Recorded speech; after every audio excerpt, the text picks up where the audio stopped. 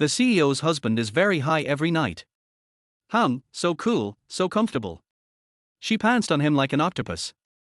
The large skin contact brought some relief, but it made her want to taste it. She subconsciously rejected this shameless behavior. Her body was not controlled by her brain at all and responded directly. She didn't even see who the other person was. She rubbed the man in a daze, her body kept rubbing against him, and several pieces of precarious cloth were completely pulled down by her. The white and curvy female body was exposed to the air naked, which made people's blood boil. Her mouth kissed a cool lip, soft and tender, like jelly. Not enough, far from enough, she tore the man's clothes, longing for a closer contact to get rid of the unbearable emptiness and heat. However, the other party clearly showed no sign of cooperation, and stood straight and motionless. Her flushed face wrinkled into a ball, as if scratched by 100 claws. She was angry and helpless, and the angry words turned into a cat-like charm when they came to her lips. Well, give it to me. A dark light flashed in the man's deep eyes, and then he turned over and pressed her under him. A faint smell of tobacco enveloped Bai Yingshu, but she felt it was particularly good. She was a little confused and couldn't see the other party's face clearly. Her hands were wrapped around the man's neck like vines, and the private parts between her legs rubbed against his legs. It was undoubtedly a poison to quench thirst, and her desire was hard to satisfy. Until a hard object pressed against the entrance, she shrank and suddenly regained some consciousness. The strange and handsome face in front of her gradually enlarged, and she screamed, "No! No!" A hint of coolness passed through the corner of the man's mouth. "It's too late." R. The foreign object pushed into her lower body, causing a tearing pain. The scream was blocked by the man's mouth. The lips and tongues were completely messed up and stirred together, causing a numbness that she had never experienced before. Before she could mourn anything, slowly, the pain of breaking the body was gradually replaced by another extreme satisfaction. The emptiness was filled, and she arched her body involuntarily, wanting more. The man pursed his beautiful lips slightly, holding her thin waist, and sprinting hard. The two young bodies rose and fell in the most primitive movement, and the whole room was filled with the man's panting and the woman's low moan, ambiguous and charming. The night was long and hot. The sun was slightly drunk, shining through the glass window on the messy bed. Bai Yingshu opened her heavy eyelids, feeling pain in her limbs and even her whole body. She looked around blankly, her thoughts returning. She seemed to have had a wet dream last night, and the key point was that the object of the wet dream was not her fiancé Ling Zhixiu, whom she had been in love with for 3 years, but a strange man. Cheating between the spirit and the body is unforgivable. She wrinkled her delicate face in annoyance, feeling guilty about Ling Zhixiu, but she couldn't control the dream at all. Right. Awake. A deep and mellow voice sounded in her ears, and a warm breath hit her ears. Her body suddenly trembled, as if struck by thunder. This voice was. The blood color on Bai Yingshu's face faded little by little when she turned her head. What she saw was a perfect face. The man's facial features looked three-dimensional and full in the sun. Under the sleepy eyes was a tall and prominent nose, rosy and honey-colored lips gently pursed, messy black short hair, sexy collarbone under the neck, and a lazy charm all over the body. "Who are you?" She took a deep breath and questioned, her beautiful black eyes staring at the man in front of her. "I remember you called me, dear, yesterday, have you forgotten?" His lips opened and closed, his tone was ambiguous. Bai Yingshu's whole body was like a freezer. The facts were clear, all this was not a dream, she really had sex with the man in front of her last night. Boom! A thunderbolt struck down. She actually had sex with a stranger, and her first man was not Ling Zhixiu. Chapter 2, Court in Bed. A creeping chill seeped into her skin, making her shiver involuntarily. She hastily grabbed the nearby bedsheet, clutching it to her chest in panic. God, she wasn't wearing anything. The torn rags scattered on the floor looked like a cruel mockery of her madness from the night before. The man's handsome lips curved into a faint, teasing smile. "Why so shy? Darling, last night you were the one who took the initiative to undress me." Fragmented memories flashed through her mind. That woman, eyes brimming with lust, seducing him so boldly, was that really her, Bai Yingshu? The lurid images flickered one after another, sending a chill to her fingertips. Her face turned pale as snow, her thoughts chaotic. Everything was a mess. She couldn't deny what the man had said because it was the truth. But how could she have behaved so absurdly? What the hell had happened? She was the daughter of the city's mayor, a privileged heiress raised in a family of scholars, receiving elite education from a young age. Her conduct had always been impeccable, dignified, refined, without a blemish. Even though she'd been in a relationship with her boyfriend for 3 years, they had never crossed any boundaries. And now, everything she prided herself on, her self-control, her virtue, had turned into the biggest joke of all. No. Zhixue must never find out. Clenching her fists tightly, Bai Yingshu forced herself to calm down. She smoothed her expression and said as steadily as she could, "We're both adults. Let us just pretend last night never happened." Oh, the man raised his perfectly shaped brows, a trace of amusement playing on his lips. "Miss Bai means to say I'm just some random guy to be discarded." His eyes darkened, and a dangerous gleam flashed in them. Bai Yingshu felt a chill crawl down her scalp. Her instinct screamed that this man wouldn't be easily dismissed. What was worse, he seemed to know who she was. But in S City, it was rare not to know the mayor's daughter. Damn him. He takes advantage and still dares to act smug. Gritting her teeth, she snapped mockingly. Would a decent man sleep with a woman he just met? You were the one who threw yourself at me last night. As a fully functional adult male with a perfectly normal sex drive, I'd say what happened was only natural. Not to mention, your body was so. Stop. That's enough, she cut him off, furious and humiliated. Every word he said was true, and that stung the most. She glared at him. Even if I was the one who started it, I told you to stop after the first time. But you ignored me and forced.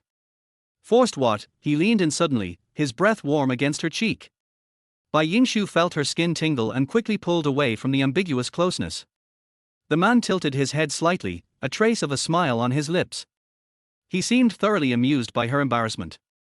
Half teasing, half serious, he said, "Apologies, I was a virgin.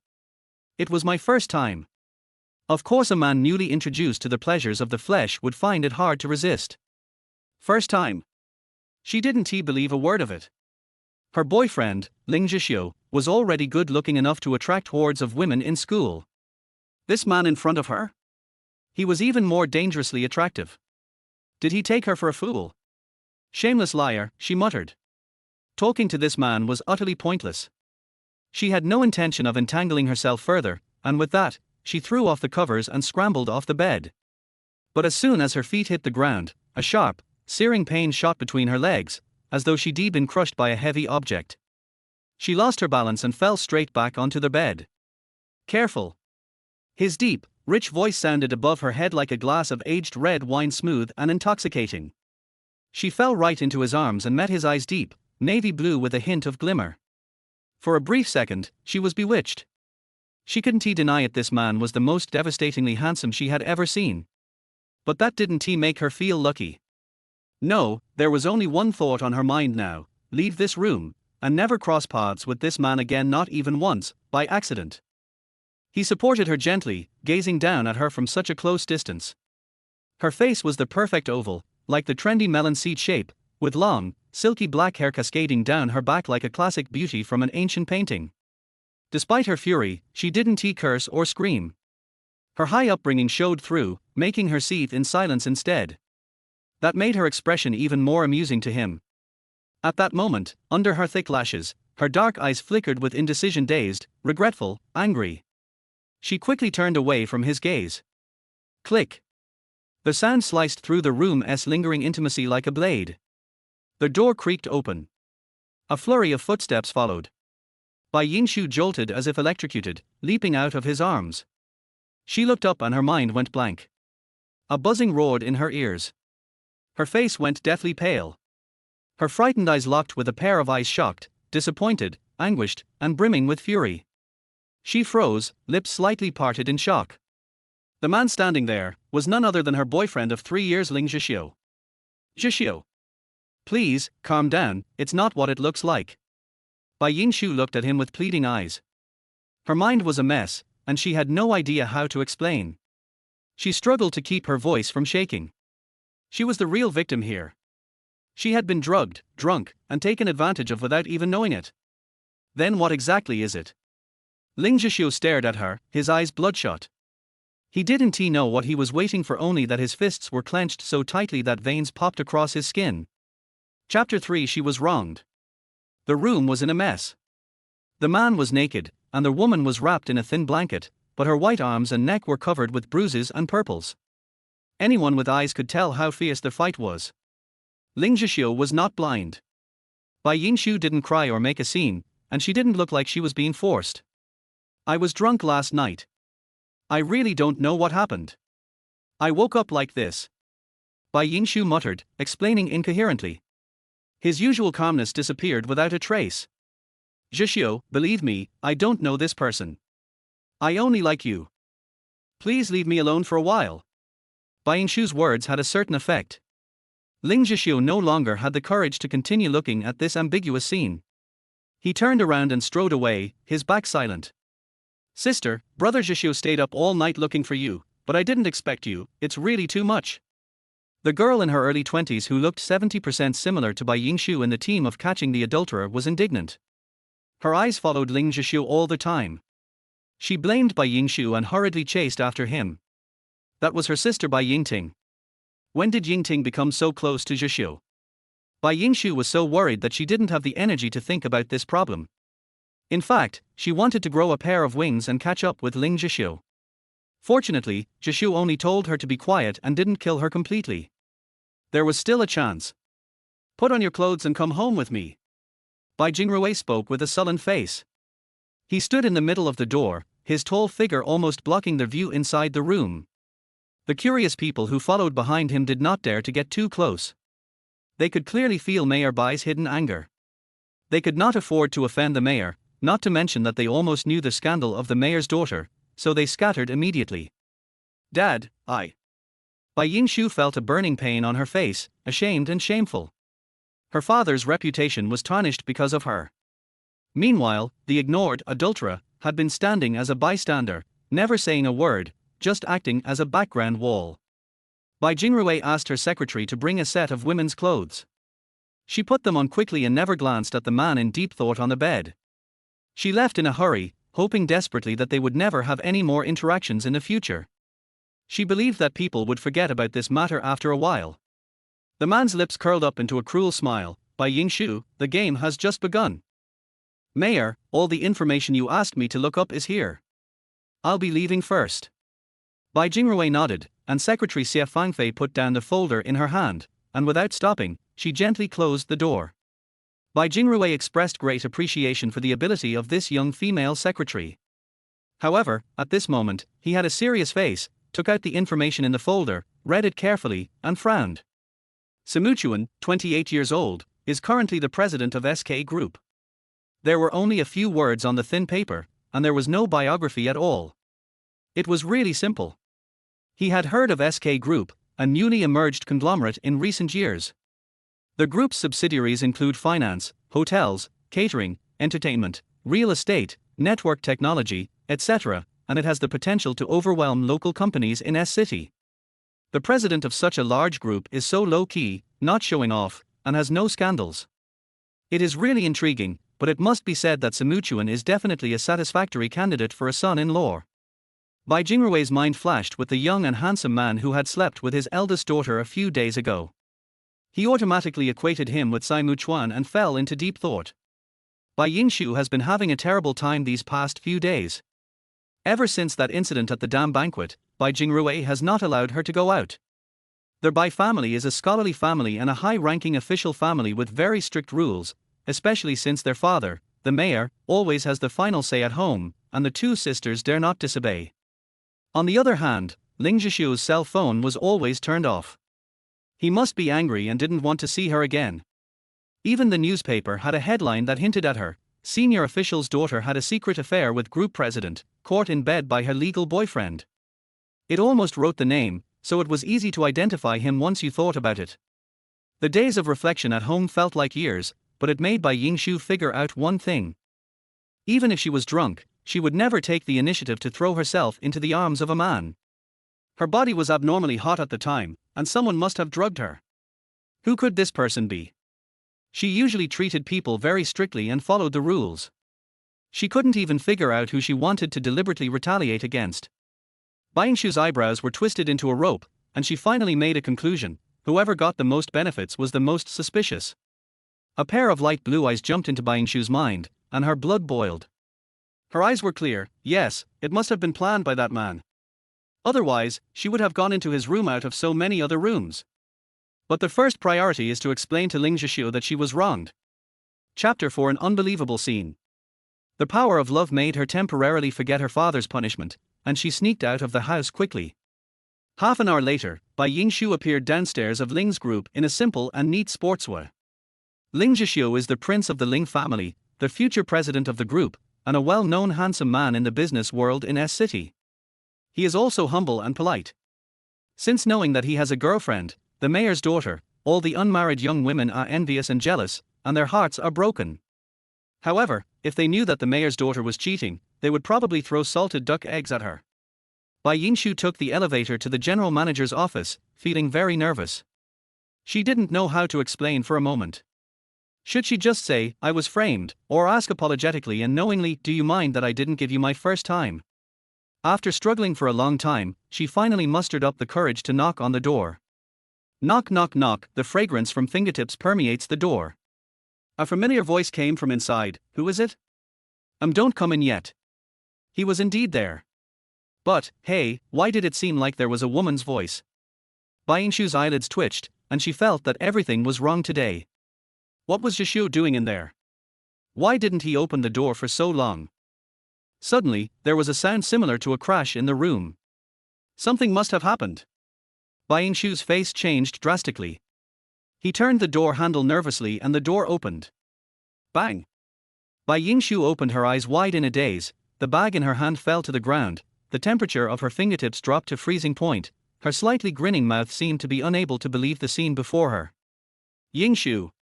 Elder sister! Bai Yingting and Ling Zhixiu said in unison. The two of them were lying on the large leather sofa in a very ambiguous posture with the woman on top and the man on the bottom. Ling Zhixiu's shirt was wide open, revealing a large area of masculine skin on his chest. When he saw Bai Yingshu, a panic flashed in his eyes, and he pushed away Bai Yingting, who was pressing on him unnaturally. Bai Yingting's face was flushed, and from the angle below, he could just see the two white rabbits on her chest, which were not big but firm. Her two white and tender hands touched his slightly pale chest, and gently kneaded it a few times until she saw Bai Yingshu before slowly withdrawing them, with a hint of impatience sliding across the corners of his eyes. Why are you here? A complex look flashed across Ling Zhixiu's handsome face, including embarrassment and guilt, and finally his black eyes became deep and contradictory. He separated the two of them imperceptibly, stood up and buttoned up his loose shirt, and the slight trembling of his fingertips revealed his strange emotions. Was he pushing her away subconsciously because of her sister? Bai Yingting's eyes flashed with displeasure and a hint of barely perceptible jealousy, and she absent-mindedly straightened her messy clothes. Bai Yingshu felt sad. It was ridiculous. It was really ridiculous. Was God playing a trick on her? This familiar scene was so similar to the previous one. Was it retribution in this life? It seemed to come too fast. Her face turned pale, her voice gradually turned colder, and she said with self-mockery, "If I hadn't come, I probably wouldn't have known that my boyfriend and sister would do such a thing." Ling Zhixiu's face was dull and he remained silent, without his usual calmness and spirit. However, Bai Yingting, contrary to her usual obedient and docile nature, said sarcastically, "Sister, you have slept with another man, and you still don't allow Brother Zhixiu to touch other women." Yingting, what did you say? Bai Yingshu Liuli's eyes were full of astonishment. Is this still her usually taciturn sister? How could she become so eloquent and aggressive? One sentence hit her sore spot. In astonishment, she began to vaguely understand. Of course, how could she forget? If she hadn't changed, how could she get involved with her future brother-in-law? Bai Yingting looked at her with contempt and said righteously, "I am not wrong. Sister has no right to blame Brother Zhixiu. Brother Zhixiu and I got together only after you betrayed him." There was no trace of shame on her face for being caught cheating. Instead, she looked domineering and aggressive. Bai Yingshu took a half step back in frustration. Yingting's sharp words hit her soft spot, her vital point. What her sister said was right, it was her body that cheated first, but she was innocent. She turned her eyes to the silent Ling Zhixiu and tried her best to explain, "No, I didn't do anything wrong to you. I was framed that night. Someone drugged me." She didn't even know what she was saying. It was obviously the two of them who did something wrong, so why should she explain herself? Her attitude should be justified. Yes, she shouldn't show weakness like this. I was framed, and what about you? One of you is my sister, and the other is my boyfriend who I haven't officially broken up with yet. When she mentioned drugging, a hint of surprise flashed across Ling Zhishu's face. He opened his lips to say something, but was suddenly held by a pair of arms. He looked over and saw Bai Yingting, who looked about the same as Bai Yingshu, staring at him with expectation and tenderness. His eyes tightened, as if he had made up his mind. He held Bai Yingting's hand tightly, turned around and said in a deep voice, "Yingshu, let's break up." Chapter 5 Breakup. Say it again. Bai Yingshu looked up suddenly in disbelief.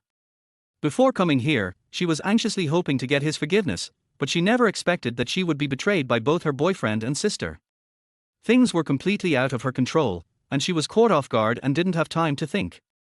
"Sister, please help us." Bai Yingting's tone suddenly softened. She grabbed her hand excitedly, and pleaded pitifully with tears in her eyes. The perfumed hand was icy cold, as slippery and scary as a snake. Bai Yingshu felt that her touch was so disgusting at the moment. Her body made a choice faster than her brain and she pulled back as if she had been electrocuted. Unexpectedly, this pull caused Bai Yingting's body to fall backward out of control. She screamed and fell to the ground. Her fragile body seemed to be broken at any time.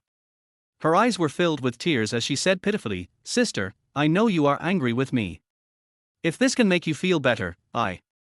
As Bai Yingting spoke, her expression gradually became sad, and her bright eyes quickly gathered moisture. Bai Yingting looked blankly at her empty hands. She didn't seem to have used any strength. But the other party clearly looked like a little wife who had been wronged but didn't dare to get angry, as if she had really bullied her. "How are you? Are you okay?"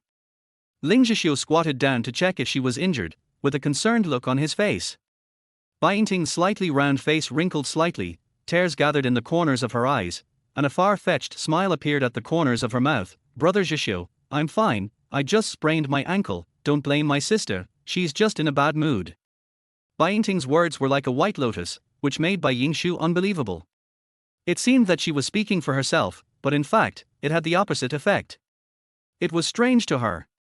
From childhood to adulthood, the relationship between the two sisters was neither close nor distant. Unlike other sisters, they could talk about everything but got along well. Little did she know that all their harmony was just her wishful thinking. Her sister had already been thinking about her boyfriend.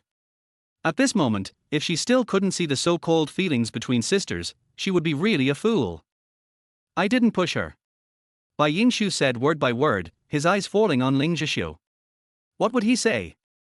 Ling Zhishu looked at her with extreme disappointment and a tired look on his face. "Yingshu, you've had enough. In fact, our breakup has nothing to do with Yingting. I know you can't accept it for a while, but my parents are traditional and conservative. They already know about your affairs." Whenever he closed his eyes, he would see the ambiguous scene of Bai Yingshu and other men in bed. It was like a deeply rooted thorn that he could not bear. "Let's not talk about your parents, what about you?" Bai Yingshu asked anxiously, his eyes wandering over his thick lips. "Do you mind if I've been touched by other men? Regardless of whether I was framed or not." The long silence was a torture for her. She thought she should have known the answer long ago. "Sorry." Ling Zhishu stood straight, his gentle face buried in the shadows. His sister Bai Yingting leaned against him like a little bird. The two of them looked very well matched. Her throat was sore and swollen. It was really an irony. She thought, she made another mistake, and it was a mistake she made knowingly. "Break up?" "I agree, Ling Zhishu, we will break up from now on." Bai Yingshu didn't know how she left Ling's building. She only knew that after she said that, all the strength in her body seemed to be drained away. Every step she took was empty. Sometimes she was so sad that even crying was a luxury. She had been extremely unlucky recently. First she lost her virginity, then she broke up with her lover. Her world was turned upside down. There was the scorching sun of July above her head, but her heart felt like it was being blown by the cold wind of December. She walked aimlessly with dazed steps, and the 3 years she spent with Ling Zhishu kept emerging in her mind. Every time she recalled a sweet moment, her heart ached. She didn't know how long she had been walking before her eyes regained some clarity. When she looked closely, she found that it was University her and Ling Zhishu's alma mater. She hesitated for a moment before entering her alma mater after a 6-month absence. It was already evening, and there were a few couples strolling intimately on the school's tree-lined path. Suddenly, she felt particularly dazzling. Ling Zhixiu was a year older than her, and the two of them were an impeccable match in terms of family background and appearance, so it was natural for them to get together. Like all couples in school, this long and quiet tree-lined path was where they would hold hands and stroll every night for a date. Familiar place, familiar bench. After several months, everything has changed. Tears overflowed from the corners of my eyes, my cheeks were cold, the figure in front of me gradually disappeared, and the drizzle of rain fell. I couldn't tell whether it was tears or rain on my face, and everything in front of me was blurry. Suddenly, a warm feeling came over me and an umbrella appeared above my head. It's you? Chapter 6. I'm sorry I won't accompany you. Bai Yingshu closed her eyes to clear the liquid, and her vision became clear again. A breathtakingly handsome face was right in front of her. His tall figure held the black umbrella very high. Because of the height difference, she had to raise her head slightly, and her eyes passed over the man's delicate and smooth chin, extending to his dark lips, high nose wings and a pair of dark blue eyes. In the drizzle, he held the umbrella elegantly, with an impeccable smile on his face. Miss Bai, what a coincidence. Bai Ying's eyes flashed with surprise and panic, and she took a half step back unconsciously. How could it be him? She thought she would never meet this man again after that night. How could she meet him so easily in such a big city like S? She stared at him steadily. You followed me. Har. Miss Bai is such a joker. Can't I visit this famous school? He raised his beautiful eyebrows, took a step closer to her, and took advantage of the situation to hold the umbrella over her again. A familiar smell penetrated Bai Yingshu's nostrils, a light and fresh smell of tobacco. She was surprised that she didn't avoid it immediately. She has always disliked men who smoke. She can't stand the smell of nicotine. I don't know what brand of cigarettes he smokes, but it doesn't seem to be as bad as expected. But even if she didn't hate him, his intense gaze would make her vaguely recall that unspeakable and chaotic night. If she was really drunk, it would be fine, but she remembered clearly how a woman was unsatisfied and shamelessly seduced the man in front of her. Shame and resentment surged into her face, and her originally pale face softened and gradually flushed. Moreover, she couldn't be sure whether it was this man who did it. Then you can continue your tour. I'm sorry I can't keep you company. She turned around and was about to leave. She was too tired and really didn't want to guess what this person was thinking. Whether he did it intentionally or unintentionally, she didn't want to be involved. Miss Bai, you seem to have misunderstood me. It's raining so hard, why don't I take you home? He suggested, with a sincere and humble attitude, without the deliberate teasing of last time. Bai Yingshu refused immediately. No, thank you. After saying that, she quickly ran into the rain. The dense raindrops passed through her thin skirt and stuck to her slightly warm skin. A slight chill came over her, and she shivered suddenly. To be honest, at that moment, Bai Yingshu was worried that he would catch up with her. What woman could allow a stain in her life to run around, even if the stain itself looked perfect? She just wanted to resist. The appearance of this person reminded her all the time of the turning point of her fate. Unfortunately, she was wrong. The rain gradually got heavier and fell heavily. In a few seconds, Bai Yingshu was soaked, her black hair dripped, and her whole body was in a mess. At this time, the sky suddenly darkened, and she suddenly felt the boundless darkness and coldness from the inside out, and her vision was blurred. Hello, are you Senior Bai Yingshu? Following the sound, a young man wearing glasses appeared in sight. When he saw Bai Yingshu, his face was full of surprise. Senior, do you still remember me? We were in the same club before you graduated. It's raining so hard, let me drive you there. Bai Yingshu would of course refuse this kind of approach according to her habit, but she was concerned about the man behind her. At the same time, she felt that the boy in front of her looked honest and sincere, so she hesitated for a while and got into his car with gratitude. Just drop me off at the entrance of the villa in Shibei district, thank you. Bai Yingshu took the towel handed over by the man and wiped her wet hair with a heavy heart, not noticing the burning gaze of the man driving the car. After being drenched in the rain, her mind became even more confused, and she kept thinking about what happened during the day. Leaning against the glass window, neon lights flickered on both sides of the road, the scenery spread out like endless thoughts, and my mood fell to the bottom. After a while, Bai Yingshu suddenly shuddered and asked vigilantly, "This road doesn't seem to go to the North District." The man pulled up his glasses and said apologetically, "Oh, senior sister, I'm sorry, I think I took the wrong road. I'll go back now." Bai Yingshu was half believing and half doubting. She felt that he was getting weirder. She carefully recalled the drama club she had participated in during college, but her face did not match his at all. Her heart sank, but she said calmly, "My junior, I suddenly remembered that I need to buy something. Can you stop the car for a moment? Senior, parking is not allowed here. Can you wait a moment?" He said perfunctorily, with no intention of stopping the steering wheel in his hand. Bai Yingshu felt a chill on her spine and became excited. "Stop quickly, I want to get off."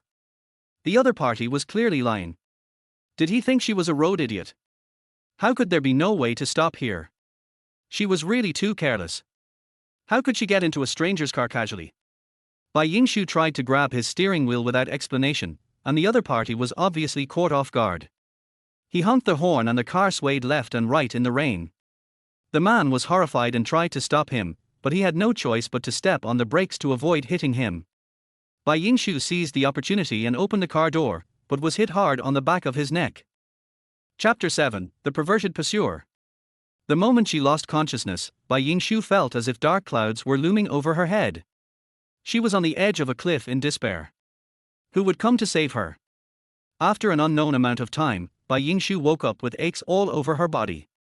She found her hands tied behind her back, but her clothes were intact.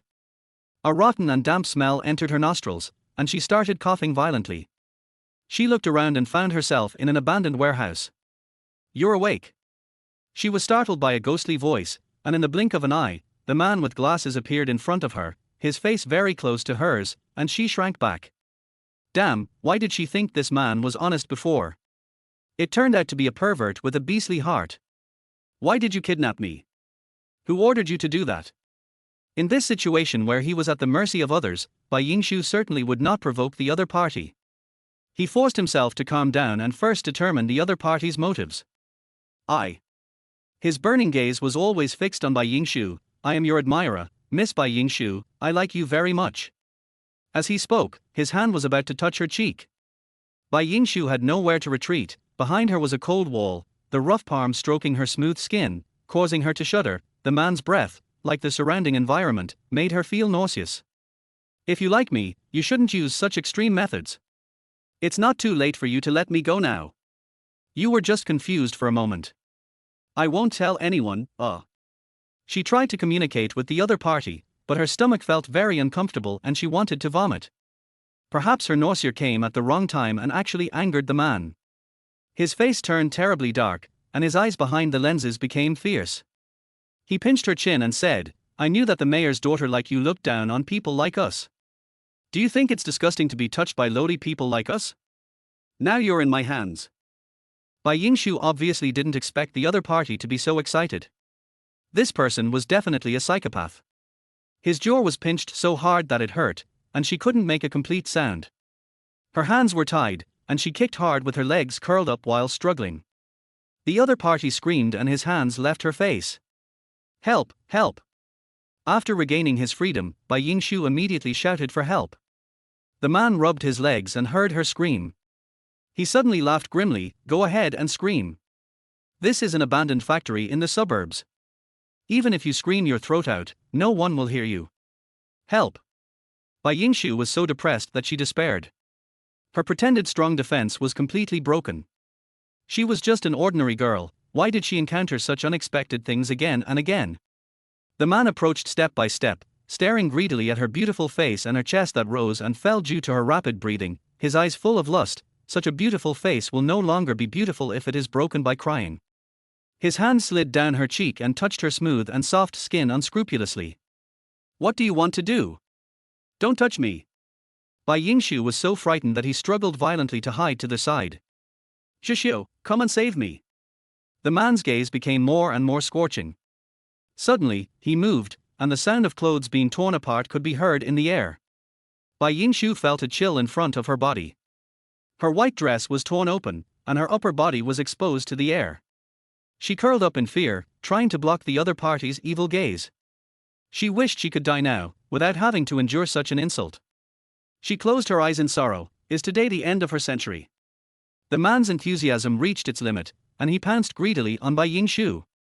Don't touch me, go away.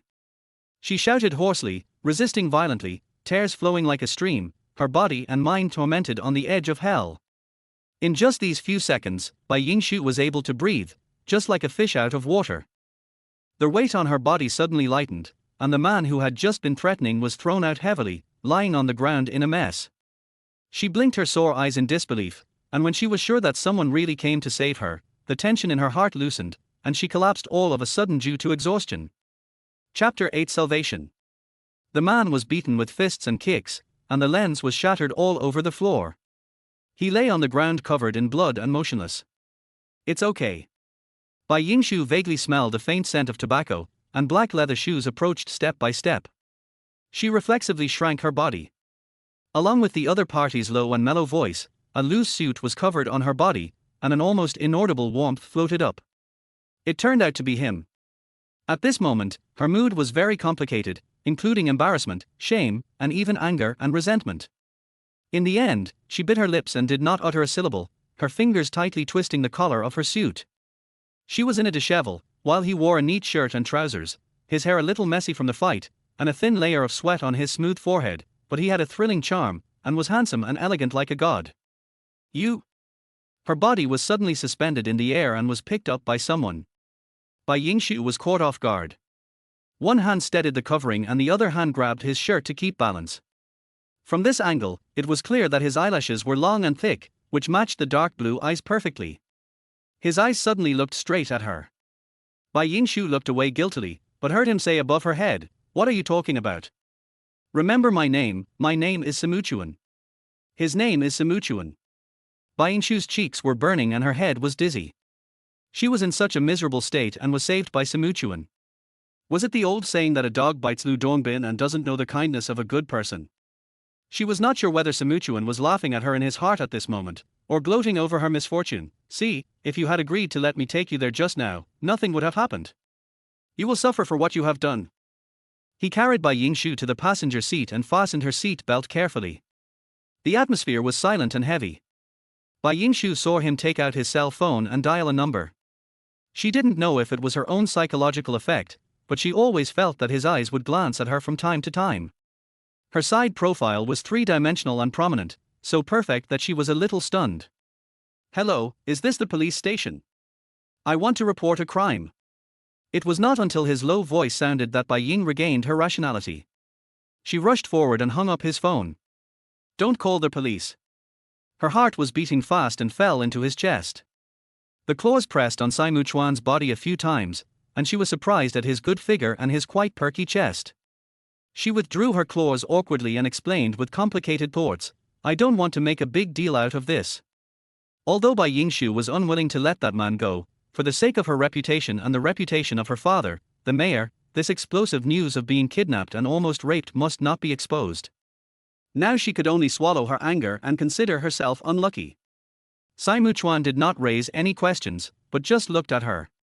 Her thin body was wrapped in a loose suit, and her white fingers were tightly covering the collar of the suit. Her face, which was only the size of a palm, was buried under the messy long hair on both sides, looking pale and weak. Her lips had been ravaged by her, and there were bloodshot on her pale pink lips. However, there was a maturity and rationality beyond her age hidden in her dark eyes and between her brows. As if he couldn't bear to see her compromise and deal with it rationally, he retracted his gaze and started the car, with a slight smile on his face. "I will take care of that person for you. No third person will know about what happened today. Why did you help me?" Bai Yingshu didn't think Simuchuan was a compassionate and kind man, otherwise he wouldn't have taken advantage of her that day. Although he saved her, her doubts about him remained.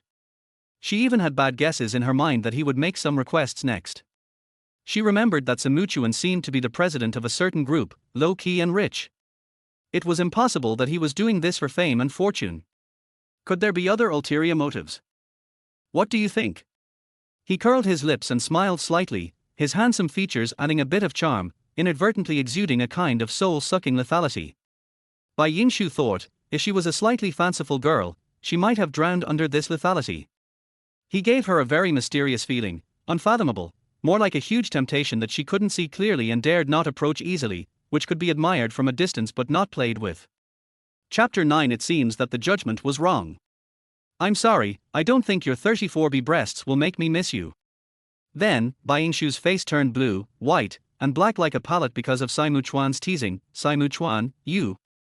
This is too much. Saimu Chuan raised the corner of his mouth and said, I was joking. I just had a feeling that there was something wrong with that person, so I followed him. His explanation did not make Bai Yingshu feel calm, but it did dilute the heavy atmosphere, and she was not so depressed anymore. When he asked where to get off, she frowned and looked troubled. She couldn't go home in such a disheveled state. Her father might have been furious. She had sneaked out all day. The sad thing was that she had very few friends she could trust. If she went to a hotel, she would be easily recognized. She leaned against the car window with her sore head in distress. Perhaps it was because she was too tired. Her eyelids drooped as she struggled. She fell asleep so defenselessly. Perhaps she had subconsciously let down her guard against Simuchuan. Whenever I think of these thrilling 24 hours, I feel like I have had a nightmare. When I wake up from the dream, I imagine that none of this has happened, and she is still the Bai Yingshu with a harmonious family and a happy relationship. At 12 o'clock late in the night was dark outside the car window and the whole city gradually fell into silence. Bai Yingshu screamed, sweating profusely, covering his chest, staring at the white ceiling and an unfamiliar crystal chandelier. The light in his pupils gathered inch by inch. Whether in dreams or in reality, the sadness when Ling Zhixiu and Bai Yingting betrayed him and the fear when he was almost kidnapped and insulted always lingered in front of his eyes and could not be shaken off. Woke up. A deep voice sounded beside her ear, and a sleepy face magnified in front of her. She was startled and hesitated for a second before she recovered her reaction. Why are you here? Is it strange that I appear in my own room?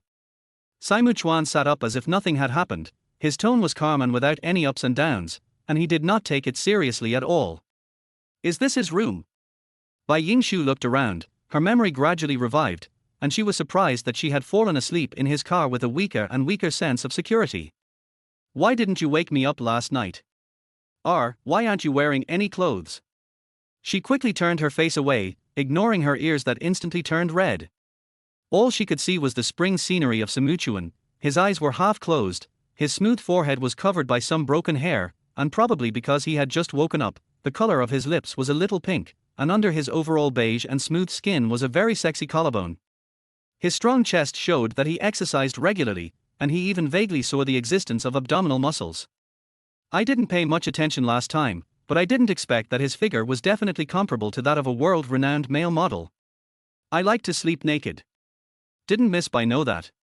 He looked at her red ears and pink cheeks with a half smile. How dare he shamelessly bring up what happened last time? Bai Yingshu's face turned from red to black. Feeling their weight change on the bed, she dared not turn her face away. Suddenly, she looked down and found that she was wearing a white men's shirt. She screamed, "Who changed my clothes? What did you do to me?" Facing her angry questioning, Simuchuan slowly put on his shirt and answered, Miss Bai has so many questions, which one should I answer first? And is this how Miss Bai treats your savior? His two casual words made Bai Yingshu feel inexplicably guilty. Even if he saved her, he couldn't just look at her body and automatically ignore the last time she was unconscious. First, you slept too soundly last night and I called you several times but you didn't wake up, so I had to take you home. Second, there is only one bed in the house and I don't like sleeping on the sofa. Third, are you sure you want to let other people see the mayor's daughter in dishevel? Fourth, if I really wanted to do something to you, you wouldn't be wearing clothes. Are you satisfied with my answer? He buttoned the last button elegantly with a teasing smile on his lips.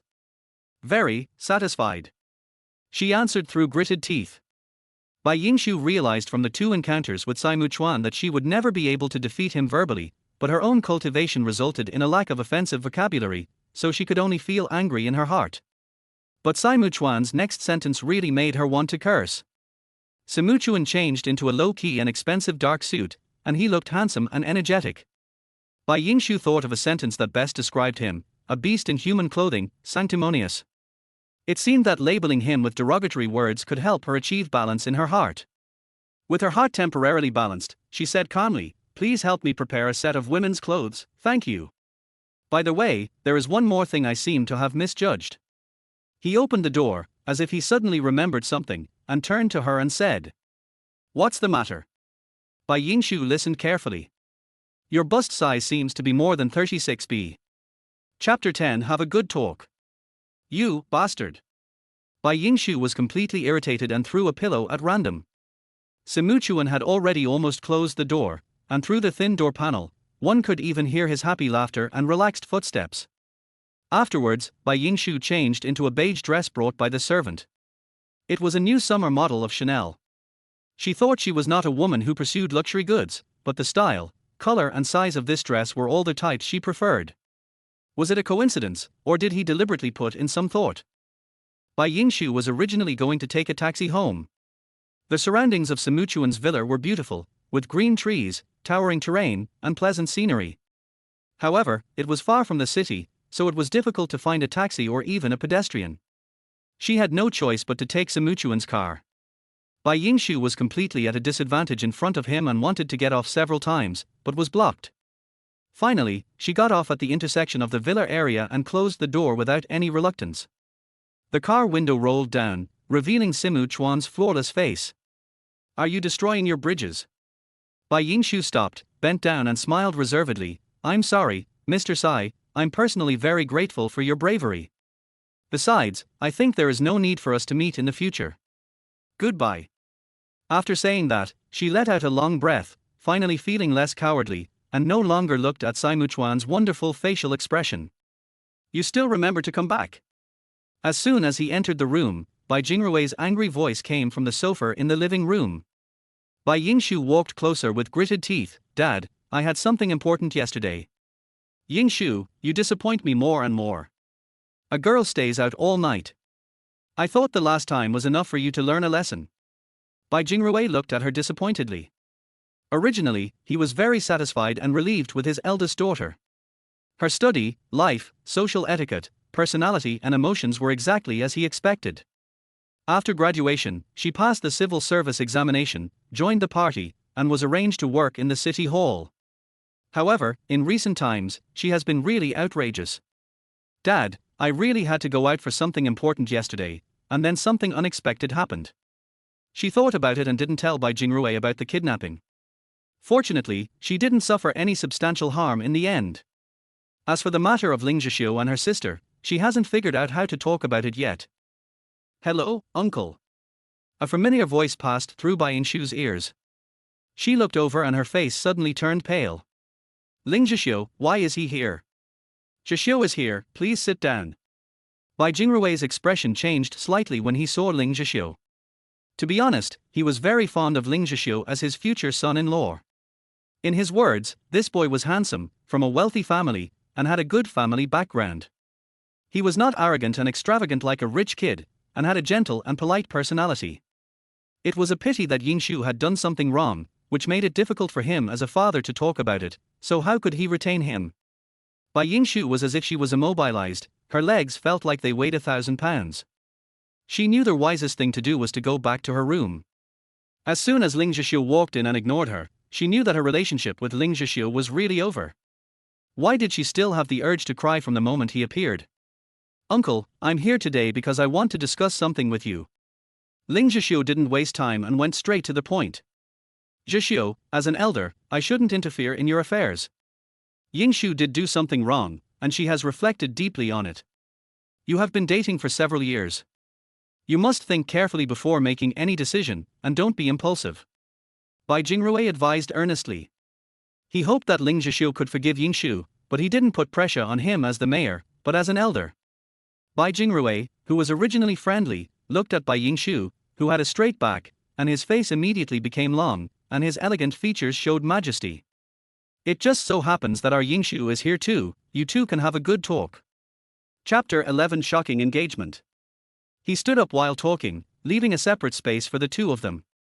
Unexpectedly, when Ling Zhixiu saw that Bai Jingrui had misunderstood his intention, he hurriedly stopped him. Uncle, what happened between Yingshu and me is over, and there has always been nothing between us. This time I want to ask Uncle to agree to my marriage with Yingting. Ling Zhixiu took a deep breath and finally finished his words.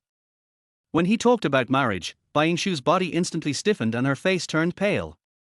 They had just broken up less than 2 days ago, and he was so eager to get engaged to his own sister.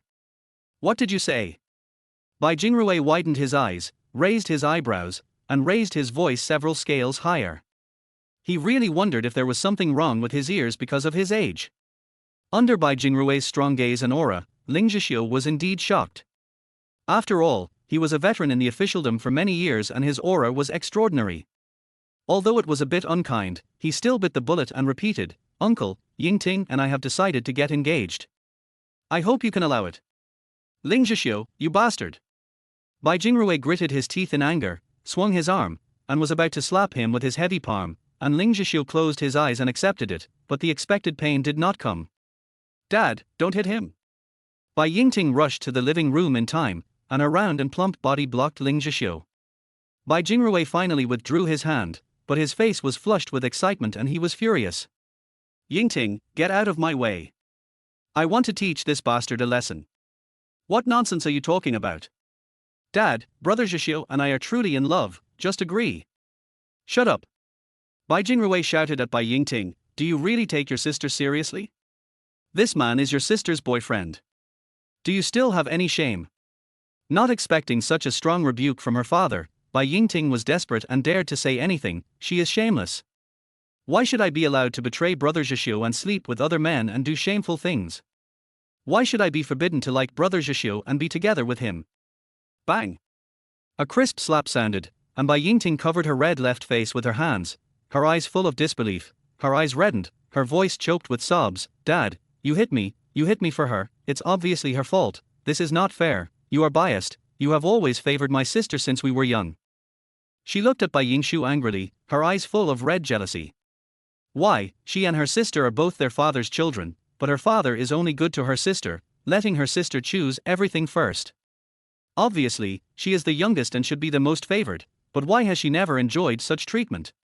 Bai Yingshu's food, clothing, and school are all the best. Even Ling Zhixiu, such a handsome and gentle man, has become her sister's boyfriend. She fell in love with Ling Zhixiu the first time she saw him. Why, just because she was born a few years later, her sister took all the benefits. She was not willing to accept it.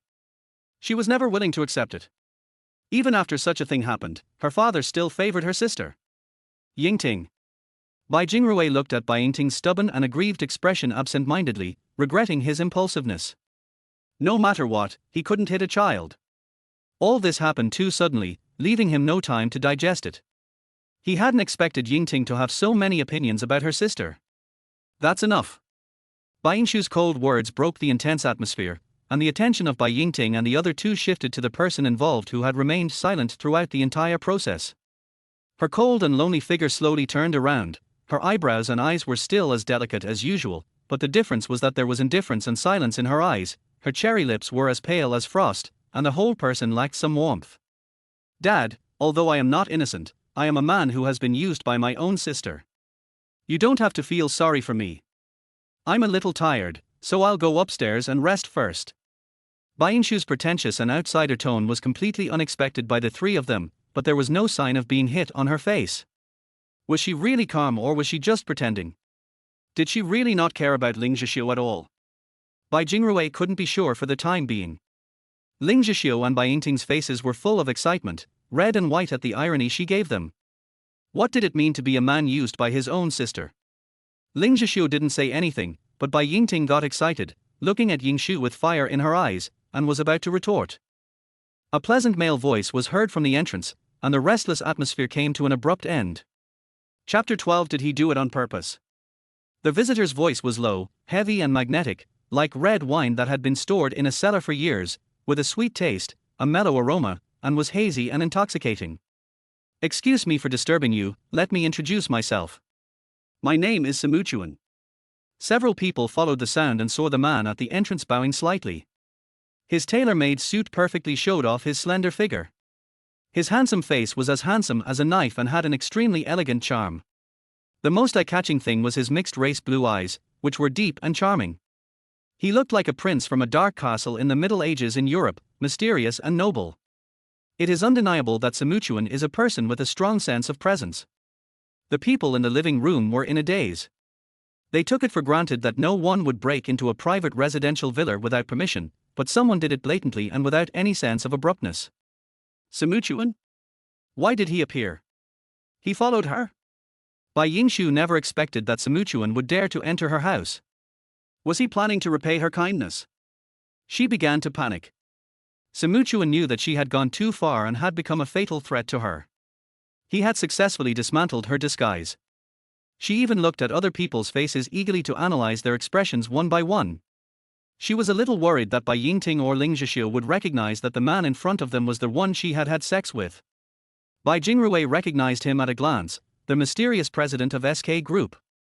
Of course, Simuchuan's outstanding appearance and the feeling he gave people were definitely not annoying.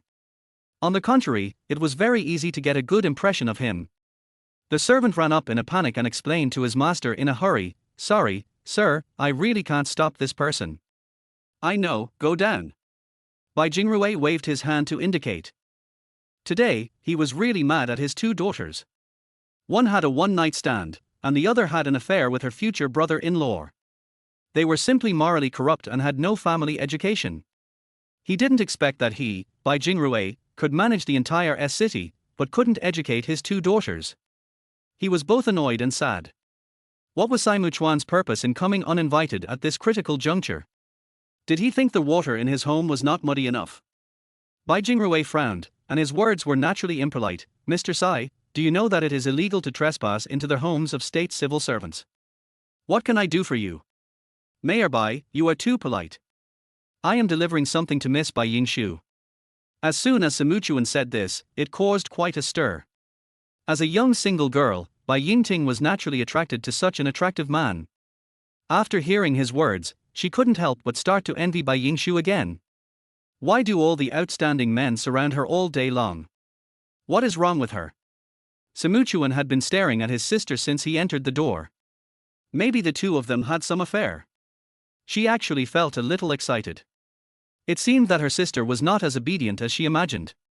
This was good. She wouldn't compete with her for brother Zhixiu. Thinking of this, she tightly held Ling Zhixiu's arm to declare her sovereignty. For some reason, Ling Zhixiu disliked this guy. Perhaps it was because of his focused and bewitching gaze that always stared at Bai Yingshu. Although they broke up, his eyes would always linger around her inadvertently, but every time he touched her, he would think of her stain, and an extremely contradictory emotion filled his chest, which was eventually defeated by his reason.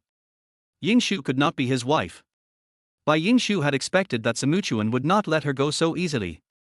Her scalp was numb and she stared at him. Simuchuan smiled at her and approached her at the stairs step by step.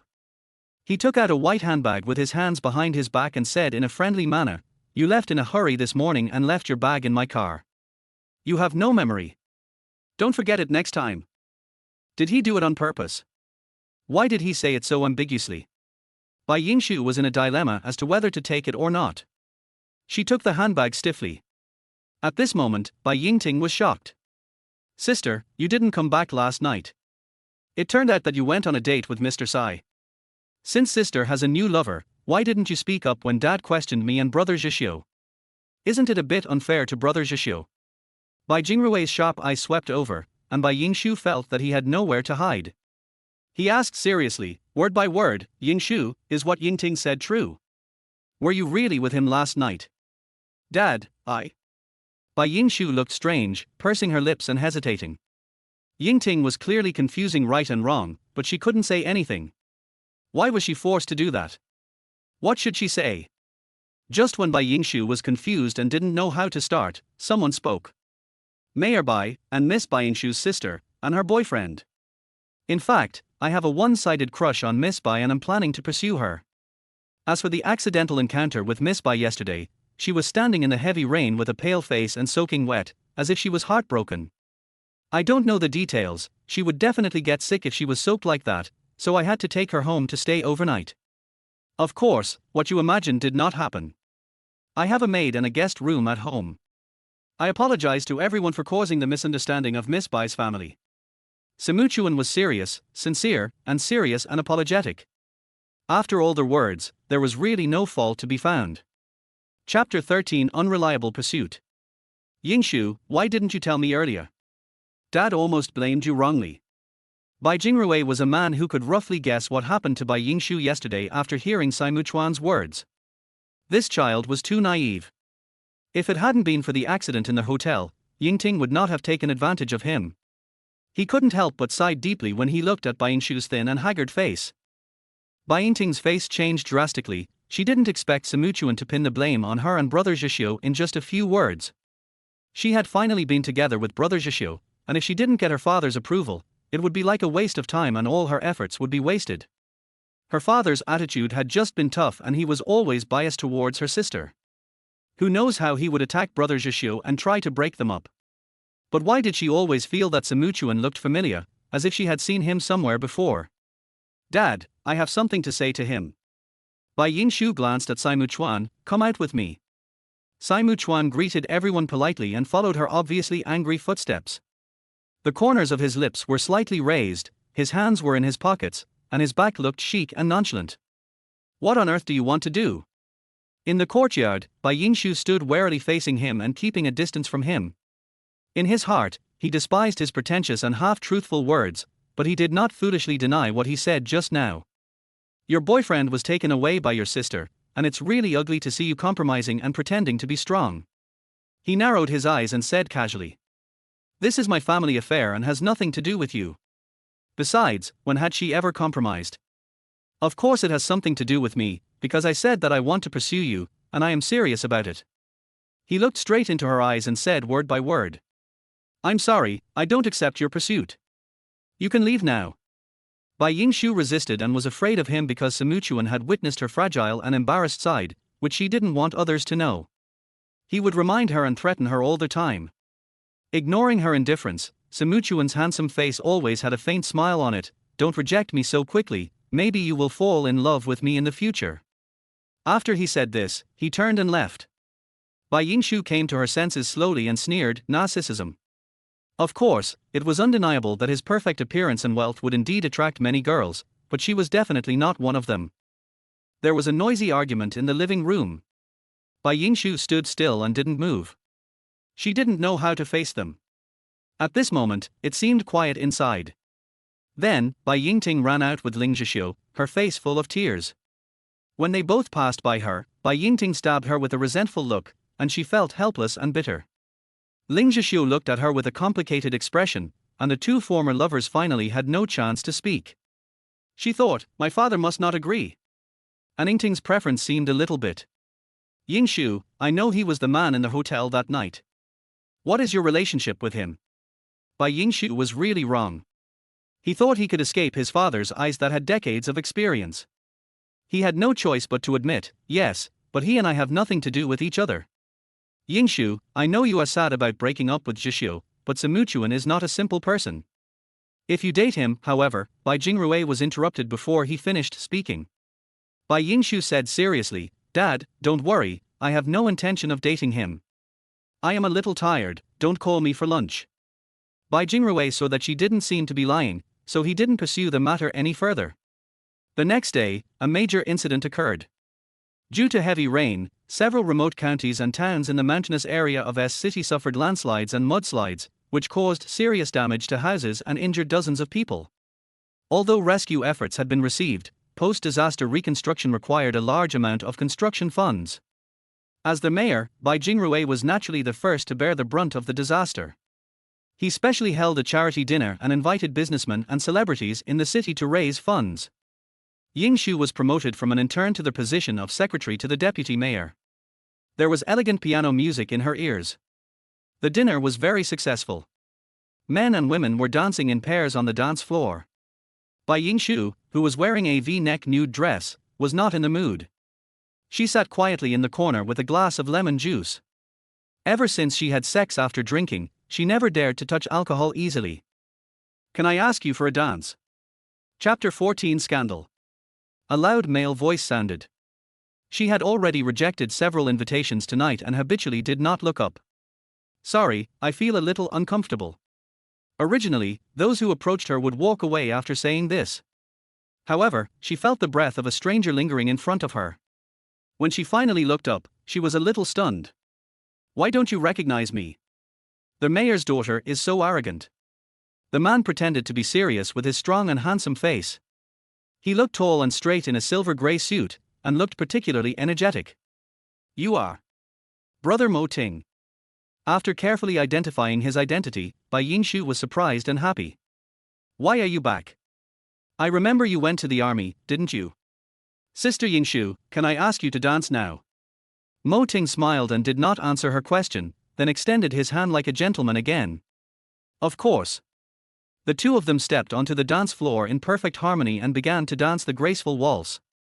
Bai Yingshu's nude dress made her skin look as white as jade, her figure was well proportioned, and her light makeup and delicate facial features made her look incredibly beautiful. No wonder so many people invited her to dance, Mo Ting thought. So you're the deputy mayor that Dad just mentioned? Bai Yingshu was amazed as they danced and chatted. Mo Ting was her neighbor in middle school. At that time, Bai Jingrui was just a deputy director of the finance bureau. Because they lived close to each other, they sometimes went to school and went home together. Over time, they became familiar with each other. After she went to college, Mo Ting moved away and they lost contact. He said mysteriously, actually, I took the initiative to apply for a transfer to City S. Really? Seeing that she was a little absent-minded, Mo Ting did not continue the conversation. After all, there was still a long way to go. The two talked about the funny and embarrassing things in their childhood, which were all light-hearted topics. Bai Yingshu suddenly felt much more relaxed, and some of her depression was relieved. The two chatted and laughed happily, which broke the hearts of many young single men at the banquet. Some jealous or envious young women whispered, "Isn't Mayor Bai's daughter's boyfriend the son of Ling family? The young master of the Ling family didn't come tonight. He must have been dumped by the mayor's daughter." But they both look quite compatible. The man is tall, strong and very manly. In the corner, a faint blue gaze casually drifted by and fell on a dancing couple. He held the wine glass with his slender fingertips, moved it to his lips, and took a sip gracefully. The red liquid in the glass swayed gently, and the corners of his lips twitched. They are a good match, right? At the end, Bai Jingrui finally had time to walk over to Bai Yingshu. "Yingshu, Mo Ting, it turns out you've already greeted each other." "Mayor Bai." Mo Ting unconsciously stood in military posture and almost saluted, which made Bai Yingshu so happy that he also laughed. The dinner was very successful and the amount of donations was quite considerable. Bai Jingrui's face was filled with joy, and the gloom and worry of the past few days were swept away. He patted Mo Ting on the shoulder and encouraged him, "Young man, work hard. You will have a place to use your talents in the future." His words were ambiguous. Bai Yingshu was also assigned the job of secretary to the deputy mayor recently. Of course, he had other intentions. The party was about to end and the guests began to leave. "Ms. Bai Yingshu, I'm a reporter from New Creative Weekly. Could you please explain this photo and your relationship with this man?" On the podium, a female reporter in a professional suit with a work badge on her chest openly called out the names, and everyone, including Bai Yingshu, stopped and looked back. "Photos? What photos?" Suddenly, the lights in the entire banquet hall dimmed, and several photos appeared on the screen in front of them, instantly becoming the focus of everyone's attention. Bai Yingshu's face suddenly turned dark. She seemed to hear the sound of her own breathing. Her dark eyes were fixed on the photos on the screen. Each one had a clear close-up of her. It was obvious that she was being secretly photographed. In one photo, she was wearing a men's suit and was carried horizontally by Samuchuan as she got out of the car. In another photo, she and Samuchuan came out of the villa together in the morning. In another photo, she got out of the car stealthily at the intersection of the villa area. Anyone who saw them would think they were a pair of lovers who could not stand in public. The female reporter pressed on, "Ms. Bai, may I ask if you and Mr. Ling Zhishio have broken up?" Then, reporters from other newspapers and magazines were not to be outdone and rushed to her side. Flashlights were blinding, clicking sounds were constant, and questions flooded at her like a tide. "May I ask what is your relationship with the gentleman in the photo? Is Mr. Ling Zhishio not attending the event today because of your cheating?" Bai Yingshu's ears were filled with noise and chaos, and her head was buzzing. Although Bai Jingrui and Mo Ting were helping her to stop the reporters from blocking her way, they were still unable to stop them. Everyone understood that this was definitely explosive news. The mayor's daughter was morally corrupt and cheating on her husband. Who wouldn't want to get a first-hand interview report? In the chaos, Bai Yingshu's high-heeled foot was stepped on hard by someone. She felt the pain and lost her balance. She was about to fall to the ground. Chapter 15. You're welcome. She felt her body, which was completely out of control, being held up by a strong force, her back pressed against a strong chest, and then her whole body was firmly fixed in the other's arms. Suddenly, an inexplicable sense of security came over her heart. "Thank you," she said in a low voice. At this time, the guards who were maintaining order at the scene quickly isolated the crazy media reporters 1 meter away and set up a cordon. "You're welcome." A familiar male voice came from the beginning. Bai Yingshu thought she was hallucinating. Sure enough, when she turned around, she saw an overly perfect face. Simuchuan and she were almost pressed against each other. She could vaguely feel his breath in her hair and the soft temperature of his lips. As soon as she knew that the other person was Simuchuan, she felt as if the part where they were in contact was as hot as fire, and her ears were weak. Was he actually taking advantage of her? Bai Yingshu was a little embarrassed and pushed to leave, but he held her in his arms domineeringly. With her back to him, the flashing spotlights and cameras were still in front of her, which was very dazzling. She couldn't move for a while. "Excuse me, sir, are you the man in the photo? Are you the third party who intervened in the relationship between Miss Bai and young Master Ling? How long have you been dating secretly?" As expected, Simu Chuan's appearance drew attention to him. Sharp-eyed journalists, even those who had just met him for the first time, such as Mo Ting, recognized that the male protagonist in the photo was the man who was hugging Bai Yingshu in an ambiguous manner. Questions were raised one after another, and one of the female journalists suddenly realized and screamed, "I recognized you. You are Simu Chuan, the president of SK Group, who has recently aggressively entered various popular industries in S City." Simu Chuan has always been low-key. Although the SK Group's momentum has left a deep impression on people, there are indeed very few news reports about the president, and even a frontal photo has never appeared. Now that he has made a public appearance, he has been linked to the mayor's daughter, and everyone's imaginations have run wild, and they have been whispering to each other. Mo Ting was in a very depressed mood. He could have held Yingshu back if he had been a little late, but Simu Chuan got the upper hand. He was not kind enough to be happy when he heard that she had broken up with her boyfriend. He was 3 years late last time, so he must not miss it this time. "Hello, I'm the newly transferred deputy mayor of S City. She's my good friend and secretary. Can you please let her go?" "What if I say no?" Simu Chuan glanced at Mo Ting, who was standing in front of him, looking as if he was completely ignoring him. So Mo Ting used to hate this kind of self-righteous rich second generation the most, and it was completely reflected in Simu Chuan. Handsome and rich, I'm afraid all the magnetic creatures present would be attracted to him. "I said let her go." Mo Ting's resolute facial features looked stern and frightening. He was born with the courage of a leader, the iron-bloodedness and unwillingness to admit defeat of a soldier, and his imposing manner was overwhelming. The eyes of the two men, both over 180 centimeters tall, were full of undercurrents, completely attracting everyone's attention. And Simu Chuan was not at a disadvantage under Mo Ting's powerful aura, but instead competed with him and remained calm. Bai Yingshu was completely confused. What was going on? She didn't dare to make any big moves easily. She just struggled cautiously. "Simu Chuan, let me go first. Do you want to be misunderstood as that kind of woman? Or do you want to explain to everyone how I saved you and how your sister stole your boyfriend?" His voice was very soft, almost like a mosquito, but it pierced Bai Yingshu's heart deeply. She knew very well that as the daughter of a competent mayor, her and her sister's words and deeds would be watched by everyone. They were from a famous family of scholars and were models of ladies. No negative scandals were allowed. She looked for Bai Jingrui among the faces. He was under the protection of the guards, mentally exhausted but very patiently answering the reporters' questions one by one. It was she who put her father and herself in such an awkward situation. Suddenly, Bai Yingshu's wrist tightened and she was forcibly pulled away by Simu Chuan. However, the direction they were heading was not the emergency exit, so what on earth did he want to do? "Everyone, please be quiet for a moment and listen to me. I will answer all your questions one by one." He took the microphone from the podium and stood side by side with her.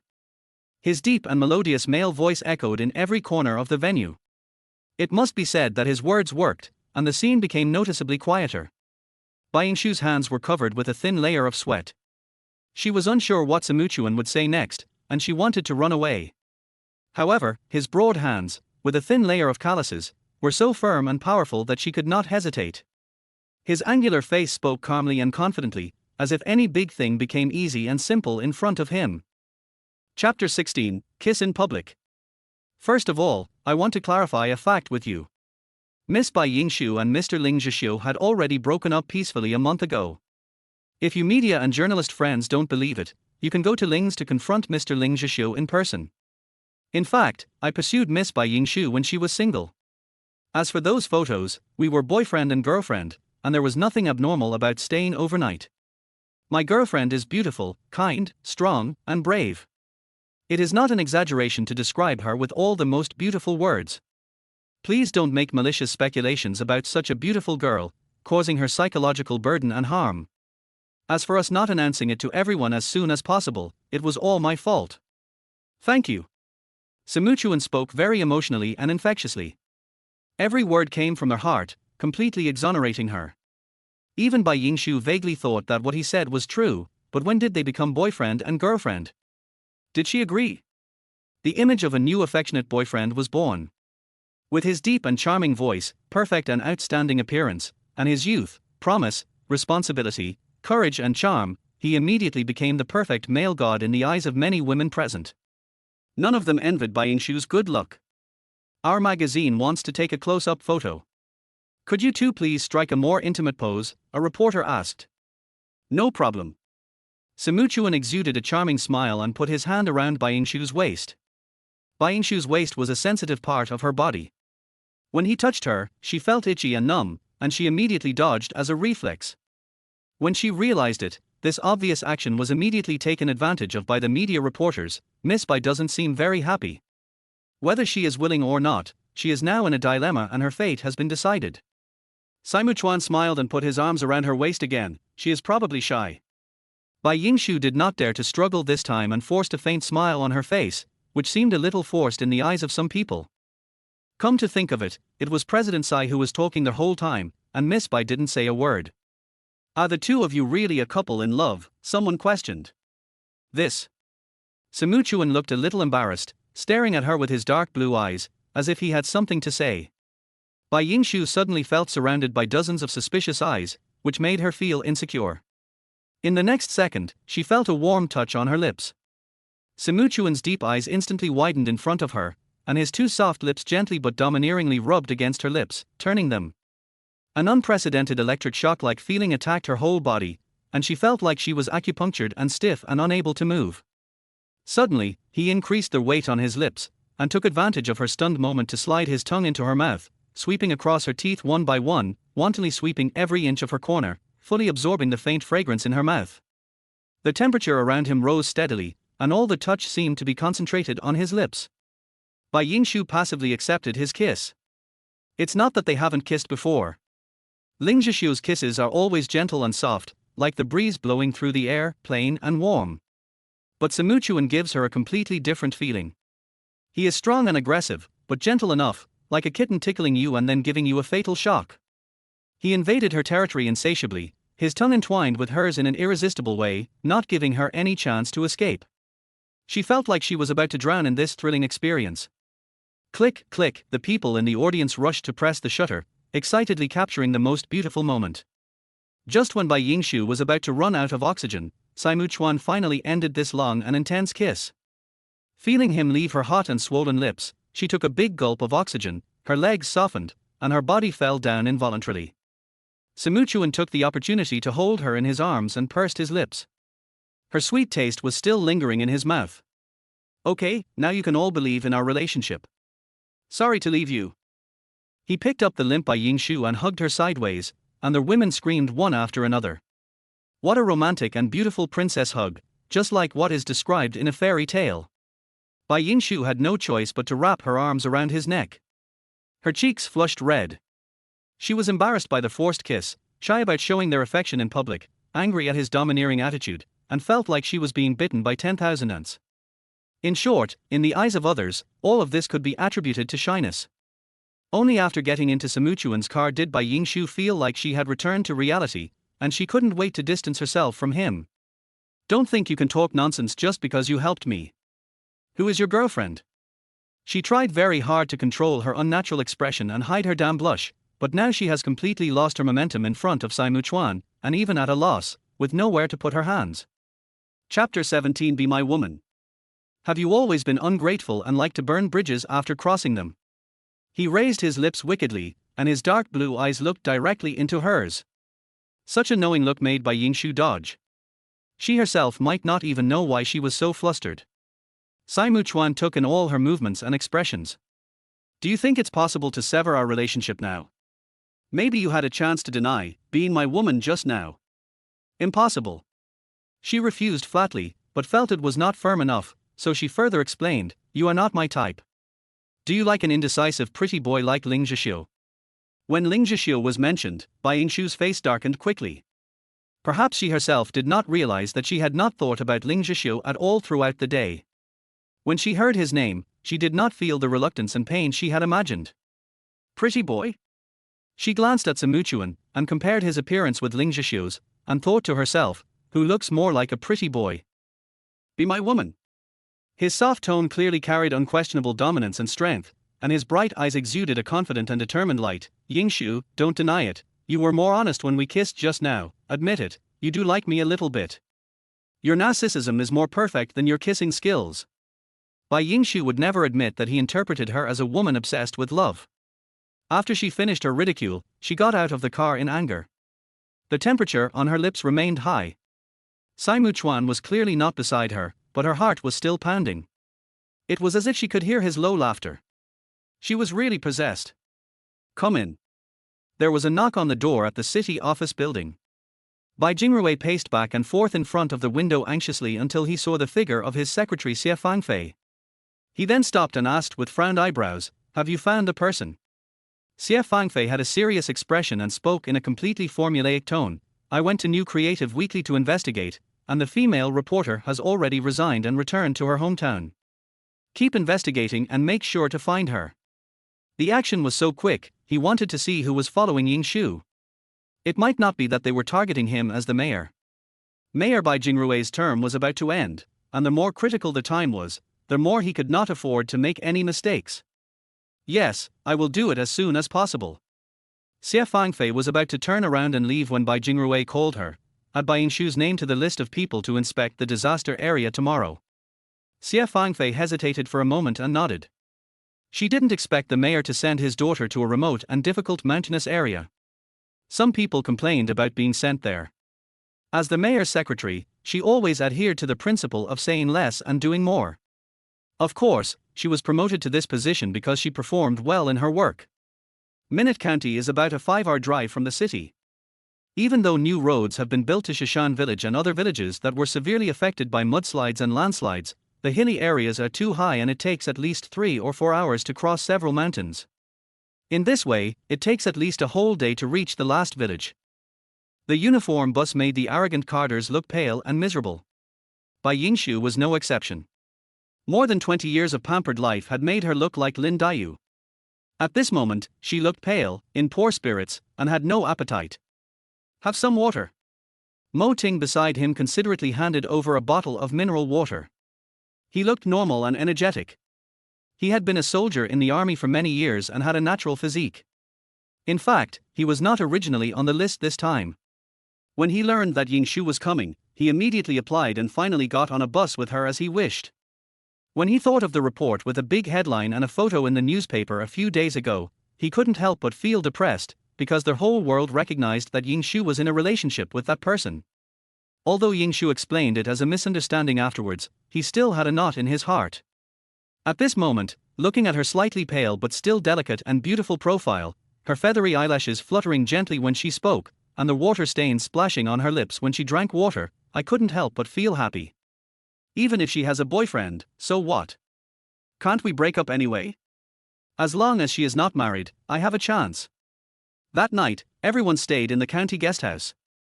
Yingshu fell asleep as soon as her feet touched the bed. In the middle of the night, she got up to go to the bathroom. The bathroom in the guesthouse was in the corridor outside. When she came back, she heard the sound of heavy objects falling to the ground and voices coming from the next room. She didn't want to meddle in other people's business and was about to go back to her room. Who knew that at this moment, the door next door opened, and a young woman with disheveled clothes and exposed breasts jumped out. Yingshu saw that the woman was not familiar. She was the woman next to the county magistrate who warmly received them in the evening. It was said that she was the county magistrate's daughter. She was about 20 years old, with fair skin and big eyes. Yingshu smiled at her awkwardly. "Are you going to the toilet too?" and went into the room. The other party didn't say anything, but Yingshu felt that the other party looked at her with a chilly look, which made her spine cold. She suddenly shuddered. If she remembered correctly, Mo Ting was sleeping in the next room. The coolness and tranquility of the countryside in summer dispel the heat of the day, making this night especially sleep-friendly. Chapter 18: Drowning. Leniency to those who confess, severity to those who resist. There seemed to be some noise in your room last night. After getting in the car, Bai Yingshu asked with obvious ill intentions. "Oh, there was a mouse in the middle of the night that kept me awake." Mo Ting hesitated and took the opportunity to look up and observe Bai Yingshu's expression, as if he wanted to see something from her face. Yingshu smiled ambiguously. "I'm afraid it's still a bird that can transform, and it has turned into a beautiful lady." "How do you know?" Mo Ting's face changed drastically, and he hurriedly explained, "Don't get me wrong, there was such a person who came to my room, but I immediately kicked her out, and nothing happened between us." "Oh." Bai Yingshu nodded thoughtfully. Mo Ting couldn't figure out what she was thinking. Explaining too much would only make things more obvious. "Look, there's a luxury car behind. I never thought there would be such a high-end car in such a remote place. You don't understand, right? Some rich people like to build villas in the countryside, spend their free time on vacation, and relax." "That's true." Several young clerks were whispering. They were also newly recruited college students who had just entered the society. They couldn't help but sound envious. Bai Yingshu didn't think much of it. She just couldn't imagine that the economic level of S-City was so different from that of the surrounding remote counties and towns. The gap between the rich and the poor was huge. When would these people really become wealthy and get out of the mountains? The last destination of this trip was Shishan village. The damaged houses had been rebuilt, and several simple houses were built for villagers to stay temporarily. The relief subsidies for each household were basically in place. Yingshu followed Mo Ting and other leaders and secretaries to visit for most of the day.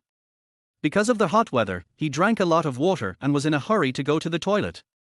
Men can go to the toilet anywhere that is not conspicuous, but women can't do it. "I'll take Secretary Bai with me. It's quite far from here," a girl said crisply. Her watery eyes looked lively and smart, and very innocent. "Okay," Bai Yingshu's "r" stuck in her throat, and she followed behind a little bit. The one who took the initiative to lead the way was County Chief Chen's daughter, Chen Yu, the girl she saw having sex with Mo Ting last night. The other party looked calm and composed, and she, as a bystander, felt embarrassed. Yingshu was confused. Did she recognize the wrong person? Young girls can always chat with each other, and the accompanying carders are all men or older female carders, so Yingshu and Chen Yu gradually had more topics to talk about. In the evening, the sky suddenly became gloomy, and even the temperature around seemed to become chilly. Yingshu couldn't help but hugging her arms and rubbing them. It was really cold in this place. Suddenly, she keenly felt a shirt on her shoulders, and a hint of warmth rose up. In her mind, she suddenly thought of Saimu Chuan's white shirt and his annoying face. She suddenly had an illusion and was stunned for a moment before she saw clearly that the person next to her was Mo Ting. "Put it on quickly, don't catch a cold." Mo Ting frowned, his expression showing anxiety. She grabbed the collar of the shirt lightly. "Thank you." Without putting her arms in, she smiled at him. Then, a chill rose at the back of her head, but she didn't think much about it. A pair of gloomy eyes stared at the intimate actions of the two people, and a hissing sound came between his teeth. Boom boom, a thunderous sound startled, and almost at the same second, bin-sized rain poured down, hitting the concrete floor with a da-da-da sound, splashing a high splash of water. Not to mention people, after a few seconds, they were already wet. "Hurry up and hide in the house." Someone shouted something, but everyone ran to the nearest house. It looked like a rainstorm was coming. A dozen people rushed onto the wooden bridge, which made a creaking sound. Yingshu's eyes were filled with water and she squinted to see the road. Mo Ting, who was holding her hand, had disappeared. It was dark everywhere, and the sky and the earth were connected by the dense rain. Suddenly, Yingshu's waist tightened, and her body fell out uncontrollably, her screams piercing the rain. With a plop, she fell heavily into the turbulent river. Someone fell into the water. It seems that Secretary Bai fell down. Who can swim? Go down and save them. Chapter 19. How could it be him? Some villagers came with flashlights, illuminating the chaotic scene on the wooden bridge. When Mo Ting heard that Secretary Bai had fallen into the water, he jumped into the river without hesitation. He was anxious and his heart seemed to be pulled up. He kept sinking to the bottom of the river to search, and then came up to breathe, over and over again. Several flashlights illuminated the river surface, and then several villagers who were good at swimming went into the water to save people. County Magistrate Chen felt something was wrong. Today he learned that Secretary Bai was not just a secretary, she was the mayor's daughter. And Deputy Mayor Mo also jumped in. What if something really happened? He couldn't help but touch his face, not knowing whether it was rain or sweat, and called for help. Time passed minute by minute, and the search in the river was still in full swing. 2 powerful searchlights were quickly brought from somewhere, and the river surface was as bright as day. Half an hour later, he was carried ashore by 2 villagers, looking pale and exhausted. Deputy Mayor Mo, how are you? Are you okay? County Magistrate Chen came forward anxiously, and only breathed a sigh of relief after confirming that Mo Ting was fine, but he still did not look relaxed. Mo Ting, who was dying, lay on the grass and mud and said weakly, I'm fine, hurry and save Secretary Bai. Don't worry, many people have already gone into the water, Secretary Bai will be rescued. Because of exhaustion, Mo Ting fainted immediately. Dad, let me take care of Deputy Mayor Mo. Chen Yu volunteered to stand beside Mo Ting, holding an umbrella and a dry towel to wipe his cheek. County Magistrate Chen agreed without paying any attention and returned to the tense rescue work. Heavy rain was beating down on the river and rescue operations were still ongoing. At this time, Bai Yingshu felt that her arms were getting weaker and weaker. When she fell down at first, she was just frightened, not that scared, because she could swim. But when she had to drift along the river, she realized that swimming was not enough, and she also needed physical strength. For example, now, her physical strength has been exhausted, and even her dam potential has been stimulated. Her eyes were stimulated by the rain and the river water and she couldn't open them. She couldn't tell the direction at all, and her calves began to tremble. No, she had to grab something, otherwise she would really drown. My consciousness began to fade away little by little, and my hands and feet seemed to be filled with lead and were sinking straight down. I could hardly breathe. But I couldn't open my mouth, because water would flow back in. What should I do? Suddenly, her mouth was blocked by a pair of cool lips. She greedily breathed in the oxygen from the other person's mouth and felt relieved. Her body was slowly lifted up and she no longer felt the difficulty in breathing until her head sank and she fell asleep. White ceiling, milky yellow fluorescent tubes, and a beautiful face. Mo Ting felt dizzy and started coughing hard. Chen Yu quickly helped him up and patted his back. Finally, he stopped coughing so much. He asked hurriedly, how is Yingshu? Has she been rescued? Chen Yu's arms were hurt by his shaking, and her face was tangled for a moment. The doctor said you should rest. Dad and the others haven't come back yet. Sister Bai will definitely be able to be saved. When Mo Ting heard what she said, his face changed instantly. No, I have to go and take a look. He immediately lifted the thin quilt, and regardless of his still weak body, he rushed out of the house. Hey, you can't go. The water level rose after a night of heavy rain. The rain weakened a lot and gradually turned into fine and dense rain, which was almost unnoticeable. It's so cold. Bai Yingshu struggled to open her sore eyes, and habitually let her mind wander for a few seconds. She realized that she was lying on the edge of the grass, with a wide, turbid and fast-flowing river in front of her. She was still alive. It seemed that someone had saved her. Looking around, she found a person lying not far away. This person must have saved her. Bai Yingshu approached the man, turned him over with great effort, and pushed aside his wet bangs. A lifeless but still handsome and angular face came into her eyes. She was shocked. Saimu Chuan. How could it be him?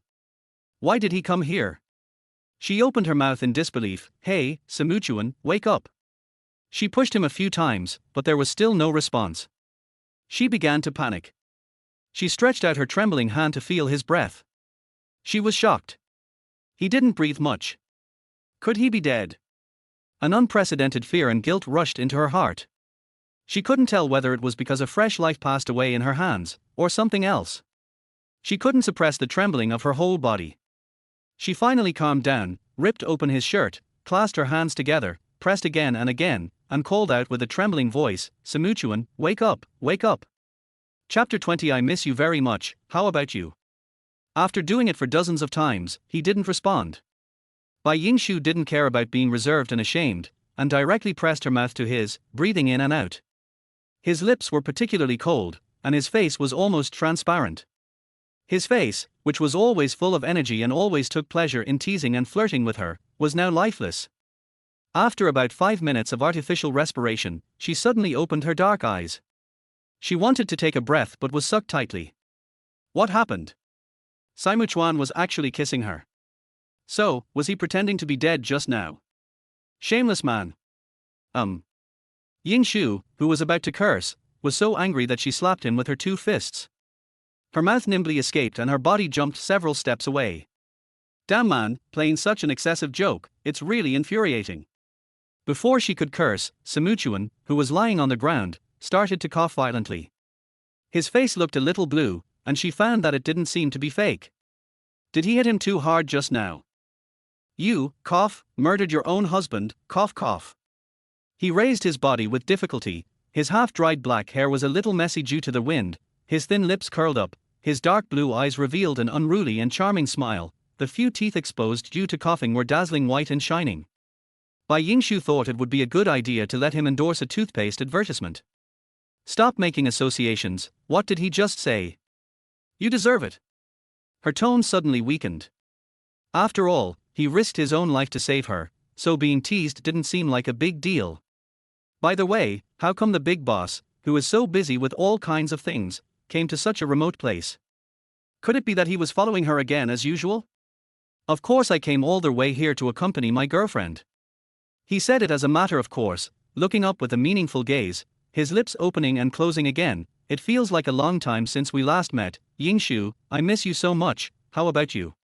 His voice was deep and charming. Yingshu's heartbeat gradually quickened under his focused gaze. She looked away awkwardly and said something else guiltily, by the way, I've been missing for a whole night. Mo Ting and the others must be very worried. Can you leave by yourself now? Seeing that it was almost time, Simuchuan put away his intention of teasing her, nodded and stood up. It took him less than 2 seconds to get up from the ground before he fell to the ground with a bang. Simuchuan! Bai Yingshu exclaimed, and finally felt relieved after confirming that he had just fainted. At this time, the rain intensified, and there happened to be a small wooden house a few dozen meters away. The key point was that Simuchuan weighed about 140 kilograms and was over 1.8 meters tall. How could she get him to the small wooden house with her frail body that weighed less than 100 kilograms? Later, Bai Yingshu proved that human potential is truly unlimited. Of course, when they arrived at the cabin, she was exhausted, her hands and shoulders were powerless, she lay on the ground gasping for breath, her smooth forehead was covered with sweat and rain. Simuchuan, who was lying at the door, had a white shirt that looked like a landscape painting, and his black trousers were even more horrible, especially the 2 holes on his buttocks, which were so obvious that even she couldn't help laughing. What made Bai Yingshu envious and jealous the most was that, even though he was dirty and torn, his sleeping face was still handsome and extraordinary, and his temperament was unworldly. No wonder people say that gold always shines, Simuchuan himself is a luminous body. As she watched, her eyelids began to droop, so she decided to close her eyes for a while. Unexpectedly, when she opened her eyes, it was already dark outside. What's that sound? She looked around, and the groaning sound came from Simuchuan, intermittent and as light as a mosquito's. It's so hot. As soon as she touched his skin, she immediately pulled back. Oh no, Simuchuan seemed to have a high fever. And his whole face was abnormally red, with 2 red spots on his cheeks, just like he was drunk. She called him a few times but there was no response. The thick eyelashes on his tightly closed eyes trembled slightly, and there was no sign of awakening. He was just mumbling in his sleep. She leaned in to listen, and this guy was shouting, "Mom." A man who is almost 30 years old is still calling mom. What on earth did he dream about? Chapter 21 seems to have become smaller. Such a high temperature, the fever must be reduced. Bai Yingshu hesitated for a moment, and quickly took off Simuchuan's shirt, revealing his strong and well-proportioned chest muscles and elastic beige skin. Although it was not the first time she saw his naked body, she still blushed, her heart beat fast, and she had the urge to bleed from her nose. She kept wiping his hot skin with her wet shirt, changing the water again and again, tossing back and forth, thinking that it should have some effect. In the end, she was really tired, her eyes blurred, and she fell on Simuchuan. She felt like she was surrounded by a ball of warmth, scorching and hot, but the power of the shackles was so strong that she could neither escape nor resist. She spent the whole night with a dry mouth and sweat all over her body. When Simuchuan woke up, it was already bright. Light shone in through the empty wooden window, and the outline of her arms seemed to be covered with a layer of faint golden light. Her skin was as white and transparent as jade, her eyebrows were naturally shaped with almost no impurities around them, her eyelashes were distinct like a row of cute little fans, she had a typical delicate nose and cherry lips, the black hair falling on her forehead was full of moisture, and her flushed face was pink and smooth. What a beautiful sleeping face! The pale pink and slightly dry lips were slightly open, as if in a silent invitation. The next second, his slender fingers touched them. With a slight coolness, his fingers touched the warm and soft surface, and gently rubbed back and forth on the beautiful lip line. A pair of crystal clear black eyes suddenly opened, as if they were filled with countless stars. Yingshu was surprised at his ability to recover and his flirtatious actions. All her words were drowned by the warmth of his lips on hers. Unlike the last kiss, he was gentle and affectionate at this moment, with the fatal temptation of Pandora's candy, gentle and lingering. Unconsciously, she relaxed her whole body and licked every inch of fragrance and softness with the tip of her tongue. She slowly closed her eyes, letting his naked and strong body press against her chest behind the thin cloth. Every inch of skin that touched would produce an inexplicable throbbing. She began to slowly respond to his kiss, feeling his warmth. The palm of his hand, which had recovered from the fever, still had some warmth left. He slid from her waist to her back, moving and caressing her soft and smooth back. With his other hand, he lifted her t-shirt to her chest and held the breasts that were about to burst out. He kneaded her full and firm breasts through their lace, holding them with one hand, and his mouth curved, it seems to have become smaller. Yingshu felt the changes in her body. She became so soft and powerless under his attack. She also noticed the invading claws, but she had no intention of escaping subconsciously. She even liked his touch. Did she really like him? While she was in a daze, his flexible fingers untied the restraints on her chest, and the pure-colored bra was thrown aside. His lips rubbed and nibbled her delicate chin, sensitive neck, and beautiful collarbone one by one, all the way down, kissing the 2 lumps on her chest. The saliva in his mouth lingered on her porcelain-white skin, stirring up some tiny particles. The unprecedented stimulation made the cherry red on her chest hard and blooming, as beautiful as a poppy. His large hands moved under the hem of her skirt. The skin on her thighs was as smooth as brocade. Her 2 straight and well-proportioned legs were slightly opened. At this moment, his eyes were like the deep blue night sky, endless but emitting an intoxicating burning light and the hoarseness of passion. His breathing became heavier, and the breath sprayed on her body was particularly hot and scorching. Hum. She moved impatiently, her skirt was pushed up to her waist, and she felt his hard object ready to go, burning against the inner wall of her thigh. Reason and shame surged into her heart at the same time. No, why did she do such a thing in the wilderness? Realizing her shrinking movement, he lifted her panties with his nimble fingertips and probed into her deep private parts until he felt a stream of liquid. A slight chuckle crossed his lips and he said in a hoarse voice filled with lust, "It's all wet." What he meant was that her body had already surrendered, so was there any need to resist? Chapter 22 Pervert. No, you pervert. The numbness all over her body made her unable to even refuse, and her charming voice was more like a silent teasing and invitation, which made the man even more excited. What was going on? Why was she unable to resist? No, absolutely not. He took off his trousers without hesitation, revealing his huge penis, which was ready to penetrate the soft part. Secretary by Yingshu. The shouts outside the wooden window suddenly woke Yingshu from her lust. She pushed him away in shame and anger. Someone is coming. Usually, it is a fatal flaw for a man to be interrupted at this critical moment, and apparently Simuchuan is no exception. His handsome face was dark, his eyes were sinister, and there was a slight chill at the corners of his lips. Compared to Yingshu, who was frantically tidying up the messy clothes and anxiously looking out the window for fear of being caught by people outside, Simuchuan was much calmer. He unhurriedly fastened his pants, picked up a crumpled white cloth, if it can still be called a shirt, frowned deeply, and stopped the movement of his hands in mid-air. Yingshu smiled dryly. Well, just wear it, it's not torn. She suddenly fixed her eyes, as if she had thought of something, and glanced at a certain part of his body. Her cheeks flushed as she ran out of the cabin. I'll go find them, you put on your clothes first. Saimu Chuan didn't suspect anything and just thought she was shy. He dressed slowly, and even though he was very disgusted in his heart, his series of movements were extremely elegant. His fingertips seemed to still feel her soft and smooth skin, as well as the faint fragrance lingering in the air. The corners of his mouth were slightly curved, and the smile in his eyes was deep but not visible. On the shore, Mo Ting anxiously shouted for Bai Yingshu with everyone else. There were faint bruises under his handsome eyebrows and his eyelids were swollen. He and the rescue team sent by the county searched for a day and a night, but there was still no sign of Yingshu. Even the local villagers told him that Yingshu must be in danger. For the first time, Mo Ting felt so uncomfortable and deeply disgusted with his own incompetence. Why didn't he catch her earlier? I don't know where the love comes from, but it is deep and everlasting. Why do people always realize how important some people and things are to themselves only when they are separated by life and death? Just when he was about to give up, he actually found a piece of white cloth on the riverbank a few miles away. He immediately identified the person and encouraged everyone with great excitement. Until the slender figure gradually came into view, his eyes were filled with surprise and gradually spread to his cheeks. Mo Ting ran to her with vigorous steps. Brother Mo, I'm here. Yingshu felt a little sorry for the mobilization of troops. I'm sorry to have worried you. I'm fine. Her long black hair fluttered in the gentle breeze. The mess did not affect her breathtaking appearance that was more beautiful than the morning sun.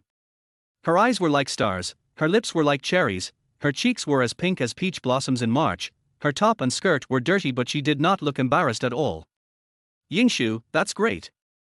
Mo Ting hugged her soft body excitedly, feeling her warm temperature and breath between his nose and lips. Yingshu was a little embarrassed. Brother Mo. She knew that Mo Ting was very worried about her, but she looked away. In front of her were colleagues from the unit and county officials who were staring at the two of them. No matter how good the relationship between the deputy mayor and the secretary was, they were not boyfriend and girlfriend after all. Hugging each other for a long time would inevitably attract criticism. Deputy Mayor Mo and Secretary Bai have a really good relationship. I heard that they knew each other since they were childhood sweethearts. Doesn't Secretary Bai have a boyfriend? Said a cadre from the city who came with them. The voices of several people were ringing in his ears. Chen Yu, who had forced County Chief Chen to come with him, stared at the scene in front of him with a pair of clear eyes. There seemed to be a fire burning in his eyes. He felt very upset and jealous. Why was her family background and appearance far better than his? She had a boyfriend but she still wanted to seduce Mo Ting? Why was she so lucky to survive after a day and a night? Yingshu was so pressed by his hard muscles that she couldn't breathe, but Mo Ting's emotions were clearly beyond her expectations, so she could only gently refuse. Brother Mo, you can let me go now. Mo Ting murmured repeatedly, I'm so glad you're okay. He forgot where they were for a moment. He only knew that Bai Yingshu in front of him was real and the home of his heart. Can you please let my girlfriend go? Just when Mo Ting was sighing and Yingshu didn't know how to push him away, a deep and mellow male voice like a cello rang out, with an obvious provocative and hostile tone. Everyone looked up. In the faint sunlight, Saimu Chuan's tall and straight outline seemed to be stained with a layer of light golden halo. His face, which was carved by a knife and an axe as if created by God, suddenly became extremely clear. Every part was extremely perfect, especially the pair of dark blue eyes that were staring straight at the contact between Mo Ting and Bai Yingshu. He approached step by step, and Yingshu, like some stunned female cadres and villagers, even forgot to push him away. His pace was very slow, and his temperament was as elegant as a leisurely stroll in the garden. People almost ignored that his clothes were so tattered and embarrassed at the moment. He seemed to be a natural aristocrat, a dazzling existence. This guy is so handsome, sighed a female cadre. He looks familiar. The other man searched desperately in his mind. Suddenly someone exclaimed, I know, this man is Secretary Bai's boyfriend, SK Group President Saimu Chuan. I saw their photo a few days ago. Mo Ting seemed to hear the sound of a string breaking in his head. How could he be here? Yingshu had clearly told him that they were not a real couple. Before he could finish his words, Bai Yingshu was embraced by Saimu Chuan's long arms, and his arms were empty. He suddenly felt lost and even had the urge to snatch her back. However, he couldn't do that for the time being. His reason gradually returned. He glanced at the people who stretched their necks and whispered, and finally did not reach out his hand. Deputy Mayor Mo cares about his subordinates. He is indeed a good leader. As her boyfriend, I would like to thank you for taking care of her along the way, Yingshu, don't you think so? Saimu Chuan's lips curled up, and he always maintained a distant and polite smile on his face. He put his arm around Yingshu's shoulders and pressed her soft body into his arms, as if silently swearing his territorial sovereignty. This woman is his. After he finished speaking, he lowered his head, and his ambiguous breath sprayed on her forehead. The warm breath was so lingering that Yingshu couldn't resist it. She blushed and nodded like a chicken pecking at rice. I don't know if it was because she had tacitly approved of their intimacy when they were distracted and passionate just now, or because they had to maintain their relationship as a couple in front of the whole city, but Yingshu actually didn't feel disgusted, he was just shy. You and she are boyfriend and girlfriend, but she and I have been good friends for many years. You don't have to be so polite. Mo Ting was feeling uneasy. Even he himself was confused about what kind of relationship Yingshu and Saimu Chuan had. However, Saimu Chuan's appearance did surprise him. I didn't expect President Tsai to be so unconfident that he even followed his girlfriend on a business trip. Because I wanted to give her a surprise. Unexpectedly, it's a good thing that I came. Otherwise, if anything happened to Yingshu, I would regret it for the rest of my life.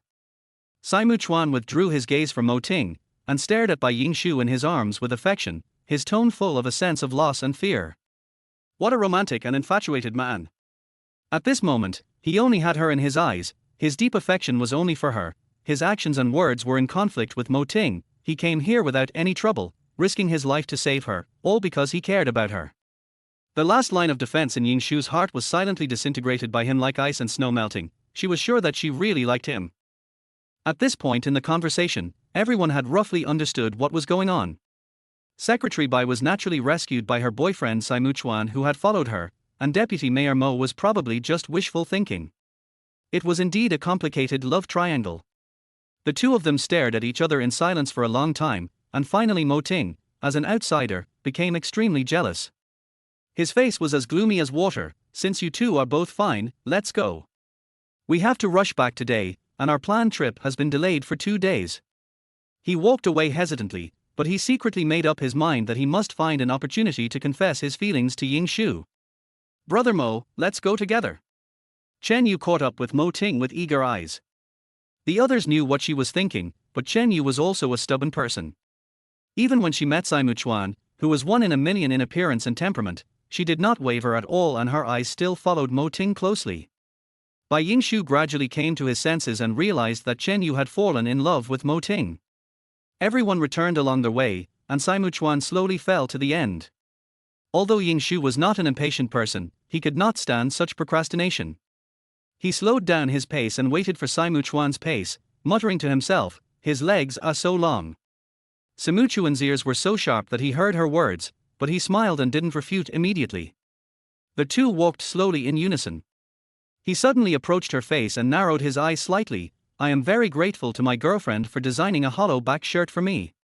It turns out that he has already seen it. Yingshu glanced at the hole on the back of his shirt guiltily. It was torn by her accidentally scratching against a sharp stone last night, as well as the 2 holes on the calf of his pants. She suddenly realized, Saimu Chuan might not have noticed it yet. Thinking of this, she couldn't help laughing secretly. I didn't expect him to be so cool and handsome. Just because his clothes had a big hole, he walked to the end of the team calmly. The other 2 holes that have not been discovered until now really made Yingshu secretly happy. Every time he retorted, she had no power to attack. He, she couldn't help laughing out loud. Her childlike smile echoed in the empty forest, her eyes were filled with cunning light. Saimu Chuan frowned and said in a deep voice, don't be his secretary anymore. Stay away from him in the future. You're talking about Brother Mo. Yingshu raised an eyebrow and looked at him, you think too much. We are good friends. Do you think there is pure friendship between men and women? I am 100% sure with a man's intuition that he likes you.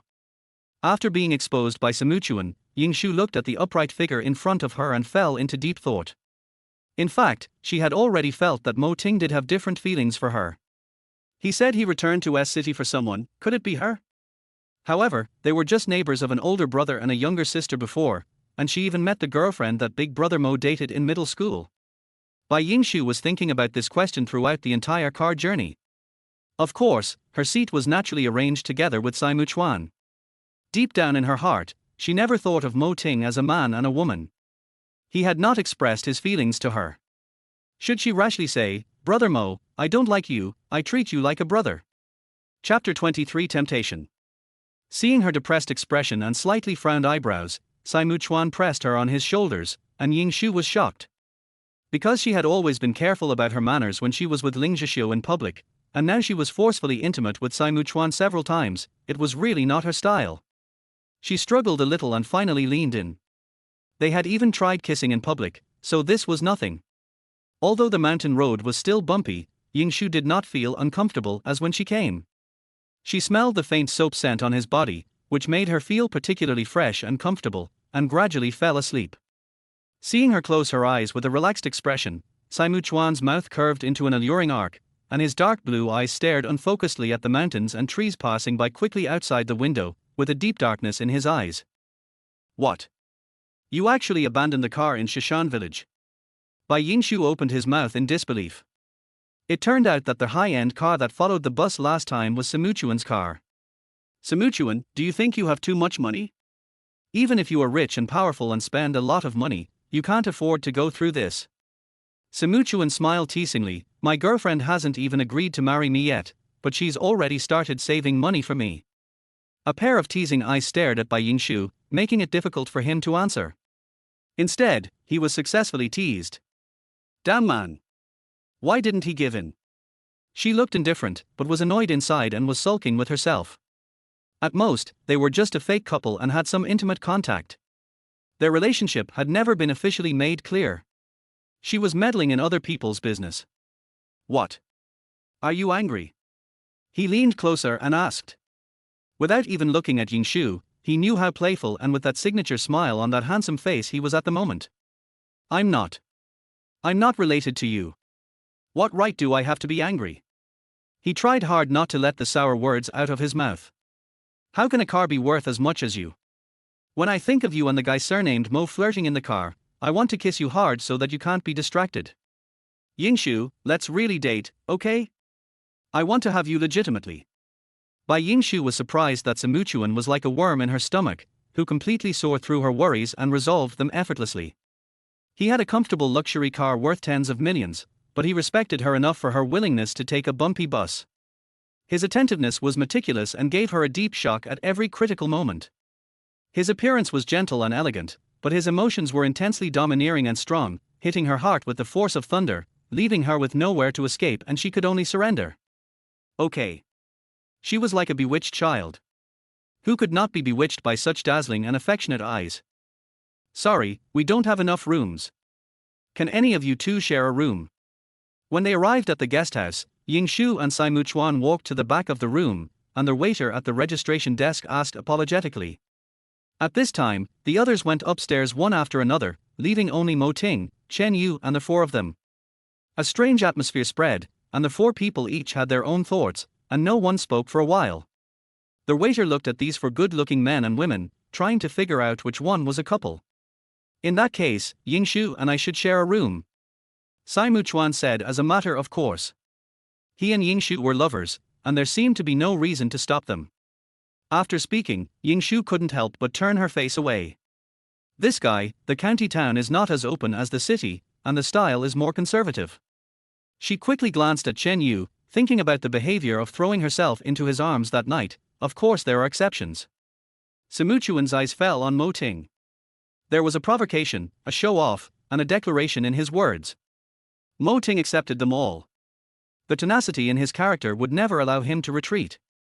He met his gaze and said, "I think the bed in the guesthouse seems to be too small for President Tsai. Why not let the two girls squeeze in for one night? At least it won't be so narrow." Well, okay. Yingshu thought it made sense. After all, it wasn't in the city. The bed in the guesthouse was only about 1.2 meters. The most important thing was that she didn't know how to share a room with Simuchuan. Thinking back to those blushing and heart-pounding scenes, she was really at a loss. Sometimes she felt that she was too unrestrained. It was okay for the first time they had sex while drunk. They had just officially confirmed their relationship. Would it be too fast? Fortunately, Mo Ting's proposal gave her some time to buffer. Sister Bai, that's great. We can chat tonight. Chen Yu hadn't said anything. She excitedly agreed to the proposal. Her innocent expression made Yingshu wonder, would someone be so warm and friendly to their rival? However, Bai Yingshu didn't show it and let Chen Yu take her hand and go upstairs. There was an undercurrent of emotion between the two men of similar height and aura walking behind, and it seemed that even the air around them had suddenly become cold and airtight. Don't you think you're asking for too much, President Tsai? Yingshu has already told me that you two are just a fake couple. Deputy Mayor Mo, doesn't he know the old saying, pretend becomes real? It was completely within Simuchuan's expectations that Bai Yingshu would tell Mo Ting about the fake couple. Mo Ting was at most a powerful rival in love who was wishful thinking. He raised his eyebrows and asked back easily. President Tsai is too confident. Do you think Mayor Bai will accept you? Mo Ting had an urge to punch that perfect face. This man looked gentlemanly and elegant, but his persistence was definitely a rogue behavior. When Bai Jingrui was mentioned, Mo Ting clearly noticed a certain hatred in Simuchuan's eyes, which was fleeting and soon returned to normal. A smile spread across Simuchuan's blue eyes, and the corners of his lips moved slightly.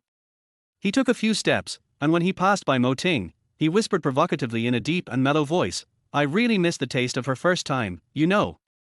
If you came half an hour later today, I believe that scene would be so wonderful that you will never forget it.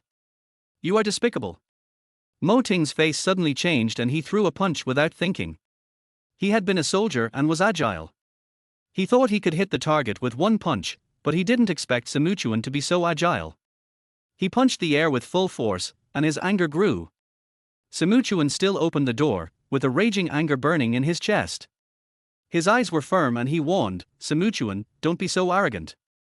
I will definitely let Yingshu see your true face. Simuchuan's lips curled slightly, not taking Mo Ting's words to heart at all. Mo Ting felt like he had punched Cotton, and Cotton's arrogance was very rampant, not hiding his desire at all. He heard about Yingshu's affairs when he arrived in S-City. Ling Zhixiu, this irresponsible man, actually gave up Yingshu because of an accident. He was really angry and fortunate. He was angry that he didn't know how to cherish her, and fortunate that he let her go and gave himself a chance. Just when he was feeling lucky, Simuchuan appeared, a man that even he couldn't see through. He had an unparalleled appearance, a charming aristocratic temperament, and irresistible wealth. He approached Yingshu and gradually occupied her heart. If that was all, Simuchuan could bring happiness to Yingshu, then he could fulfill it.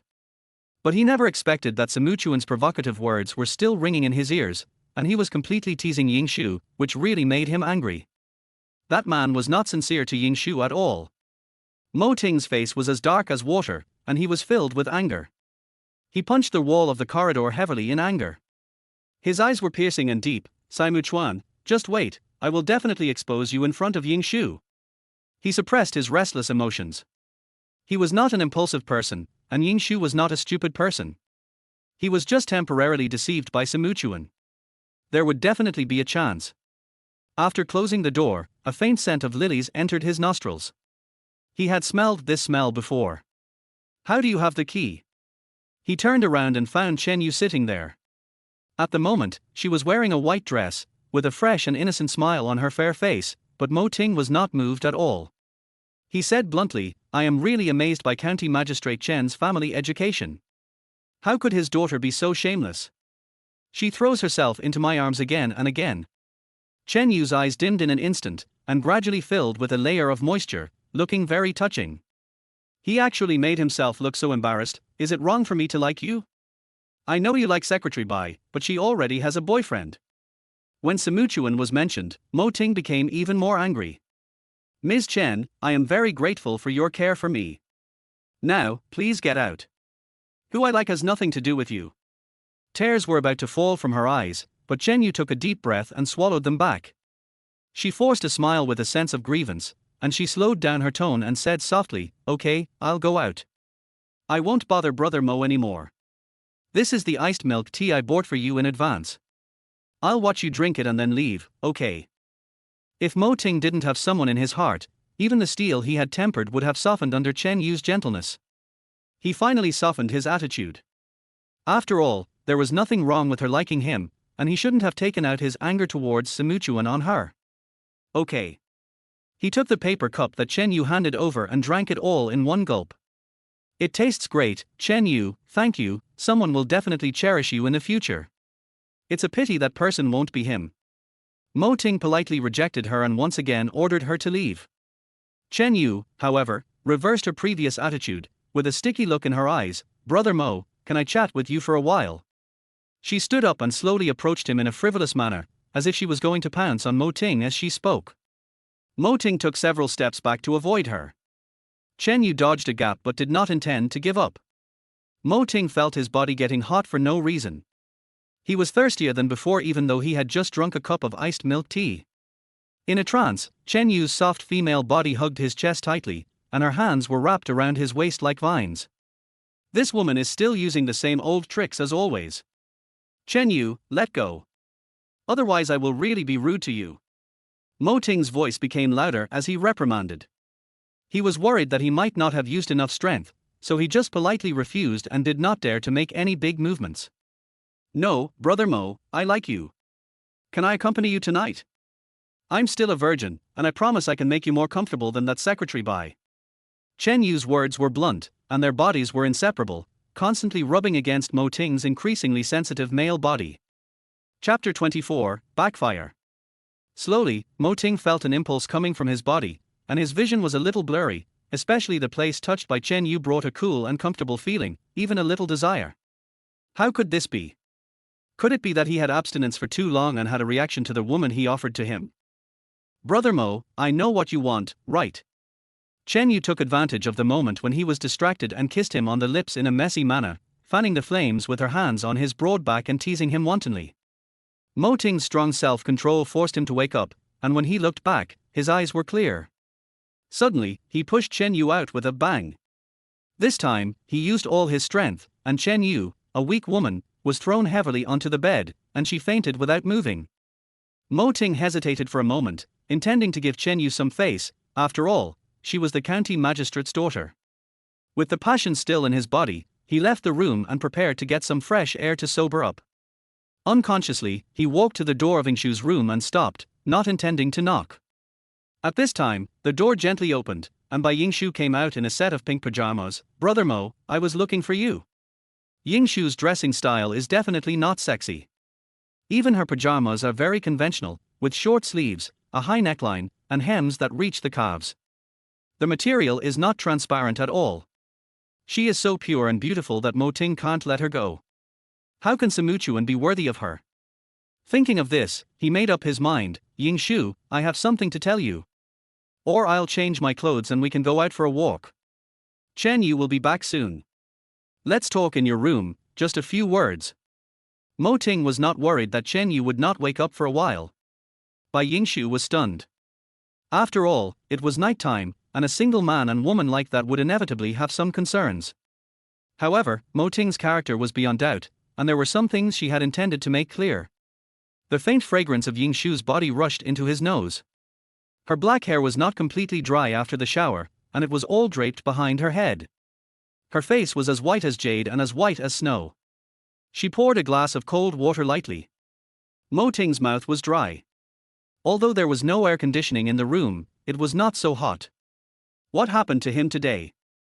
After drinking a glass of cold water, he asked directly, Yingshu, what do you think of Simuchuan? Mo Ting asked directly about her personal feelings. How could she answer? Yingshu's eyes dodged, but she heard him say, Yingshu, if you believe me, you should draw a clear line with him. He is not a simple person. He may be deceiving your feelings. Yingshu looked a little unhappy. Brother Mo, what are you talking about? She had finally made up her mind to be with Simuchuan, but Mo Ting, who was both her brother and friend, suddenly jumped out to oppose. She felt like she had swallowed a core, stuck in between. Believe me, don't be fooled by his affectionate appearance. Seeing her hesitation, Mo Ting became excited and grabbed her two slender arms. Your grip hurts me. Does Brother Mo have a misunderstanding about him? Yingshu's skin is whiter and softer than that of ordinary people. A slight pinch will make it sensitive and even slightly painful. When Mo Ting realized it, he immediately let go as if he had been electrocuted.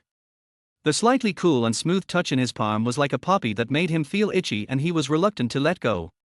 He must have other purposes for approaching you. That night when you were at the Royal Hotel. Mo Ting himself didn't know what he was saying.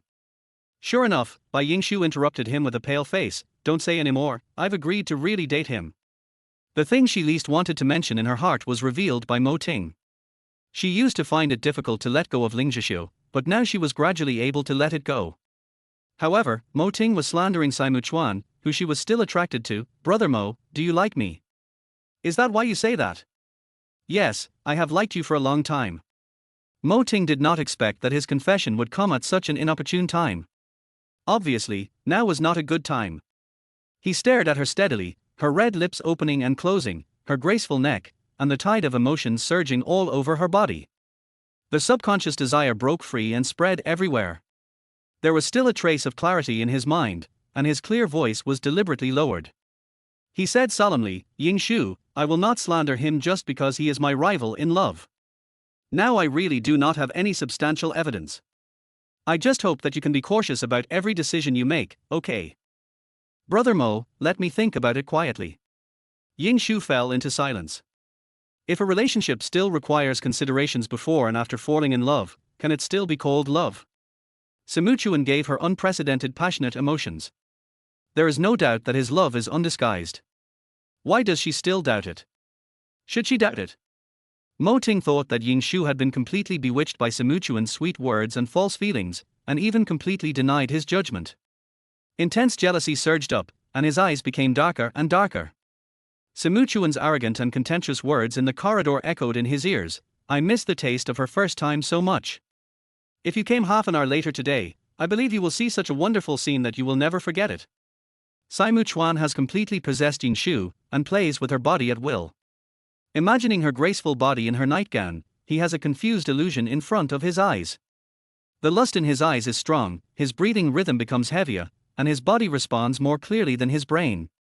Mo Ting suddenly hugs her, feeling her soft skin through the thin clothes. Brother Mo, what are you doing? Let me go. Yingshu panicked. Mo Ting was fine just now, how come he changed all of a sudden? She struggled hard and put her hands in front of Mo Ting's hard chest. At this moment, his touch made her feel resistant.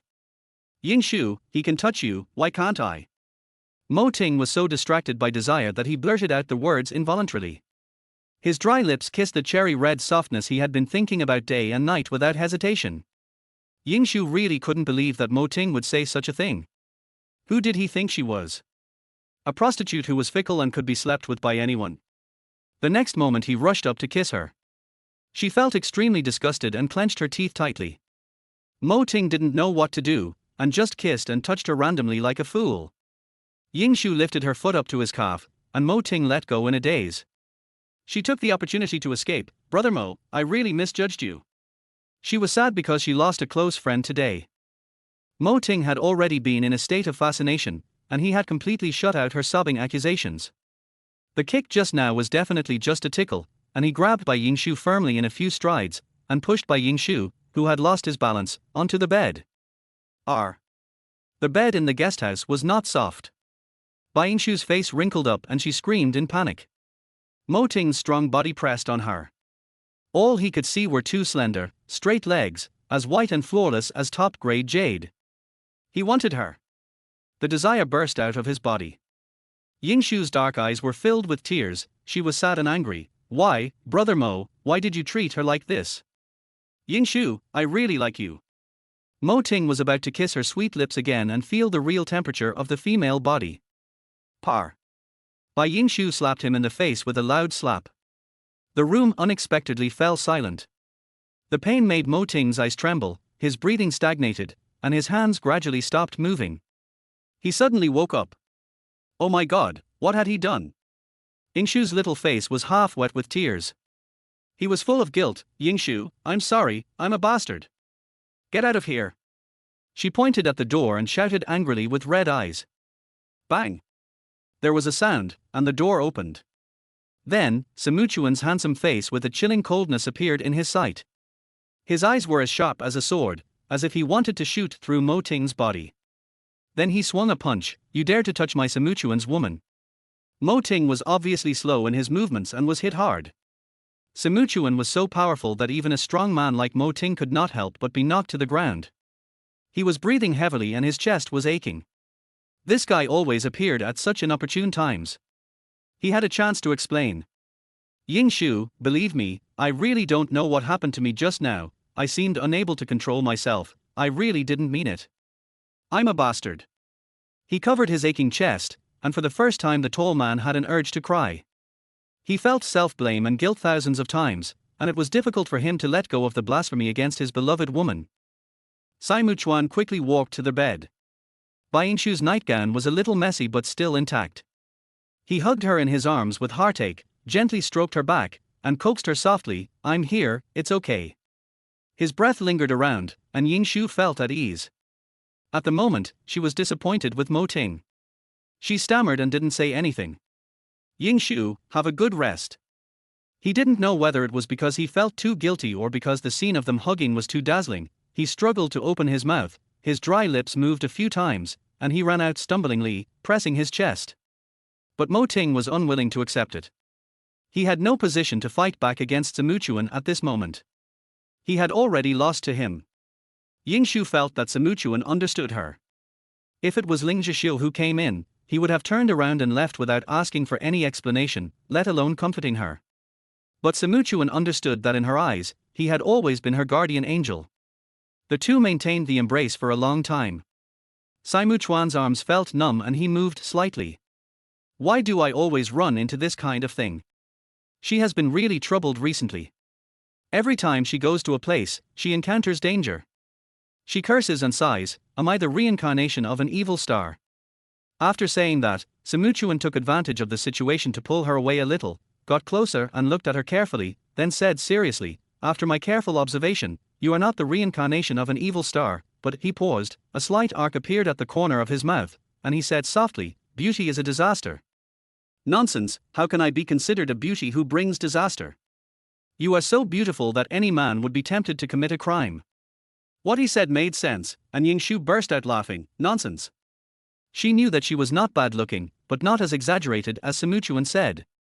But she did feel a lot more relaxed, and there were some things that she couldn't figure out for the time being.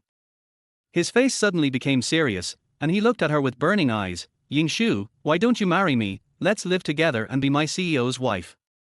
Chapter 25 Doing Exercise. Bai Yingshu felt that he didn't seem to be joking, which caught her off guard. "We've only been dating for a short time, isn't it too early to talk about marriage?" "Sorry, I was too impatient. Let's take it slow." Simuchuan's eyes dimmed instantly, and Yingshu felt a little uncomfortable. He seemed very disappointed. How could she make the final decision on such a big thing as marriage? She grew up under her father's strict education, and the marriage between her and Yingting must be approved by Bai Jingrui. "I'm fine, you can go now. It would be bad if Chen Yu comes back and sees this." "Okay, I'll watch you lie down," he insisted. Yingshu stopped tossing and turning and lay down obediently, covered himself with a thin blanket and closed his eyes in exhaustion. Time passed by minute, so long that she couldn't tell how many minutes and seconds had passed. She was awake, not because she was completely sleepy, but because she didn't hear the footsteps. Did he not leave? Finally unable to hold back, Yingshu opened her eyes. Sure enough, his tall and straight figure stood under the milky incandescent light, stretched out very long, his features a little blurry, but the perfect outline was visible. Her eyes met his dark blue eyes, and he smiled playfully. Yingshu moved away guiltily like a child caught stealing candy. "Why are you still standing? I watched you fall asleep," he said gently. "Chen Yu will be back soon," she emphasized again. There was no movement for a while, and suddenly, Yingshu's eyes went dark, and she clearly felt that one side of the bed had sunk in, and Simuchuan had been lying on his side next to her. She immediately jumped up and said, "Why are you lying down? Go back to your room. She won't be back tonight, we'll sleep in the same room." He knew what she was worried about, and he also knew that her worries were unnecessary. Simuchuan stretched out his long arm and pulled Yingshu down, laying her on his outstretched arms. Their bodies were very close, face to face, and it seemed that the air flowing around them had become tender and beautiful. She wasn't mentally prepared to sleep with Samuchuan while she was awake. She might be seduced by Samuchuan again. I won't do anything to you, close your eyes and go to sleep. The little woman was probably frightened by him in the morning and her alertness increased. After hearing his assurance, she still felt a little uneasy. After a long time, she didn't feel that he had any deviant behavior. Yingshu suddenly realized that she had judged others by her own standards. Although she did not deny that Samuchuan was a pervert, at least he was a pervert with credibility. She buried her head in his chest, listening to his even breathing and heartbeat, and a faint smile appeared on the corner of her mouth, which was steady and satisfied. The night is rich and long, and it seems that even the air is filled with a sweet smell. That smell is love. After a good night's sleep, Bai Yingshu slept till dawn. Her eyelashes were stretched, and even in her dreams she felt unusually warm. She opened her eyes and found that Samuchuan had woken up. At this moment, his eyes were not deep, and they were printed on his face through the thin curtains. His eyes were a light blue like the sky, beautiful and clear without any impurities, which made her heart beat. Good morning. Their eyes met, and the air was filled with tenderness. At a close distance, his skin quality even made Yingshu feel inferior. His skin was not white, but his pores were delicate. His thin lips seemed to be covered with a layer of honey, and the opening and closing of his lips was extremely charming. Yingshu's heart was pounding, and he was infatuated with him again early in the morning. Her shyness, her rosy lips, her skin so close to his, were like fire in his eyes, and his eyes became darker and darker. Was I too kind to you last night? You seduced me so early in the morning. His deep, magnetic voice rang out, and Yingshu was furious. Who seduced you? I clearly didn't do anything. It seems like you really want to do something to me. Samuchuan chuckled and moved closer to her face. They were only 1 centimeter apart and would touch it with just the slightest movement. Nonsense, I didn't. Her face felt itchy, as if there were a few ants crawling on it. She pushed his strong chest unbearably, unwilling to be teased by him. Seeing him withdraw his arm from his head, his expression froze for a moment. She asked, "Is your hand numb?" Is it serious? Do you want me to give you a massage? How about we do some exercise? Samuchuan looked at her steadily, with an unusual light in his eyes and a happy smile on the corner of his mouth.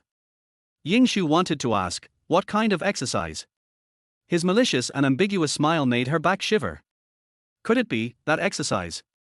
She blurted out, "You are obscene."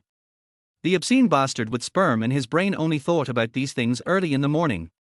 Before she finished speaking, Samuchuan had already turned over and pressed on top of her, with his arms supporting her on both sides. Their breaths overlapped and entangled. What are you doing? Yingshu thought he was just talking. Moreover, everything went peacefully all night. Now he was serious, so she couldn't help but get nervous. Do some exercise. Just when Bai Yingshu thought he was going to kiss her, the handsome face moved closer and then away again, repeating this over and over again. Yingshu said dryly, "Push-ups." So what do you think? Do you think I will do to you? He suddenly put his face close to her ear and bit the last few words very lightly and lewdly, "Make love." The breath from her nose and breathing blew on her ears, making them tingle. Bai Yingshu suddenly felt weak and powerless. Her cheeks were as red as peach blossoms in March, and she was not very shy.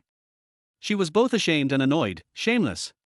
You say I'm shameless, but how can I live up to the name if I don't do something shameless? He raised his lips with an evil smile, and his hot lips pressed against hers in the next second. Knock knock knock. There was a knock on the door. Yingshu tilted her head and Samuchuan's attack was in vain. She tried to push it and reminded him, "Someone's knocking on the door."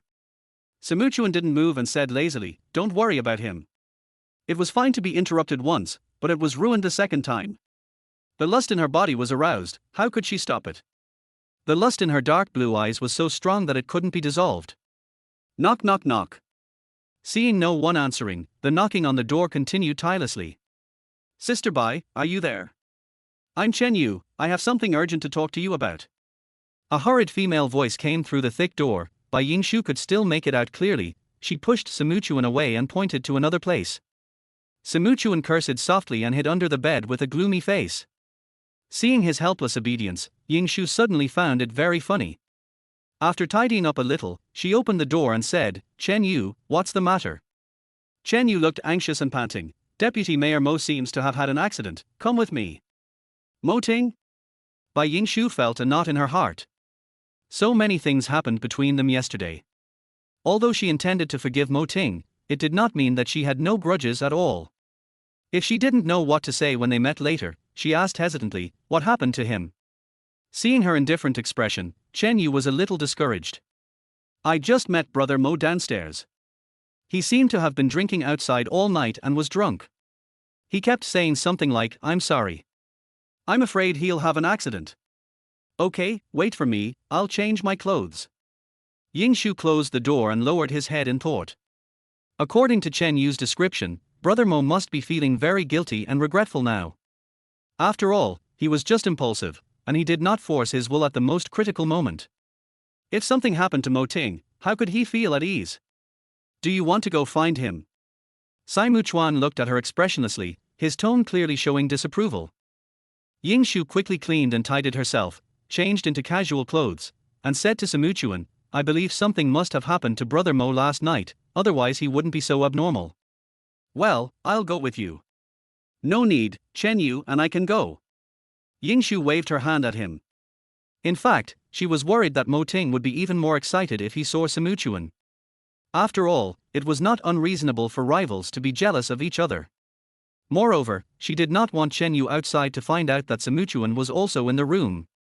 Bai Yingshu's slender figure disappeared in the room, and the door closed heavily, bringing up a gust of wind. The smile on Simuchuan's face gradually faded, and a layer of haze seemed to cover his eyes. He walked to the windowsill, looked out, and his sight fell on the busy street, his eyes searching vaguely. A monotonous music sounded from the mobile phone in my pocket, which was particularly clear and audible in the quiet room. Without moving his eyes, he pressed the call button. What's the situation? A sharp female voice came from the other end of the phone. President, Bai Jingrui has agreed to the engagement between Bai Yingting and Ling Zhixiu. In addition, our people have been tracking and investigating Bai Jingrui for a while. His resume is very clean and no major problems have been found. After hearing this, Simuchuan's eyes were as cold as ice, and he ordered in a deep voice, I know, keep investigating. President, you. The voice in the receiver was hesitant and anxious. What do you want to say? His eyes suddenly became sharp and his breath was terribly cold. Boss, you're not really in love with her, are you? What do you think? Bai Yingshu is my best chess piece. Saimu Chuan sneered, serious and expressionless, do your duty well. Even if you are my woman, don't try to control me. Do you understand? A beautiful figure appeared in his sight outside the window, and the smile on his lips became cold and indistinguishable. Bai Jingrui, I don't believe that you are really consistent in your words and deeds, or you are just seeking fame. Near noon, the city officials were ready to go, and Deputy Mayor Yang, who was in charge of another place, also came to join them. However, Deputy Mayor Mo and Secretary Bai were missing. Everyone searched for them but could not contact them. County Chief Chen was worried because his daughter Chen Yu was also missing. Just when everyone was about to go outside to look for her, Chen Yu came back. County Magistrate Chen breathed a sigh of relief. Where have you been? Did you see Secretary Bai and Deputy Mayor Mo?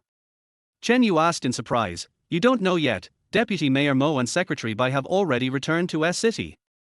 What? Why did you go back? The explosive news made everyone sigh.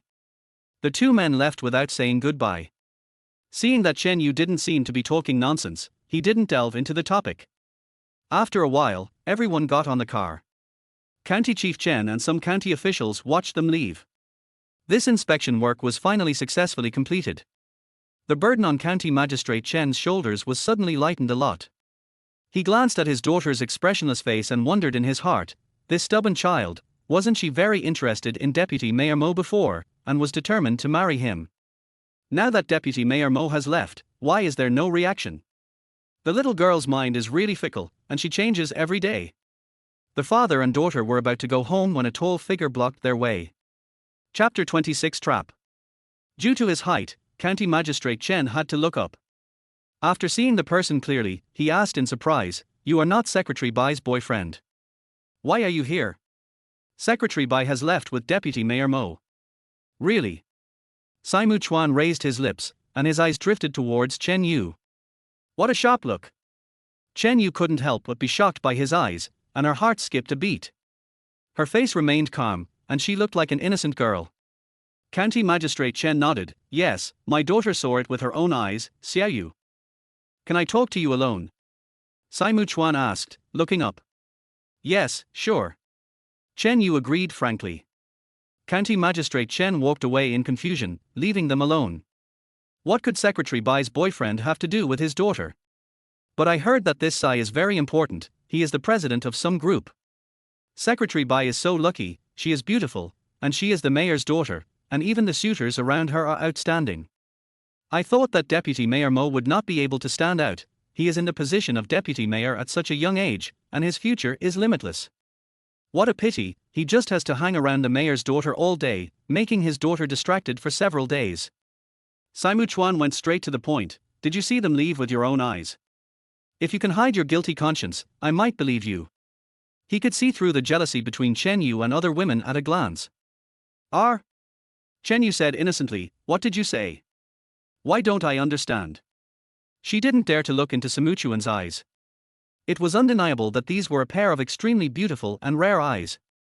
The bright blue eyes were deep and contained a powerful destructive force, as if there was a fatal penetrating power that could see through her. She always knew when to hide her thoughts and when to pretend to be well behaved, but she didn't know that she was so childish in front of him. Saimu Chuan's eyes were filled with a sinister and murderous look, and his expression was extremely evil and mad, with an overwhelming aura. At that moment, Chen Yu seemed to have seen Satan in hell. His voice suddenly turned cold. I am not your deputy Mayor Mo, who knows how to be sympathetic to women and will do whatever it takes to achieve his goals when necessary. He leaned close to her ear and said something. Chen Yu's face turned pale in an instant, her bright eyes lost their luster and became dull, her legs trembled so much that they could not help but become weak. You're so scary. Chen Yu repeated blankly, her heart beating irregularly. Saimu Chuan was so cunning, her skills were nothing compared to his. And why was he so reckless and fearless? Wasn't he afraid of leaking something? Saimu Chuan stood up straight with satisfaction. Can you tell me now? Yes, I know where she is. Lead the way. He seemed to be a natural commander, controlling the life and death of everyone. Bai Yingshu woke up slowly, with a dull pain in the back of his head and a blurry view of the scene before him. After regaining consciousness, he looked around and saw grey walls, worn-out tables and chairs. It was an old house with no ceiling. Several thick beams and some broken tiles were clearly visible. How could she be here? Also, she was tied up tightly and couldn't move, so she began to think about what had just happened. She followed Chen Yu through the streets and alleys, but was getting farther and farther away from the guesthouse. The county town was neither big nor small, and the scenery along the way was unfamiliar. Then she walked away for a while to ask for directions. Yingshu listened to the people in the county town speaking like listening to a foreign language, and could not understand a single word. The dialect and Mandarin were almost two different languages. When Chen Yu came back, her face was solemn and her eyes were filled with anxiety. Sister Bai, they said that after getting drunk, Brother Mo kept pulling a girl and saying sorry, and he refused to let go. The girl's friends beat him up, and someone saw him going to the demolished old house over there. Bai Yingshu was terrified when he heard this. Let's go over there first. Can you call an ambulance? Chen Yu was stunned for a moment. Okay. Bai Yingshu had no time to pay attention to her. The two of them walked very fast. She didn't expect Mo Ting to lose control to this extent. When she was a child, her excellent neighbor brother became like this. She was somewhat disappointed in him. The gap was self-evident. While thinking about it in a distracted manner, the two came to a sparsely populated suburb. There were some old houses that were demolished. They were very old and the developer had not started construction yet. He's in there. Chen Yu pointed to an old house with an open door and said, Sister Bai, why don't you go in and check on Brother Mo's injuries first while I call an ambulance? Bai Yingshu saw her dial the number. Hello, is this 120? Without any doubt, she took very small steps. Although there was plenty of sunshine outside, it was dim and pitch black inside, which made her palms sweat. She walked forward cautiously and shouted loudly, Brother Mo, this is Yingshu, are you there? After calling out several times without receiving any response, Bai Yingshu did not dare to move forward. He thought that he might have fainted due to his serious injuries, and he did not know how to give emergency medical treatment. It would be better to wait for professional medical staff to come. Or maybe Chen Yu had gone to the wrong place. Sister Bai, have you found Brother Mo? Bai Yingshu was really shocked. Chen Yu had a pale face, and wore a plain white dress with her hair loose. From her perspective, the girl in white was standing in the contrasting colors of white and black, light and darkness, creating strong colors. Her face was dark and expressionless, which made her look inexplicably more terrifying. Chen Yu, how come you haven't yet? It's too dark in there, I can't see anything. Because it was an abandoned house that had been demolished, the water and electricity facilities inside had been cut off for a long time. She asked, does your phone have a lighting function? Bai Yingshu's own phone had already died heroically on the day she fell into the water, but what she couldn't understand was that Saimu Chuan's phone seemed to be intact. Did he take the time to buy a new one? Hey, Sister Bai, look, there seems to be someone sleeping over there. She suddenly said in surprise. Bai Yingshu turned her head in the direction of Chen Yu's finger, surprised at Chen Yu's super eyesight. Her own sight was completely dark, so how could she see any figure? Just as he was about to turn around, he felt a burning pain at the back of his head and fell into unconsciousness. When she woke up, she didn't see Chen Yu. Even though she was stupid, Bai Yingshu knew what had happened. Chen Yu had tricked her into coming here and kidnapped her out of jealousy. In the dim old house, she looked around to see if there was any sharp object that could break the rope. In the evening, the sky darkened in large areas. The sky was not as refreshing as expected after the rain. The first wave of heat after the beginning of summer came, and it was dull and depressing. Chen Yu walked nimbly through the streets and alleys of the county town, looking uneasy. Saimu Chuan behind her had been giving her invisible pressure. Every step she took, she felt like a sharp edge was on her back, and she was uneasy. Did she just give up? If Mo Ting knew about this, he would only hate himself even more. Perhaps invisibly, what she wanted was not just Mo Ting, but a disguised form of crazy jealousy of Bai Yingshu, jealous of everything about her, and only by destroying it could her heart be balanced. Saimu Chuan closely watched Chen Yu's every move, not even missing her subtle micro-expressions. But she looked uneasy, her eyes were unfocused, and her brows suddenly relaxed, as if she had figured something out and was a little excited. I warn you, don't try to play tricks. I don't even think highly of a mere county magistrate. Saimu Chuan threatened from behind. Chen Yu's body stiffened. She turned half of her face with fear and lowered her head to answer, I know. I'll take you to find her right away. This time, Chen Yu did not take a detic. He turned 2 corners and walked for 10 minutes before arriving at an area of old houses that were being demolished. Now that we're here, I've locked the person up inside. Chen Yu led Saimu Chuan to a house, stopped, and had no intention of following him in. Saimu Chuan glanced at Chen Yu and found that she didn't look strange, but what should he do? He was not born to be a person who would easily trust others, especially a scheming woman. He raised his eyebrows, his handsome face that blended into the night was expressionless, you go in and lead the way. His tone was definitely that of an order. Chen Yu could fully imagine that Saimu Chuan's threat would be fulfilled, and he would be ruthless to women as well. If she disobeyed, the consequences would be something she could not bear. She had this strong feeling. Well, after you meet her, we will keep our distance. Chen Yu pushed the door open as she was told and tiptoed in. At this time, the light inside the house was about the same as outside, and it was pitch black. Saimu Chuan took out his cell phone, and suddenly there was a bright light in the house. He stood at the threshold and roughly looked at the layout and environment of the entire house to prevent Chen Yu from playing tricks. Bai Yingshu vaguely heard the door creak and suddenly woke up. She had no idea what to do and waited for Chen Yu to show up and have a good talk. Maybe things would turn around. Facing a beam of light, she cast her sight across and saw a tall and slender silhouette. The eyes, nose, mouth and other facial features were trapped in the darkness and could not be identified. Who is coming? What? You dare to threaten me but you don't dare to come in? Are you afraid that I will set a trap? In the darkness, the woman's voice was as strange as a ghost, with a cunning contempt. It's Chen Yu. Bai Yingshu's eyes were shocked. Chen Yu, I know it's you, come out. Chen Yu was also there. What on earth did she want to do? Want to provoke him? Saimu Chuan's mouth curved into an arc of excitement, and when he heard Bai Yingshu's voice, his brows gradually relaxed. If you want to play with him, he will accompany you to the end. The light of the mobile phone followed the source of the sound, and Saimu Chuan found her position accurately. Bai Yingshu felt uncomfortable being glared at.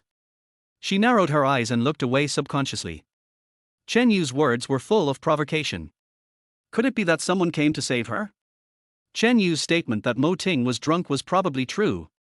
So he was probably under Chen Yu's control. She suddenly raised her head, her eyes gleaming with light, and asked in a tentative tone, "Saimu Chuan, is that you?" Chapter 27 True Face. "It's me." He answered in a low voice, his voice as intoxicating as ever. Bai Yingshu's tense nerves seemed to have found enlightenment all of a sudden, and a soothing rhythm came from her for a moment, and a hint of joy appeared on her fair face under the light. She finally understood why she was not as scared as she was when she was kidnapped last time, because she began to rely on him. Subconsciously, she knew that Saimu Chuan would appear, he would definitely appear. In her eyes, perhaps he was omnipotent.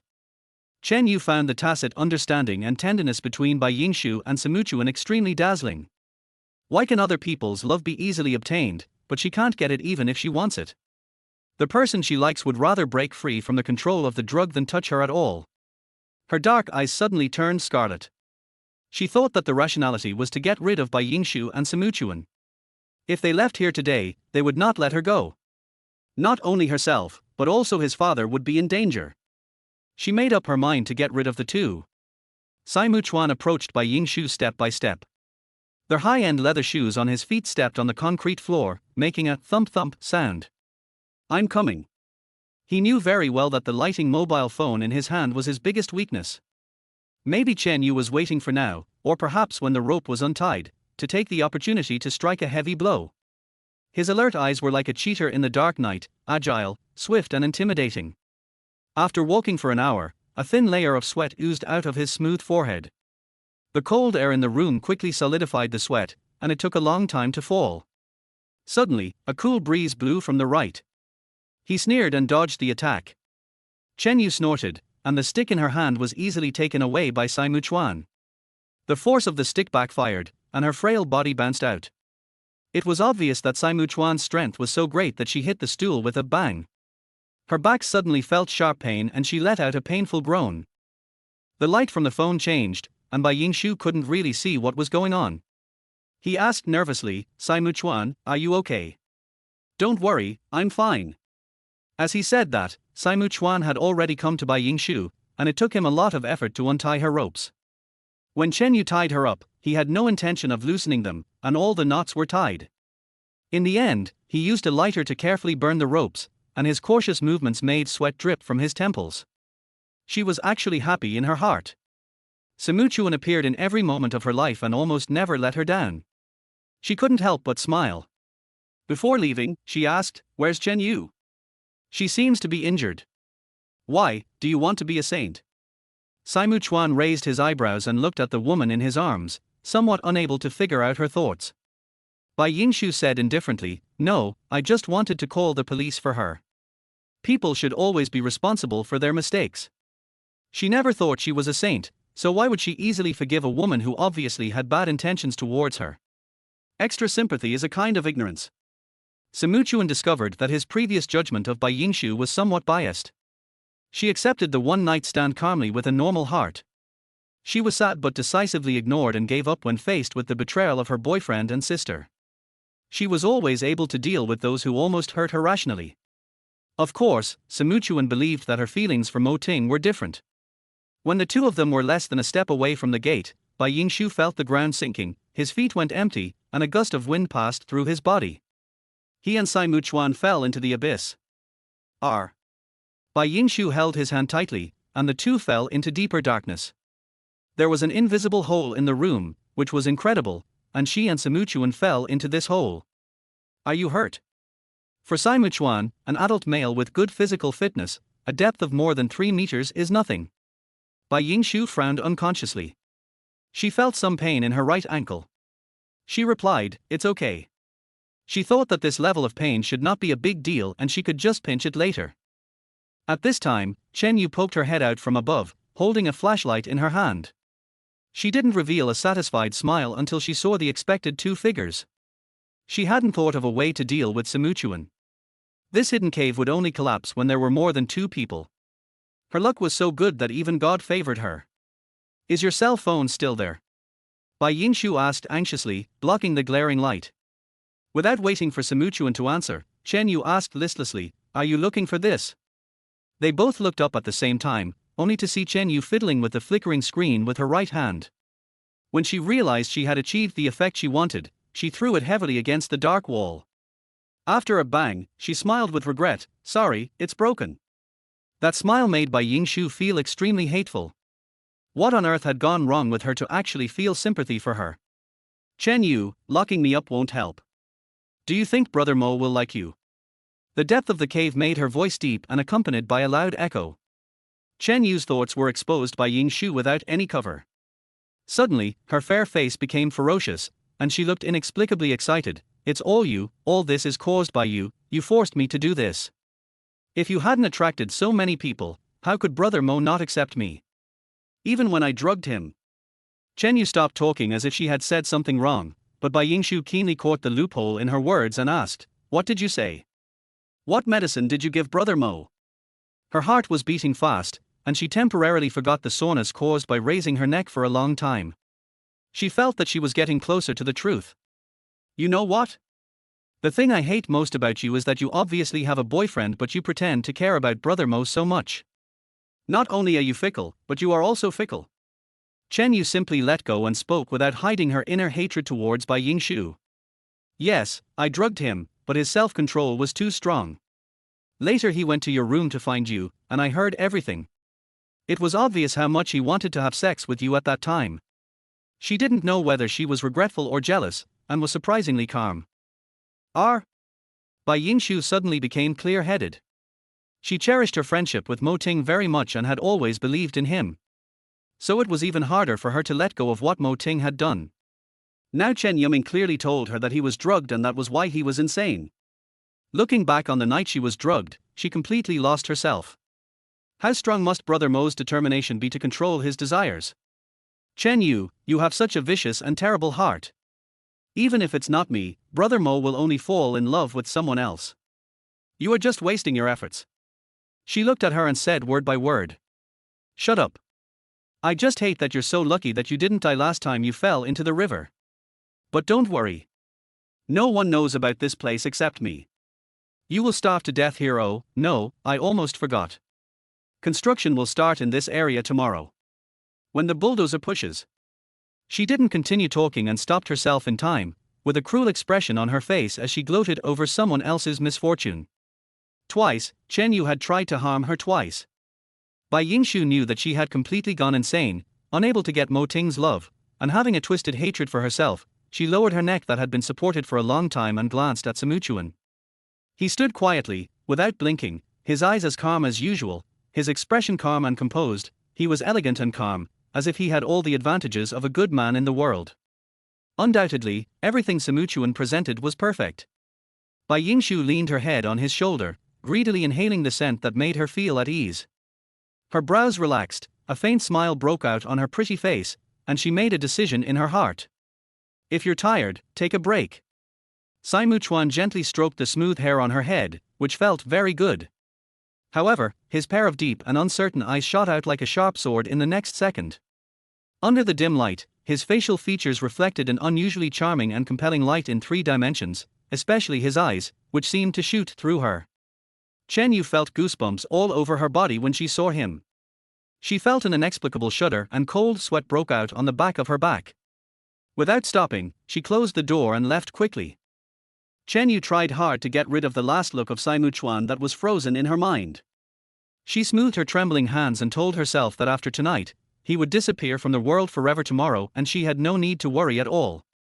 She concealed her excitement, pride, stimulation and uncontrollable joy, put on her usual expression, and walked back leisurely. She left. Bai Yingshu suddenly asked after a long while. "Yeah." Simuchuan answered after a moment's hesitation. The temperature in the underground cave is lower than the hot outside, which is obviously conducive to calm thinking and accurate judgment. Over time, it will cause damage to people's respiratory blood vessels. She looked up.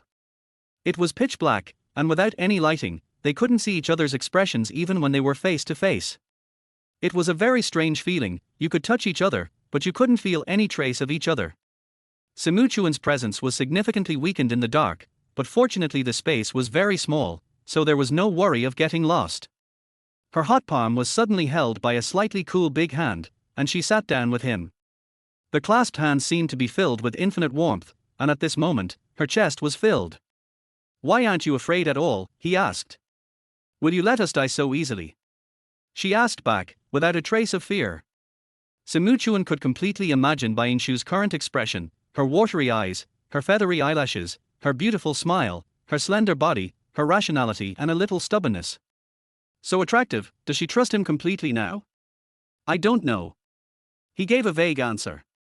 Chapter 28 Acceptance. Simuchuan didn't think much and accurately captured her beautiful lips slightly opened in the dark, gently tracing her delicate lip shape, and kissing her in the endless darkness. Bai Yingshu was startled at first, but then she was driven by his enthusiasm, closed her eyes, and immersed herself in the feeling of lips and teeth intertwining and saliva mixing. His tongue slid into her mouth unimpeded, slowly licking and rubbing every inch of it. The air was filled with the sound of their overlapping breathing, the heat from their touching skin, and the surging passion. She didn't know how long they kissed, she felt the air around her become wonderful. At that moment, she forgot where she was. No matter what the result would be, she should enjoy the best time of this moment. He bit her hard, their tongues entangled and turned, the heat of his breathing rose steadily, reaching the highest point. The violent storm slowly stopped, and he gently touched her lips, close yet not close, lingering and sad. Every deep kiss with Simuchuan was like an ultimate feast, the memory was vivid and warm.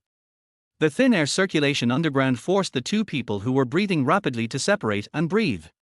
Although Simuchuan was already lusting after all, he was not a dissolute person and did not intend to continue. Unexpectedly, a pair of tender hands held his burning cheeks the next second, and wet lips pressed against his. Bai Yingshu let go of her reserve, hooked her arms around Simuchuan's neck, and groped his lips. When the four lips were precisely fitted together, she took the initiative to extend her soft tongue and slowly entered. Simuchuan was slightly distracted. Although he and Bai Yingshu had kissed countless times, she was reserved like a young lady from an official family and was shy about her sexual desires. But today, she was almost teasing and passionate. He pushed her soft body away just right and asked in a low and hoarse voice, "Are you challenging my endurance?" Heavy breathing came from his ups and downs. Bai Yingshu could clearly feel every beat of his pulse and the fresh blood flowing. Just once, she kissed him again regardless, this time, on his chin. Simuchuan was a little distressed, frowning in the dark. Bai Yingshu's morale was greatly reduced after being pushed away by him again. It was rare for her to risk her life, but he didn't appreciate it. It turned out that she was like a lustful female pervert. Just when she decided to give up, one of her hands was grasped by a big hand. She was a little at a loss. What should she do? The next second, the palm of her hand touched something hard and hot it was. Bai Yingshu was so frightened that her legs shrank back immediately, but the other party would not let her do as she wished and forced her to hold it down. She stammered, "You, let go." Her cheeks were red and hot, and even her ears were hot. Except for the first time when she was in a daze, she had also seen his private parts before, but touching it with her own hands was another limit. Her fingertips kept trembling, and what really frightened her was his size. Her fingers were obviously slender and long, but it was difficult to hold them. It was as hard as an iron rod. It was really hard to imagine how it fit with her body. "Where is your courage just now?" He blew a breath in her ear and chuckled. Bai Yingshu suddenly felt numb and shy. I have no experience, unlike you who have experienced many battles." When she said it, she found that it tasted completely sour. He said, half truthfully, "My experience is you, have you forgotten?"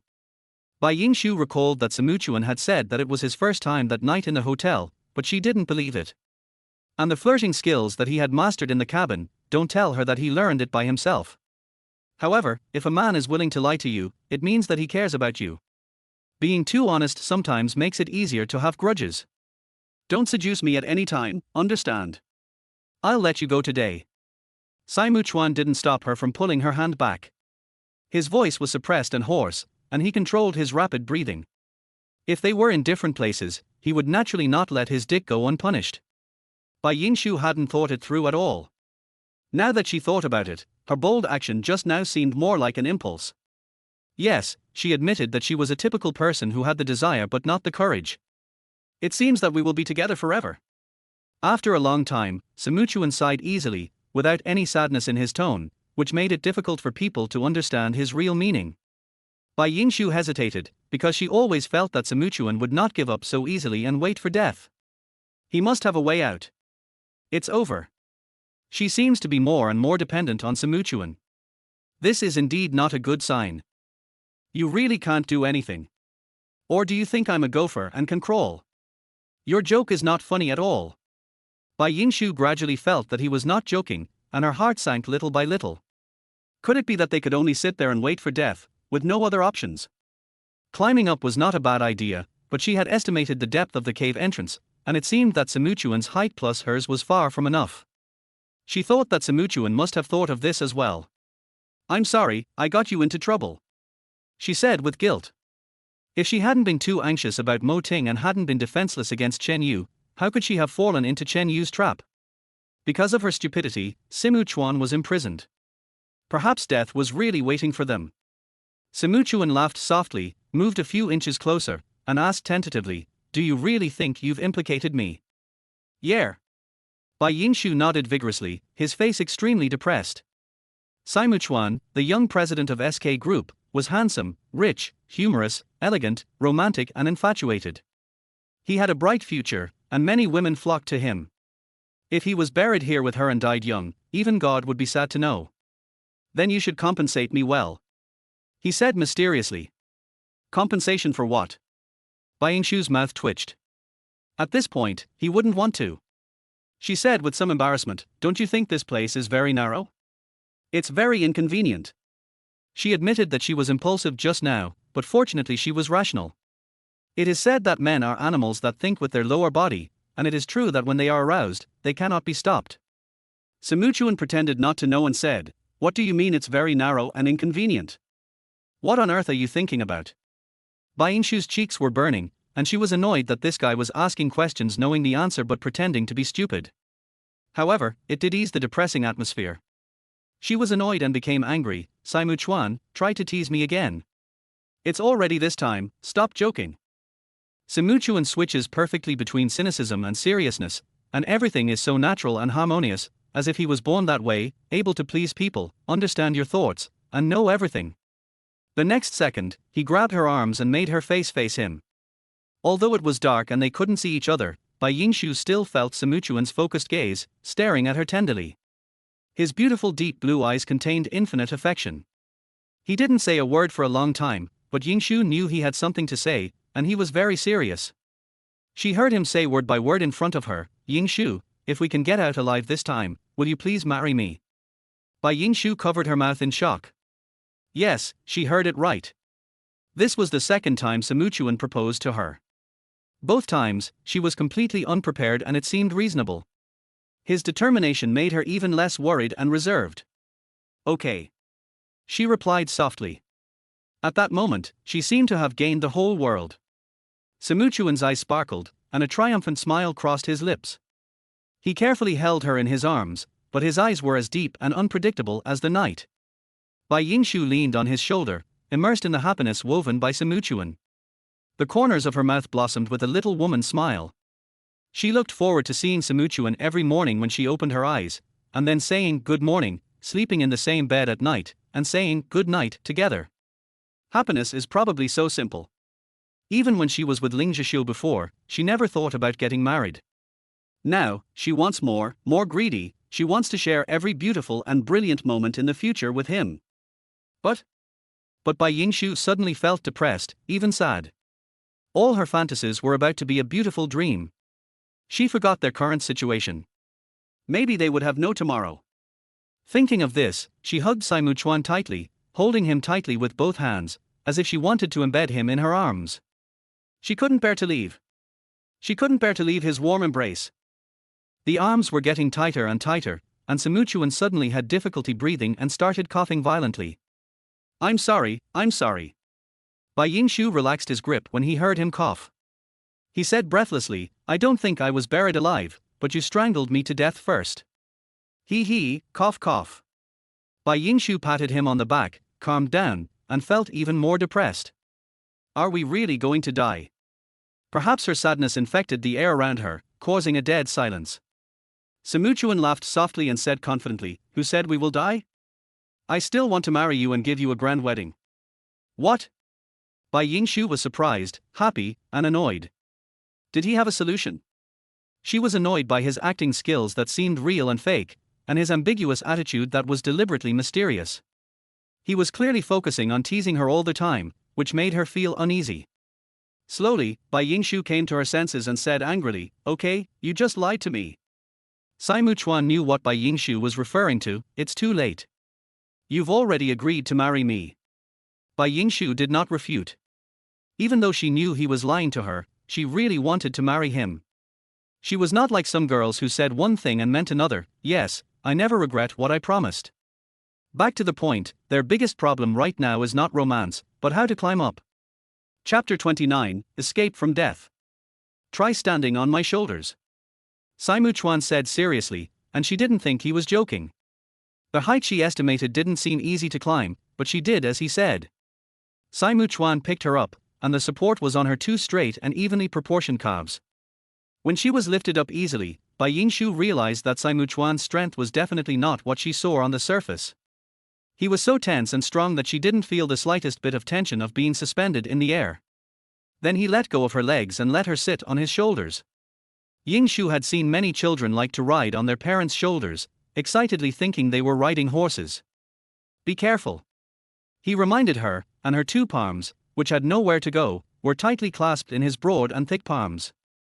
An invisible force was transmitted silently, and just as she was distracted, the height of her body was gradually rising. In fact, Bai Yingshu's sense of balance was not good. If her feet were a little unstable, she would sway left and right and fall. Her forehead and neck were covered with thin sweat. She was very nervous and even trembling uncontrollably, but these were not enough to be an excuse for her to retreat. Lean against the wall. As his body was about to straighten, Simuchuan shouted loudly from his feet. Bai Yingshu was suspended in the air, with Simuchuan's shoulders as her only support. The sweat on her cheeks rolled down her chin silently. At the critical moment, she leaned her upper body against the wall and quickly put herself in a stable position. Well, I'm standing firm. Bai Yingshu's voice came from above, trembling and forbearing. It was really difficult for her to do this. For a delicate young lady, it was simply a pipe dream to do such a difficult skill similar to that of an acrobat, but she did it, and she did it very well. Simuchuan smiled approvingly. Now slowly stretch out your hand and try to see if you can reach the ground. Bai Yingshu never dared to look up, for fear that she would get nervous and lose control. Her delicate palms were hurt by the rough and uneven stones on the wall, but she was unaware. She groped upwards and reached her limit, but her heart suddenly sank. It was still not high enough. Not enough. Her voice was surprisingly calm, and only she understood the deep dejection and discouragement in her heart. The ancient said that the first effort is strong, the second is weak, and the third is exhausted. It really is true. After she made a strong effort, she gave 80% of her strength. Bai Yingshu's silence made the atmosphere tense and heavy to the extreme. Simuchuan could sense her mood change and slowed down his tone. It's okay, I guess you're almost there, you take a break first. She responded in an almost inaudible voice, wishing she could grow a few centimeters taller in an instant. A slight mistake could lead to a huge mistake. Even a 1 centimeter difference would be irreparable. A few minutes passed, and Bai Yingshu's legs and feet became stiff and numb. Next, relax and stand firm. Simuchuan suddenly said. Her nerves tensed up immediately and the soles of her shoes were suddenly propped up and pulled up suddenly. She was surprised and then she steadied herself. Simuchuan actually held the soles of her shoes with his bare hands and lifted her up like a weightlifter. Saimu Chuan, she said in disbelief. She weighed at least 90 kilograms. They had already consumed a lot of their physical strength. It was even more difficult for Simuchuan to support her weight. She could even feel Simuchuan's heavy breathing and the creaking sound of his tense muscles. No matter from which aspect, she had to go all out. She gritted her teeth, their height had reached the limit. She tried to reach out, and felt the blood in her body beating at her fingertips, and a smile appeared on the corner of her mouth. I actually reached it. It's done. Bai Yingshu was so excited that she was eager to try. She even saw the light outside the crack in the door. That thin ray of light seemed to be a gathering of thousands of hopes. Then, she did not relax at all, and climbed up with both arms with great effort.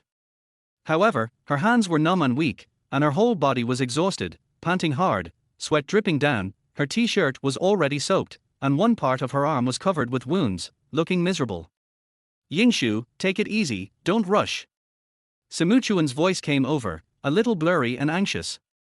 Her eyes were dark, and her instinct for survival stimulated her potential. No, she couldn't stop, otherwise she would really run out of energy. Sai, hurry up, lift me up. She seemed to utter a few intermittent words from between her teeth, bearing huge pressure and making the final sprint. Simuchuan followed her instructions, beads of sweat rolled down his eyes, and he had no time to pay attention to him. Even his eyelashes did not move at all, allowing the salty taste to penetrate his eyes. He stood on tiptoe, exerted his arm strength to the extreme, and suddenly shouted and exploded. He lifted his hands and released them. Bai Yingshu took advantage of the situation and jumped up. At this moment, time seemed to freeze. Only the last bit of strength she poured into her arms was moving mechanically. Long after, every time she thought about it, she didn't know how she held on, how she got up there. If she had changed the time, the place, or the person, she would never have been able to complete the same place. After a while, she finally got used to the feeling on the ground. The sequelae of dizziness and headache gradually became less obvious. She knelt at the edge of the cave and looked down into the endless darkness. Mu Chuan, wait for me. I'll find someone to save you. No one responded from below. Bai Yingshu did not dare to stay any longer because she realized that it was already daybreak. It was impossible for her to do it alone. She had to find someone to pull Simuchuan up quickly. She opened the door, and the early morning fog made her vision blurry. She dragged her exhausted body weakly and stumbled as she trotted. She was too impatient and irritable, and she lost track of the direction she came from. The more she had to stay calm at such a time, Bai Yingshu understood this principle, but she couldn't do it. A burning feeling rushed through her internal organs, and the wound on her right ankle caused sharp pain every time she stepped on the solid ground. Her eyebrows, which were covered with dust, were tightly knitted, but only a faint moan escaped from between her teeth. Her head was getting more and more dizzy. She was wandering aimlessly and had already lost her way. She thought, as long as she could meet someone, anyone would be fine. She murmured, Simuchuan, you must wait for me. Her legs felt as heavy as if they were filled with lead, and her vision was becoming increasingly blurred. Her mind was in a mess at the moment, with all kinds of emotions lingering in her heart. She must hold on, otherwise he would die. Pain, anxiety, fear, and uneasiness surged up, her head was splitting, and she vaguely had hallucinations in her eyes. Did she really see someone? Bai Yingshu used up his last bit of strength and shouted loudly, help, help. After that, his body fell to the ground like a piece of white paper. Old man Wang, who was picking up garbage, was shocked. He followed the sound and found a young girl with a ragged body and wounds but unusually fair skin. Did the girl seem to be asking for help? Old man Wang quickly approached and sniffed her breath. She was still breathing, so he breathed a sigh of relief. Little girl, wake up. Old man Wang patted her face hard and was surprised that under the dirty outside was an extremely beautiful face. Obviously, there was no other exquisite girl like her in the small county town. After being slapped a few times, Bai Yingshu opened his heavy eyelids, feeling pleasantly surprised, and weakly shouted, Old uncle, please, save my friend, he is in the cave in the abandoned old house over there. Before he could finish the last few words, Bai Yingshu fell into a deep coma. Girl, wake up quickly. I didn't hear you clearly. Who are you trying to save? Old man Wang was old and had poor hearing. He only understood half of what Bai Yingshu said. After shaking for a long time, there was still no movement. Old man Wang felt the girl's weak breathing and felt that the situation was not good. He immediately put down the sack filled with bottles and cans, and carried Bai Yingshu on his back with great effort, intending to send her to the hospital. Darkness, endless darkness engulfed him. Time passed by minute. Simuchuan looked at the expensive watch on his wrist. The hands had their own light source, so it was easy to tell that it was 12 o'clock noon. She had been away for 5 hours. Don't ask him why he remembered it so clearly.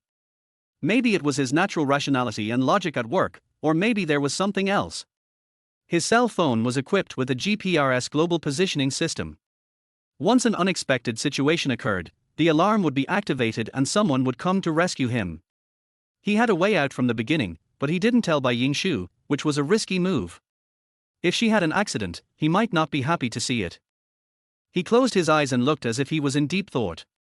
Suddenly, a bright light hit his face, and his charming purple pupils suddenly opened. The light that was fluttering in his eyes converged, and from the strange color that flashed by when he raised his head, the other party seemed to have noticed it. "Boss, how are you?" The young woman in black tights had a cold face and looked anxious. "It's okay." Simu Chuan's eyes were indifferent and distant, as if that was just his character. He didn't seem surprised at her arrival and looked arrogant. The woman untied the rope from her body with a swift movement and threw it down. Simu Chuan climbed up along the rope with all his strength.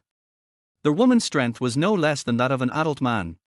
Her figure wrapped in black clothes was not only curvy, but also strong and sturdy, unlike that of ordinary women. It was obvious that she had received professional physical training. Even Simu Chuan, a man weighing nearly 140 kilograms, did not have any effort to pull her up, which was really jaw-dropping. "Where's Wen Huan? Why are you here?" Simu Chuan asked as soon as he landed. His handsome face was covered with dust and anger. "Fang Fei, who told you to leave without permission?" Chapter 30 Awakening. Wen Jun is the special assistant to the president of SK Group and Simu Chuan's right-hand man. "I'm sorry, President, I was wrong." Xie Fangfei lowered her head. Although she had known that Simu Chuan would have this attitude, she still went there happily. Her silent love and admiration was put into the dust. She never dared to ask for anything, but only hoped that he would look at her more. She was scolded by Simu Chuan, but she felt it was worth it in her heart, and the punishment was also worth it. "Forget it this time, but never again." His tone was cold and emotionless, and even Xie Fangfei, who had been with him for many years, was no exception. His coldness and cruelty were never groundless, and Xie Fangfei knew that when Simu Chuan got angry, he would never let her off easily. "Yes," she replied, her expression submissive.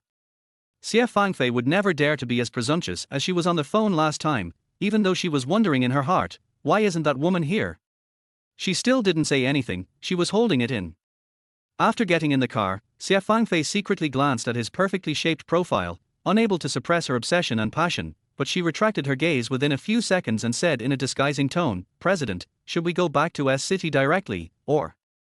Simu Chuan, who was leaning against the back seat with his eyes closed, moved his thin lips slightly and said, "Go back to S City." His words were concise and sharp, without any unnecessary words. "Yes." Xie Fangfei calmed her mind and focused on driving. A low-key business car drove out of the no-man's land for demolition. Various bulldozers, excavators, and construction tool vehicles for demolishing houses were lined up in a row, ready to go. Their boom and swaying sounds were isolated outside the car windows. A huge cloud of dust was flying all over the sky and gradually faded away. Bai Yingshu had a splitting headache. He opened his eyes with a sore throat and looked at the ceiling covered with light pink patterned wallpaper. He was unfocused for 2 seconds before he gradually regained consciousness. "Simu Chuan," she screamed, her pale face turned into agitation. She struggled to get up from the bed, and suddenly realized that her whole body was wrapped like a mummy. Every movement would cause countless wounds, and her face was spasming in pain. Perhaps hearing her moans, the old servant Mrs. Wu came in and said, "Miss, you're awake. Don't move.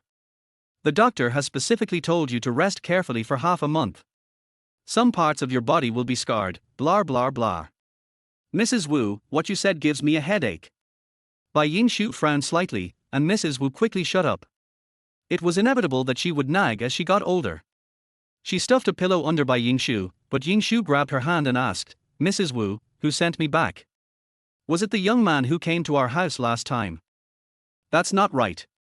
She didn't even know whether the old man who picked up rags had gone to save Simu Chuan. If not, then wouldn't he be? Thinking of another possibility, Bai Yingshu felt dizzy and her body was about to fall. When Mrs. Wu saw that something was wrong, she stepped forward to support her and gave her some water. "The doctor diagnosed that you have a heart attack due to anger. Miss, don't get excited. If you have something to say, speak slowly. Don't be anxious." Bai Yingshu had to calm down and suppress the urge to get out of bed. She asked Mrs. Wu, "Mrs. Wu, how long have I been back? Tell me everything you know." Mrs. Wu was a servant and didn't know much. She only heard it sporadically from Bai Jingrui. Bai Yingshu was brought back by Mo Ting. Her wounds had been treated before she came. She had been in a coma for 2 days and 2 nights. What about Simuchuan? Did he escape? No, I have to go find Mo Ting. Bai Yingshu was so quick to speak that she couldn't wait any longer. The fear of the unknown made her suffer every second. Oh, you can't get out of bed. Mrs. Wu frowned anxiously, holding down Bai Yingshu, who was struggling to lift the quilt, and yelled, hoping that someone would come out of the room to help. Who knew that this young lady would rush out as soon as she woke up? As the two pushed each other, the door creaked open. The two of them paused and looked at the newcomer. Mrs. Wu heaved a sigh of relief, and gradually showed a look of joy as if she had been pardoned. Mr. Mo, it's good that you're here. Please persuade the young lady for me. Mrs. Wu and Mo Ting were familiar with each other. Because their Bai family lacked a hostess, Bai Jingrui, a grown man, certainly had no time to take care of her and Yingting. Their food and daily life had been taken care of by maids such as Mrs. Wu since they were young. Because of their father's strict teachings, they were educated as ladies from wealthy families. Neither Yingshu nor Yingting had a particularly close relationship with the maids. Mo Ting signaled Mrs. Wu to leave, so that the two of them had some space to be alone together. When seeing Mo Ting again, Bai Yingshu's mood had been refreshed. However, he could not hide the fatigue on his handsome face, and there were dark circles under his bright black eyes. He must have not had a good time these days. Brother Mo, did you see Simuchuan when you found me? In fact, she had many questions, such as how did Mo Ting find her? Did he know what Chen Yu had done? And so on, but the only person she was most eager to know was him. No, I only saw an old man taking you to the hospital. Mo Ting's tone was obviously weaker. The first person she expressed her concern for was Simuchuan, which really made him feel unhappy. Even the slight joy of meeting each other disappeared without a trace. Where is that old man? Did he go to save Simuchuan? Is he still in the cave? Mo Ting asked, but Bai Yingshu didn't know anything. Bai Yingshu's blood boiled and he wished he could grow wings and fly to the county town. Brother Mo, I beg you, take me back now, it will be too late if you are late. She told him the whole story in general. Mo Ting frowned and his face was fluctuating. Although Chen Yu was hateful, seeing her worrying and begging for another man made his heart tighten suddenly. He didn't expect that he had been away for many years and his beloved woman had fallen in love with someone else. But what could he do?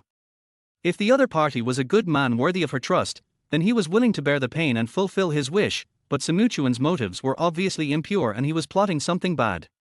Brother Mo, please put aside your personal prejudice for the moment, okay? In her impression, Mo Ting has always been an upright, enthusiastic, cheerful, and broad-minded big brother. She does not want such a Mo Ting to disappear, and she does not want anything to happen to Simuchuan. At this point, she still thought that she had a prejudice against Simuchuan. Mo Ting was full of dissatisfaction and hesitated to speak. Yingshu, do you know? Chen Yu told me that Simuchuan saw her drugging me, and he deliberately did not stop me from going to your room. Otherwise, how could she have opened the door in time and punched him in time? Bai Yingshu's face turned pale, as if she had heard something unbelievable. She froze for a moment and said in a sonorous voice, Brother Mo, how can I believe Chen Yu's words? If she hadn't wanted to kill me, Simuchuan wouldn't have taken the risk at all. Then I'm the one in danger now. Regardless, it was a fact that Simuchuan had saved Yingshu several times, which was what Mo Ting couldn't understand. Even if he wanted to win people's hearts and perform a few self-torture plays, it wouldn't be worth sacrificing his life so realistically. Was he too cunning, or was he expressing his true feelings? Regardless, he believed in his intuition that Simuchuan was not a good person. Okay, you promise me to lie down well. It will take time for you to follow me because of your disability. I will go find Simuchuan now so that you can rest assured. Mo Ting couldn't harden his heart in the end. He had no choice but to find Simuchuan and then slowly reveal his ulterior motives to everyone. No, I won't agree. I want to go with you. She didn't rush back to find someone to save Simuchuan at that time. He must have thought that she had abandoned him and was a treacherous villain. She felt guilty and didn't want to be misunderstood by Simuchuan. Although Bai Yingshu was not strong enough, at least he was a trustworthy person. Yingshu, now is not the time for you to act on impulse. Mo Ting frowned. He did not expect Yingshu to be so stubborn. You're not allowed to go. A stern voice was shouted at the door. Standing at the door was Bai Jingrui, who looked stern and tense. He had just returned home from get off work and didn't even have time to change his slippers. He heard the argument between Mo Ting and Ying Shu from the entrance and hurried upstairs. He had never thought that his eldest daughter Ying Shu had been carried back unconscious after a trip to the mountains. He was really worried and concerned. Now, thinking of this, he emphasized his tone, "This is just nonsense. Mo Ting, you go first, don't worry about her." The atmosphere became tense because of Bai Jingrui's words. Mo Ting advised, "Ying Shu, listen to your uncle. If you force yourself to go, it will only waste time. I'll leave first." Only Ying Shu and his daughter were left in the room. Bai Jingrui's stern eyes swept over them, intimidating without anger. There were faint white hairs on his temples, and the regular facial features vaguely reminded us of what he looked like when he was young. He was definitely a handsome young man. He had worked hard and responsibly over the years, and the years had left a lot of frost on the face of this man who was already over 50. Bai Yingshu was silent for a long time, as if thinking about something. Maybe Mo Ting was right. Why did she insist on doing it? She looked like a disabled person now. It would be difficult for her to even walk out of the door, let alone save people. "Dad." She stammered a few times, not knowing what to say to Bai Jingrui. After all, her father was different from her mother, and some things were hard for a daughter to say. She knew her father's character best, a naturally stubborn temper, and once he made up his mind, there was little room for change. Bai Jingrui glanced at the bandages on her feet and arms, as well as her pointed chin. He didn't say anything harsh that was about to come out of his mouth. He raised his eyebrows and slowed down his tone. "If you have anything to say, wait until you recover. By the way, your grandmother and your aunt are coming to stay for a few days. When you feel better, go and say hello to them so as not to be rude." "Yeah." Bai Yingshu responded half-heartedly. When she came to her senses, Bai Jingrui had already left the room. Her spirit suddenly withered, and her mind was still not calm. She fell into the shadow of fear again. She tried not to let herself think about it, and not to assume what would happen to her if Simuchuan had an accident. It seemed that she didn't even dare to think about that situation. It would be an abyss from which there would be no return. Chapter 31 Purpose. "Sister, are you feeling better?" While she was in a daze, Bai Yingting appeared in the room without knowing when. She looked fresh and cute in the pink baby dress, and her light makeup made her facial features look flawless. From her tone, it sounded like she cared about her, and a hint of pride unconsciously overflowed from her brows. Bai Yingshu's eyebrows frowned unconsciously. Ever since Yingting and Ling Zhishu officially got together, she had always been very uncomfortable with Yingting. If the relationship before was to maintain harmony, the relationship now was alienated, and she did not hide this even in front of Bai Jingrui. "What's the matter?" Bai Yingshu asked directly. She didn't think Yingting would come to comfort her. In the past, Yingting had always been relatively quiet and taciturn. The two sisters had almost no communication. Even if she wanted to take the initiative to get close to her and show concern, Bai Yingting was just indifferent and not enthusiastic. Besides, they parted on bad terms last time, and Yingshu still remembered Yingting's long accumulated anger. "Sister, are you still angry about what I said last time?" Bai Yingting clearly sensed the indifference in her tone, and a forced smile appeared on the corner of her mouth. "Sister, are you still pretending to be stupid now? It's obvious that Simuchuan was the man you had sex with that night. If it wasn't for brother Zhishu breaking up, how could you two be together legitimately?" "Yingting, shut up." Yingshu didn't expect Yingting to say such a thing, completely confusing right and wrong. Perhaps her cold and sharp eyes were too sharp. Bai Yingting dodged unconsciously, thinking that she didn't intend to quarrel with her, and her father would definitely favor her sister if he knew. "Okay, at worst I won't say anything." She pouted, and the expression on her face suddenly became particularly excited and embarrassed. "By the way, sister, you don't know yet, my engagement ceremony with brother Zhishu is at the beginning of next month. You should take good care of your injuries, so as not to be absent at that time. The media and reporters will make up that you still have feelings for your ex-boyfriend brother Zhishu, and you dare not attend for fear of being hurt by the scene. It's not good news for two sisters to fall in love with the same man." Bai Yingting was talking while peeking at Bai Yingshu's expression. She had intended to provoke him and show off, but she didn't expect him to have no reaction at all. His expression was indifferent and he looked out the window, as if he didn't care. She was a little discouraged, as if she had punched cotton and missed the target. Why did her sister get all the benefits? First it was brother Zhishu, and then the handsome and rich Simuchuan appeared. She was so jealous. Did you listen to me? Her beautiful face was tense. She used to have no opinion of her own and was only jealous of her sister in her heart. But now she will not do that. She wants to get everything she wants, including brother Zhishu and her father's loving gaze. I understand. You can leave now. I want to rest. Bai Yingshu turned his head, glanced straight past her, pulled the thin blanket beside him and covered her with it. If you have the guts, just stay calm. Bai Yingting glared at her angrily, then walked out aggressively with her white high heels slamming.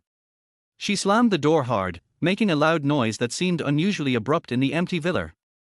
At this moment, Yingshu's mind was not on Yingting's words at all. She came to her senses only after Yingshu left. Dad actually agreed to the relationship between Zhishu and Yingting, even though he was clearly against this marriage. Perhaps Yingting used some extreme method, so that even Bai Jingrui, who was always stubborn, nodded. Now her feelings for Ling Zhishu have faded a lot. Perhaps it was because Ling Zhishu didn't love her enough, and she was at a loss, which ultimately let down their 3 years of relationship. Throughout the whole day, her consciousness was always wandering between clarity and confusion, with only the anxious waiting in her heart, like walking barefoot in a boiling fire. Every minute and every second was a burning feeling, never ending. Maybe she didn't love Simuchuan as much as she thought, but Simuchuan's domineering and overbearing behavior left a very deep mark in her heart after all. How could she let it go? This kind of waiting, in which I had no appetite, no desire for food, and no sleep, continued until the next day. Instead of waiting for any news from Mo Ting, I received a call from the assistant to the president of SK Group. Mrs. Wu was just wondering. Someone claimed to be the assistant to the president of some group and insisted that he had something important to discuss with the eldest lady. The eldest lady had difficulty walking and there was no intercom installed on the second floor. After hesitating for a moment, she finally told Bai Yingshu. Mrs. Wu didn't study much, so she didn't understand much. Bai Yingshu thought to herself that she had never had any personal relationship with those business aristocrats. Over time, some people would stay away from them after hitting a wall. What was the assistant of a certain group doing now?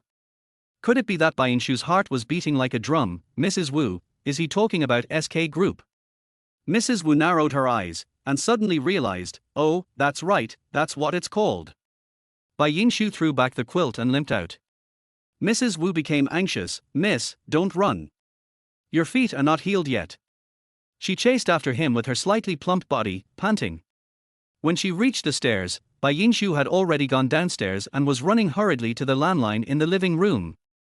Hello, I'm Bai Yingshu. She suppressed the inexplicable impulse in her tone and tried her best to keep a calm tone.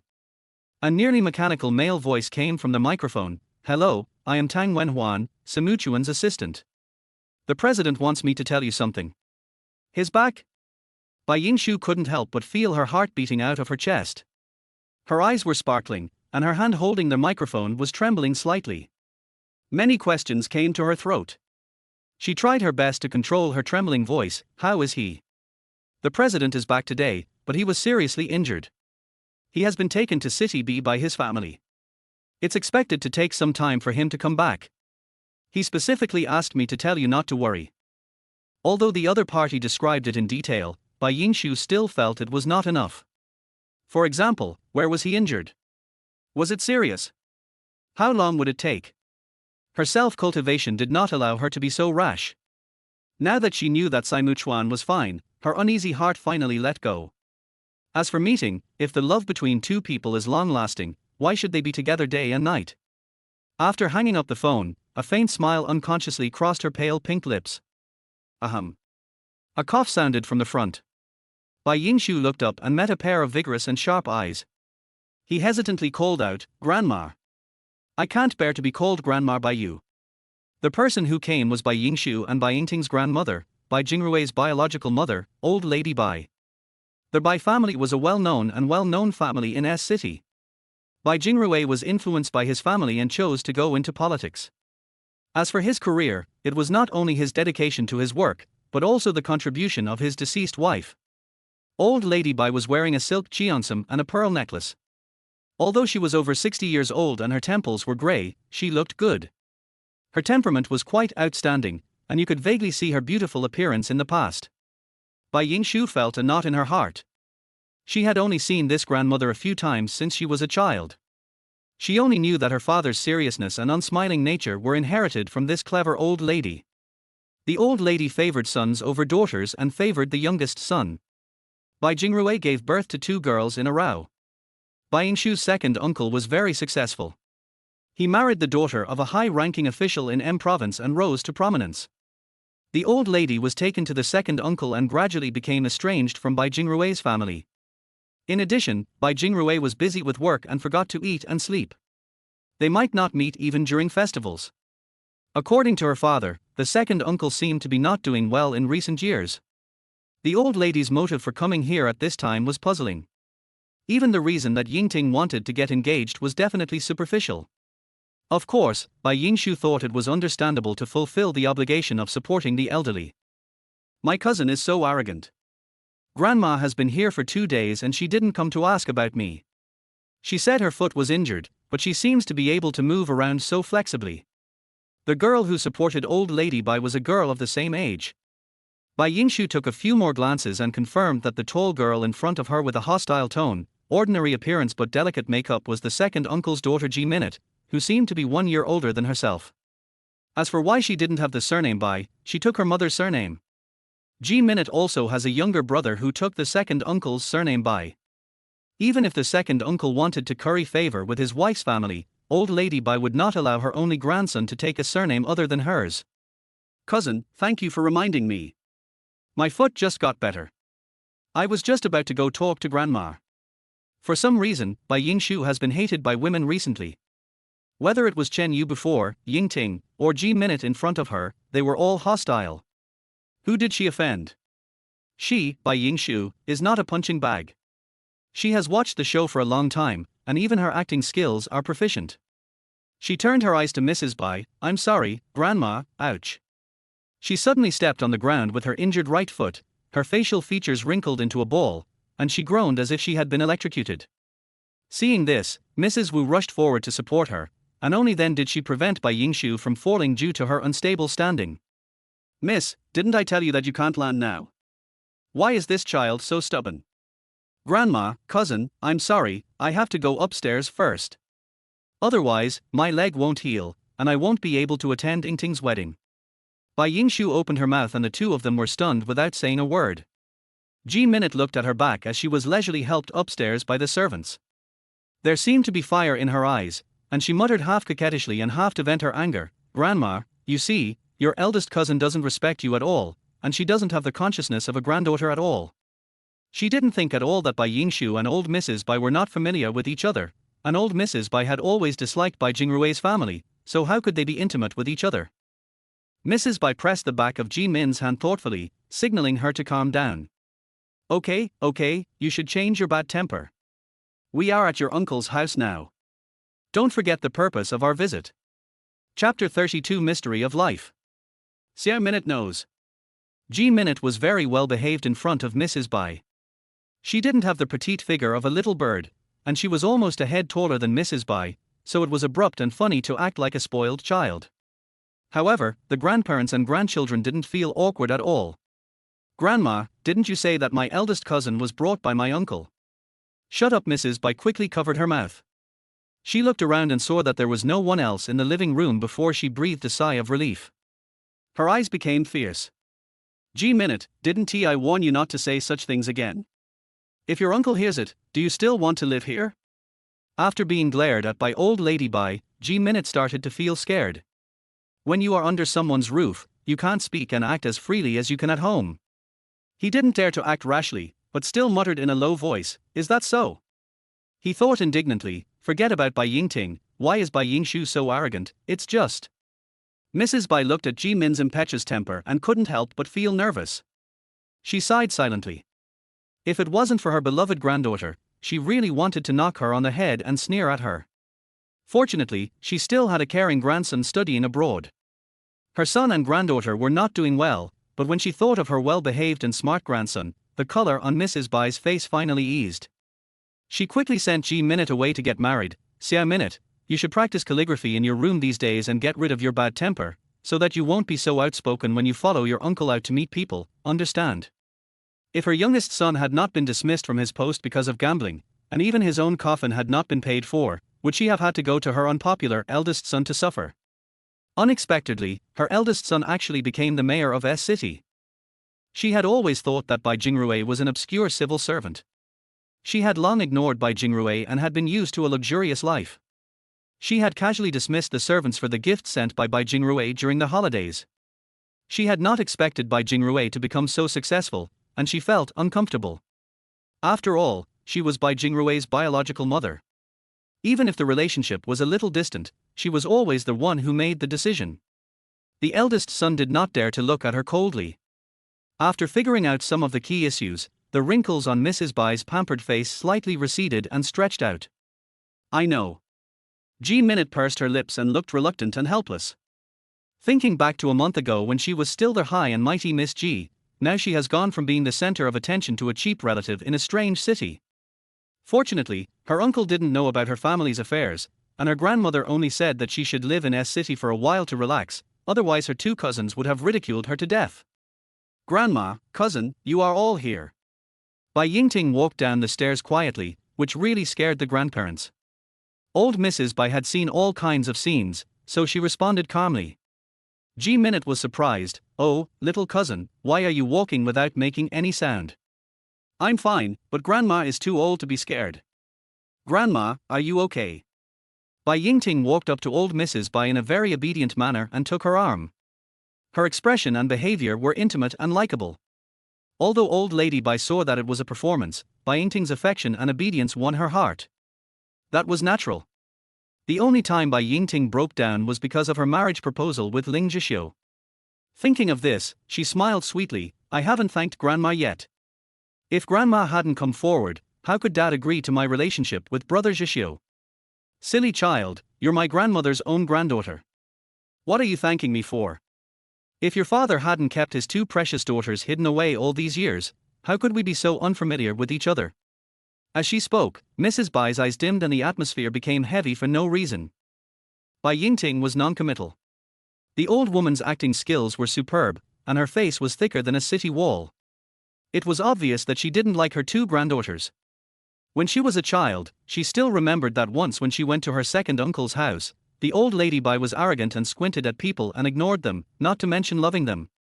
Later, she simply asked Bai Jingrui not to take them with her. Did the old woman think that she was too young to remember? She thought so in her heart, but she said softly, then Grandma will stay longer this time. And cousin, there is no need to go back so quickly. At least wait until I get engaged before going back. Old Mrs. Bai could no longer hold back her expression. The two maids from the old family never gave her peace of mind.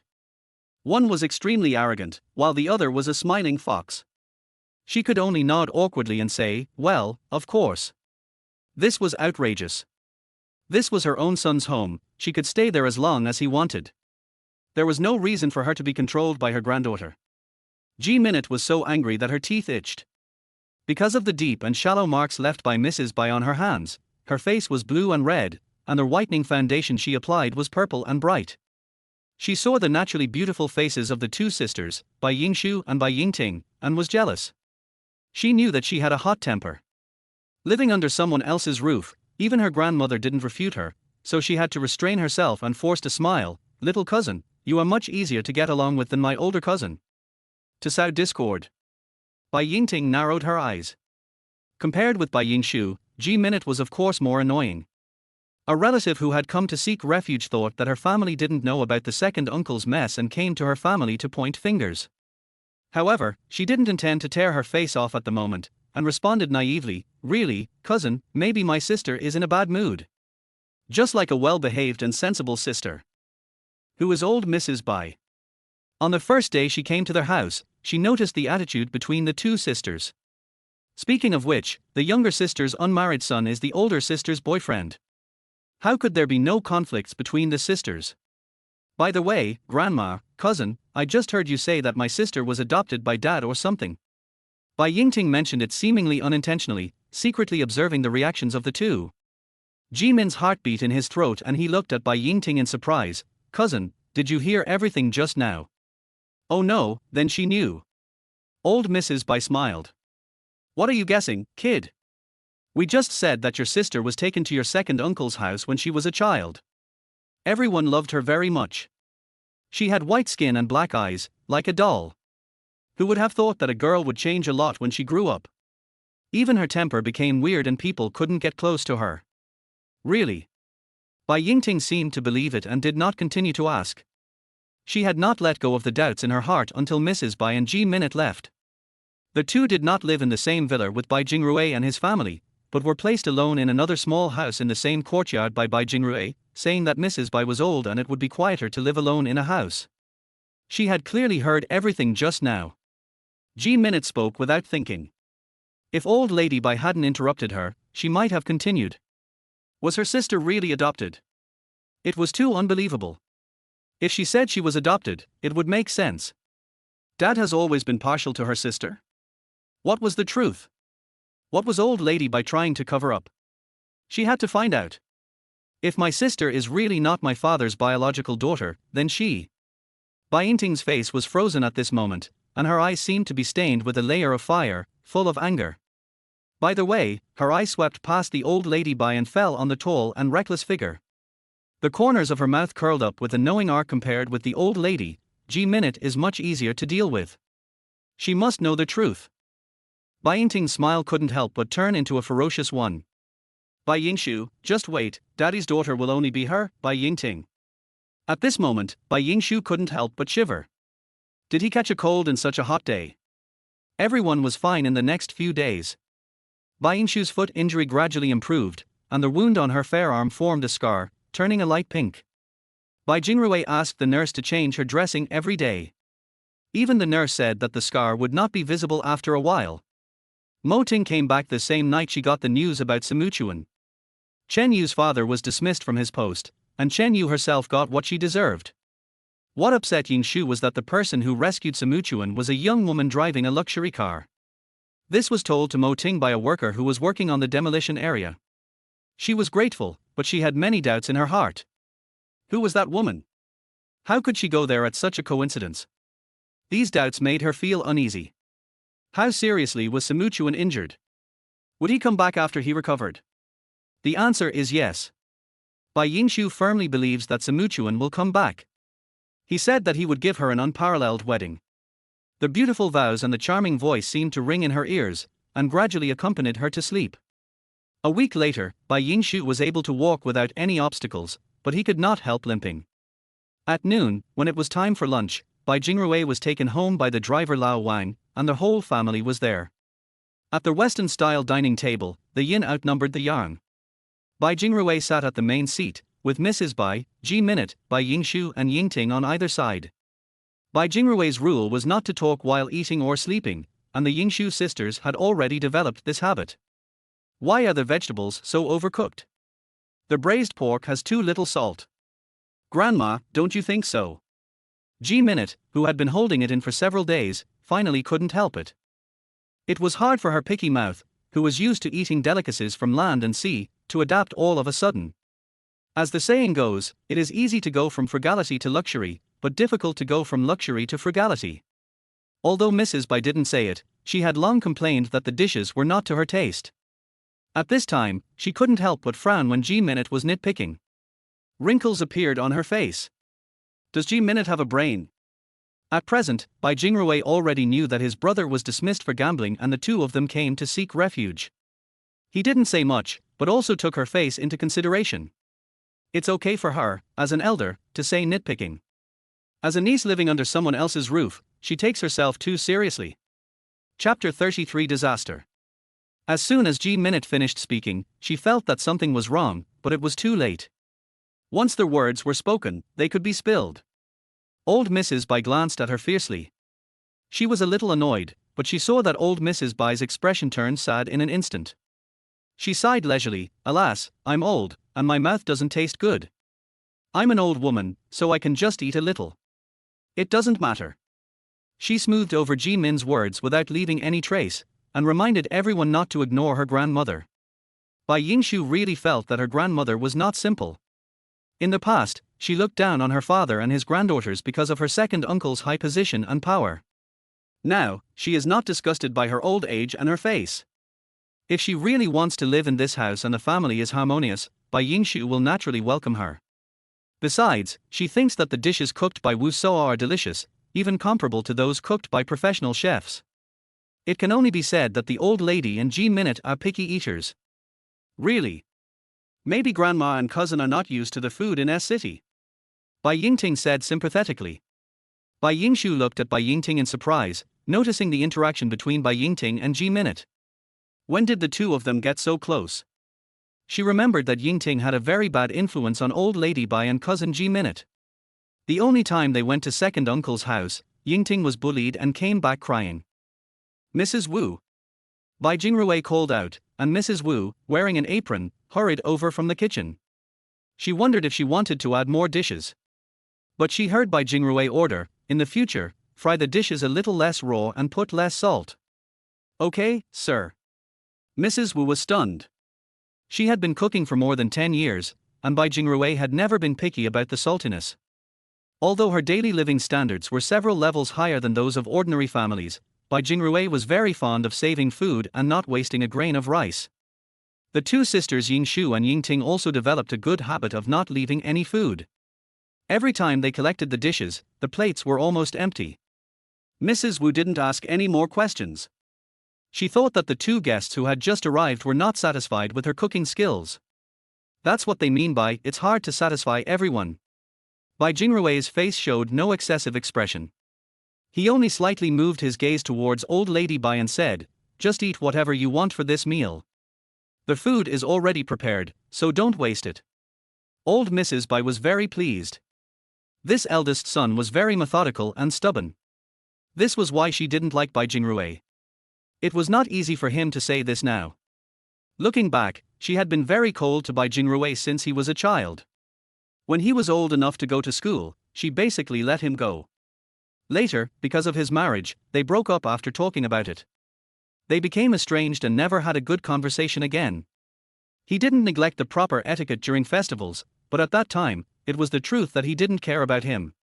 After the meal, everything was peaceful and Ji Minute did not say anything shocking again. On the sofa in the living room, Mrs. Bai pondered for a long time before speaking. Jingrui, your niece is not young anymore. This child has a hard life. I have been with her since she was a child.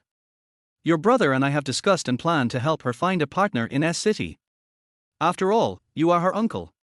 Take her to more banquets and introduce some outstanding young talents to her. If she marries here, the sisters can take care of each other and everyone will not be too estranged. Don't you think so? Bai Jingrui frowned slightly. Well, next time Ji Minute will also go with Yingshu and the others. However, as elders, we can't interfere when they are in love. Xia Minute, why don't you come over and thank your uncle? Mrs. Bai winked, and Ji Minute understood and came forward to apologize, feeling angry and unwilling. If her father hadn't been in trouble, why would she beg and be submissive? Bai Jingrui glanced at her and nodded slightly. Ding di. There was a sound of car horns at the door. Mrs. Bai and Ji Minute looked out the window and saw an extremely handsome face. He looked slender in a beige casual outfit. He walked in a very gentle and elegant manner. Ji Minute was quite moved and couldn't help but ask, who is he? Ling Zhixiu came over first with a gentle smile. Uncle, I'm here to look for Yingting. As soon as their voice fell, Ji Min's face darkened. It turned out to be Bai Yingting's boyfriend. Bai Jingrui nodded slightly, but didn't say much. They had some unpleasantness before. He couldn't blame Zhixiu for what happened. After all, they were both his daughters. However, it was always a bit difficult to change his mind all of a sudden. Not long after, Bai Yingting ran downstairs like a butterfly and almost jumped on Ling Zhixiu. Brother Zhixiu, you've been waiting for a long time, let's go. Bai Yingting is definitely the type who acts delicate and coquettish in front of Ling Zhixiu. Ling Zhixiu feels that she is sometimes like a child, completely different from her sister. Yingshu gives him the feeling of being noble, elegant, calm and generous. The way they get along is natural and plain, perhaps lacking a little passion, but he is very nostalgic. The first time he saw Yingshu's obvious emotional change was the day when the incident at the hotel happened and when she discovered that she and Yingting had an ambiguous relationship. Now Ling Zhixiu is controlled by reason. At this moment, Yingting in his arms is the person he is about to get engaged to, and he should not think about her sister. Are you guys going on a date? G-Minute was unwilling to be ignored by the handsome guy and started the conversation. In a state of excitement and eager to show off, he didn't notice the hint from Mrs. Bai at all. At this time, Bai Yingshu limped down from upstairs, wearing a white home suit, with her long black satin hair loosely draped. Her temperament was quiet, peaceful and pleasant. Bai Yingting felt that Ling Zhishu's body, who was in her arms, moved a little bit. He looked at her sister steadily. At that moment, she really hated Bai Yingting. Why did she always have to attract brother Zhishu's attention? The most hateful thing was that she was obviously unintentional. She hated this kind of carelessness. Brother Zhishu is here to pick me up to take wedding photos. Sister, your leg is almost healed, why don't you accompany me and help me choose a dress for the engagement day? Bai Yingting concealed the hatred in her heart and asked in a friendly manner, Brother Zhishu, what do you think? Ling Zhishu seemed to have just woken up from a dream. He withdrew his gaze awkwardly and said absent-mindedly, "Are okay." In fact, he didn't hear it clearly at all. Bai Yingshu looked up and found that there was an extra person in the living room. She had to say that Simuchuan was really amazing.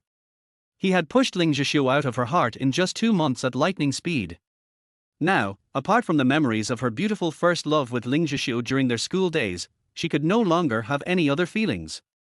Choosing a wedding dress, I'll go with you, I have a very good eye. G-Minute was excited when she heard that. Staying in the Bai family was like living a nun's life, eating and sleeping, without any entertainment. Thinking back to the past, there were people trying to curry favor with her every day: nightclubs, bars, clubs, fitness centers, beauty spas, shopping malls, stopping in and out of high-end places, and not going home until late at night. In S-City, she was unfamiliar with the place, and her grandmother always told her to be humble and restrained. Now she had the opportunity to go out, which was really great. She swept her eyes calmly over the crowd and nodded slightly to Ling Zhishu as a greeting. I think my perspective is different from yours now, so I won't be a light bulb. Bai Yingting still had some self-awareness, she thought. She was just pretending to ask. If her sister really wanted to go, she and brother Zhishu would wear wedding dresses and show their affection, which would disgust her to death. It would be best not to go, so that brother Zhishu would not be distracted and unable to forget their old love. She, Bai Yingting, must keep a close eye on her man and no mistakes can be made. Well, it would be the same if my cousin and I go. Seeing G-Minute eager to try, old lady Bai felt a headache. Both of Jingrue's women were not easy to deal with. On the contrary, Xiao-Minute was stupid. While others were making heartless sarcasms, she didn't care about anything. It was not a good thing that Yingting suddenly became close to Xiao-Minute. Old lady Bai narrowed her eyes and keenly observed everyone's expressions. Wait a minute, Yingting, I want to talk to your sister alone, okay? Ling Zhishu saw Bai Yingting's slender figure about to disappear in front of the gate, and suddenly said to Bai Yingting. Bai Yingting's face turned pale, and she didn't say anything for a long time. What could a couple who broke up have to say? But she couldn't. In front of brother Zhishu, she was considerate, gentle and well-behaved. She knew when to act like a spoiled child and when to be sensible and act appropriately.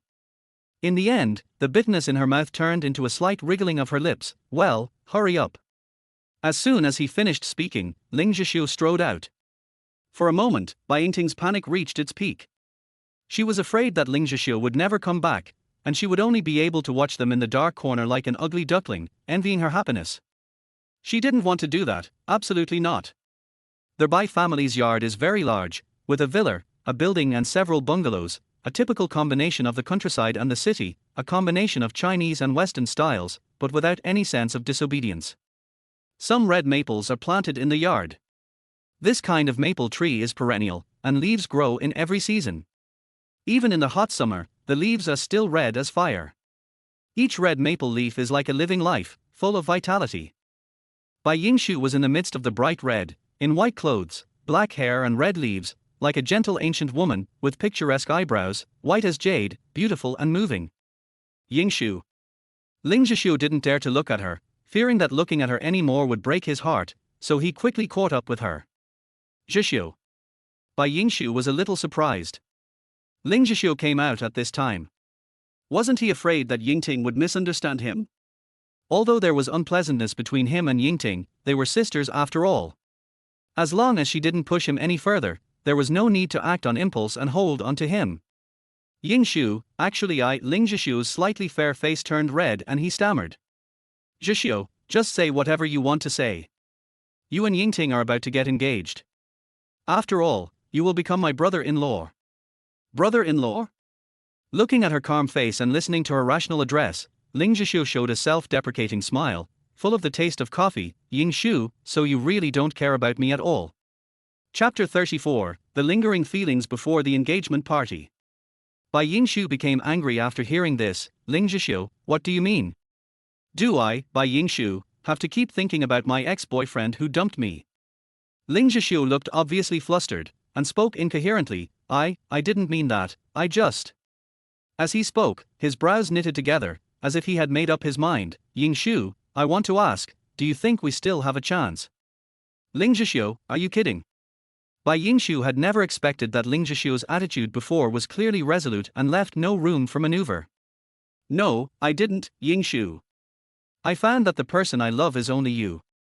Of course, I don't deny that Yingting is a good person, but I can't forget you. Ling Zhishu became more and more excited and got closer to her. Only when he lost her did he realize how strong his emotions were. Bai Yingshu stood straight, not moved at all by Ling Zhishu's words. Her eyes were clear and cold. Ling Zhishu, I originally thought that since we broke up and you were with my sister, I couldn't blame you too much. But your behavior today made me despise you and look down on you. Since you have decided to get engaged, you should be devoted to her wholeheartedly, don't have any stupid ideas, and don't say any stupid things. I, Bai Yingshu, despise and have no interest in two sisters fighting for the same man. Obviously, Bai Yingshu's words made Ling Zhishu feel extremely ashamed, but he did not regret it. He only regretted the missed opportunity. He stroked his face with both hands in annoyance, and then put them down. His voice was filled with great pain. Ying Shu, I was wrong, I was really wrong. Do you know why you had sex with Saimu Chuan that day? It was your sister, my fiancée who was about to get engaged, who did it. She drugged your wine, so. What did you say? Bai Yingshu's eyes widened. At once, many emotions surged up, including shock, anger, self-mockery, and helplessness. In the end, after the storm, she felt relieved. Ling Zhishu hoped that she would change her mind. That's right, I misunderstood you, Ying Shu. Can we get back together? She suddenly smiled, and Ling Zhishu was at a loss. Thank you for telling me this, but now I feel lucky that it was she who made me meet Saimu Chuan. Ying Shu, you. Ling Zhishu opened his eyes wide, his grey-brown eyes were full of disbelief. Are you really in love with him? Yes, I love him. So you can get engaged to Yingting with peace of mind. Don't let me hear those words again. By the way, Bai Yingshu stopped walking, turned around and said, by the way, I hope you won't be so smart as to think that I'm playing hard to get. There was only deathly silence in Ling Zhishu's eyes. He couldn't get rid of the embarrassment of betraying his fiancée and being rejected. For the first time in his 24 years of life, Ling Zhishu felt like such a failure. It was obviously because his will was not strong enough, which shook the relationship of many years. He made one mistake after another and it was ultimately irreversible. Bai Yingshu walked away indifferently, with a leisurely pace. Even though she caught a glimpse of Bai Yingting peeping through the French window, she did not feel any sense of victory or pride, nor did she feel that it was a pleasure to ridicule her ex-boyfriend who had abandoned her. She was just simply glad that she met Saimu Chuan, the man she loved, and that Yingting's actions were also a coincidence. She thought, she was wrong, she didn't really fall in love with Ling Zhishu, it was just a habit. Everyone in school saw them as a perfect match. Ling Zhishu pursued her, they came together naturally, like all couples. She firmly believed that there was love between her and Ling Zhishu, it was just a habit, until Saimu Chuan showed up. Drive. On the tree-lined avenue outside the villa, in a low-key silver-white sedan, the man in the back seat caught a glimpse of a slender white figure going farther and farther away, until he could no longer see the movement of his moist lips, closed his eyes, and leaned back to rest. Yes. The driver was stunned, and looked at the man's perfect face in the mirror. Every time he looked at it, he couldn't help but feel ashamed. As men, they were completely different in appearance, temperament, and ability. He started the car immediately, wondering, why didn't the president go in when he arrived at his girlfriend's house, but stayed outside for an hour? How could a small driver like him understand the president's thoughts? Come to think of it. By family villa. In the living room, neither old lady Bai nor Bai Jingrui were there. Only Ji Minute, who was watching the excitement by the window, and Bai Yingting, whose emotions were on the verge of losing control and whose eyes were burning with anger, were left. Ji Minute secretly smiled and gloated in her heart, pretending to be very sympathetic to Bai Yingting, and tried to sow discord. Little cousin, I think your fiancé still has some lingering feelings for you. This elder cousin is really shameless. She clearly knew that you were going to get engaged, but she still wanted to flirt with her brother-in-law, without any consideration for you. Ji Minute spoke quickly. Seeing Bai Yingting's face getting darker and darker, her eyes were like sharp swords, as if she wanted to shoot through Bai Yingshu. Her expression became gloomy and terrifying. Even she shuddered unconsciously. It seemed that Bai Yingting really hated Bai Yingshu. The more chaotic this family is, the better. It would be best if both of them were hurt, so that she could pick up a ready-made bargain.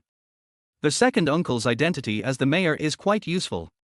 But he has 2 daughters, and no matter what, he will never pay attention to her. Enough, have you said enough? Bai Yingting tried hard to suppress her hysterical outburst, but she couldn't stop the anger from coming out.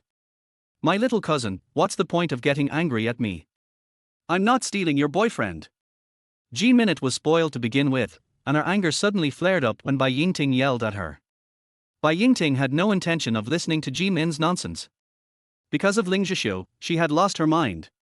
Why was it her sister? She already had brother Zhixiu, didn't she? Why couldn't she be happy? Her sister clearly had a lover, so why did she come to snatch brother Zhixiu from her? Did she really like to flirt with other men? Her heart was filled with turbulent questions, her face became more and more gloomy, and gradually became hideous and terrifying. She was smiling happily and brightly just now, but in an instant, her beautiful dream was shattered and turned into ashes. If she had never gotten brother Zhixiu, it would be fine. She would always look at him from afar and call him brother-in-law, but what should she do? She couldn't leave brother Zhixiu at all. Without brother Zhixiu, what was the meaning of her life? Ji Minute fanned the flames. It would be better if my cousin wasn't here. Otherwise, even if you and Ling Zhixiu got married, it would be a time bomb. Who knows? Yes, Ji Minute was right. Bai Yingting's eyes fell on Ling Zhixiu, who was standing outside the window as stiff as a statue. The veins on the back of his hand were bulging, and his dark eyes were dark and gloomy. Bai Yingshu, my sister, what should I do with you? In the end, Bai Yingting and Ling Zhixiu's wedding photos were not taken, but the engagement was inevitable and could not be changed. Bai Yingting and Ji Minute seemed to be getting along better and better, but Ji Minute kept her mouth shut and had been pretending to be ignorant until now, refusing to tell her about Bai Yingshu's life experience, which made her anxious. Bai Family Villa. The Ling Group had sent a large group of people including its makeup artists, fashion stylists, drivers, assistants, etc. to wait at the Bai family's house early on. The lineup and grandeur made Ji Minute, who was used to a luxurious life, envious. The Ling Group was really wealthy and powerful. Although Ling Zhixiu was not serious about his little cousin, he was decisive in doing things, showing the aura of a chaebol. Even though Bai Yingting was in a bad mood before, she couldn't help but smile on the day of the engagement. As long as nothing unexpected happened, she and brother Zhixiu would definitely get married smoothly, as long as her sister stopped disturbing brother Zhixiu's heart. Dresses, high heels, jewelry and accessories are all available. Ling prepared not only for Bai Yingting, but also for old Mrs. Bai and Ji Minute. Ji Minute excitedly tried on the expensive evening dress in her room. Her natural restlessness was activated in her body. She decided not to attend similar events and she would become the most beautiful woman at the party. Is it possible with the sisters Bai Yingshu and Bai Yingting around? Ji Minute felt completely good about herself after dressing up, and was looking forward to the many young talents, high-ranking officials, and second-generation chaebols from S-City who would come later. With an unconcealable smile on her face, she was eager to try. Ji Minute, I'm warning you, don't talk nonsense when you get there later. Be quiet like a lady and don't embarrass your uncle, okay? Old Mrs. Bai gave her a shot of prevention in advance. It was unknown whether she could prevent it or not. Anyway, with Ji Min's identity and appearance, it would not be a problem for her to find a rich boy, so she, the old lady, would have let go of a big matter. Being interrupted by old lady Bai, Ji Minute couldn't help but mutter, Grandma always blames her uncle, and she almost forgets about Dad. With a flat mouth, she said, I know, Grandma. If she answers slowly, she will be scolded again. When Ling Zhixiu came to pick up Bai Yingting, Bai Yingshu deliberately slowed down a few steps. By the time she went downstairs, the red sports car had already sped away. On the steps at the gate, except for Bai Yingting, the other people in the Bai family stood in a row. Yingshu, come and ride in one car. I have something to tell you. Old Mrs. Bai originally wanted to ride in one car with her son, but she didn't expect Bai Jingrui to ride in one with her daughter. Her face became much uglier, and she sat in the back seat of another car in a sullen manner. Okay. Since there were 2 more mouths to feed at home, Bai Yingshu had been hanging around the villa all day. Bai Jingrui and his daughter hadn't talked alone for a long time after being injured. The father and daughter had many doubts in their hearts. Yingshu respected and feared her father. It was not fear, but perhaps it was a kind of respect for her only elder. Dad, what do you want to tell me? Yingshu's straightforwardness made his father hesitate to speak. He frowned and said earnestly, Yingshu, don't blame your sister. I already know what she did to you. She has been withdrawn and stubborn since she was a child. You two are quite similar, but you are more rational and sensible than her. Today is a good day for her engagement, so don't bother with her. Bai Jingrui couldn't help but feel embarrassed. It was just that Yingting was more introverted when she was young, and Yingshu, the little adult, had more topics to talk to him, and they were closer emotionally. Now thinking back, it was his neglect of Yingting that made her character become extreme. Chapter 35 Engagement Party. Bai Yingshu was surprised for a moment, then he understood. After all, his father had been the mayor for so many years. If he only focused on his work, how could he turn the tide and easily deal with the intrigues in officialdom? His position was unshakable, and there were some things he didn't point out, not that he was kept in the dark. Dad, no matter what, I am her sister. I wish her and Zhishu all the best. If she behaves well as Ling Zhishu's wife from now on, then we will be fine. You don't have to worry.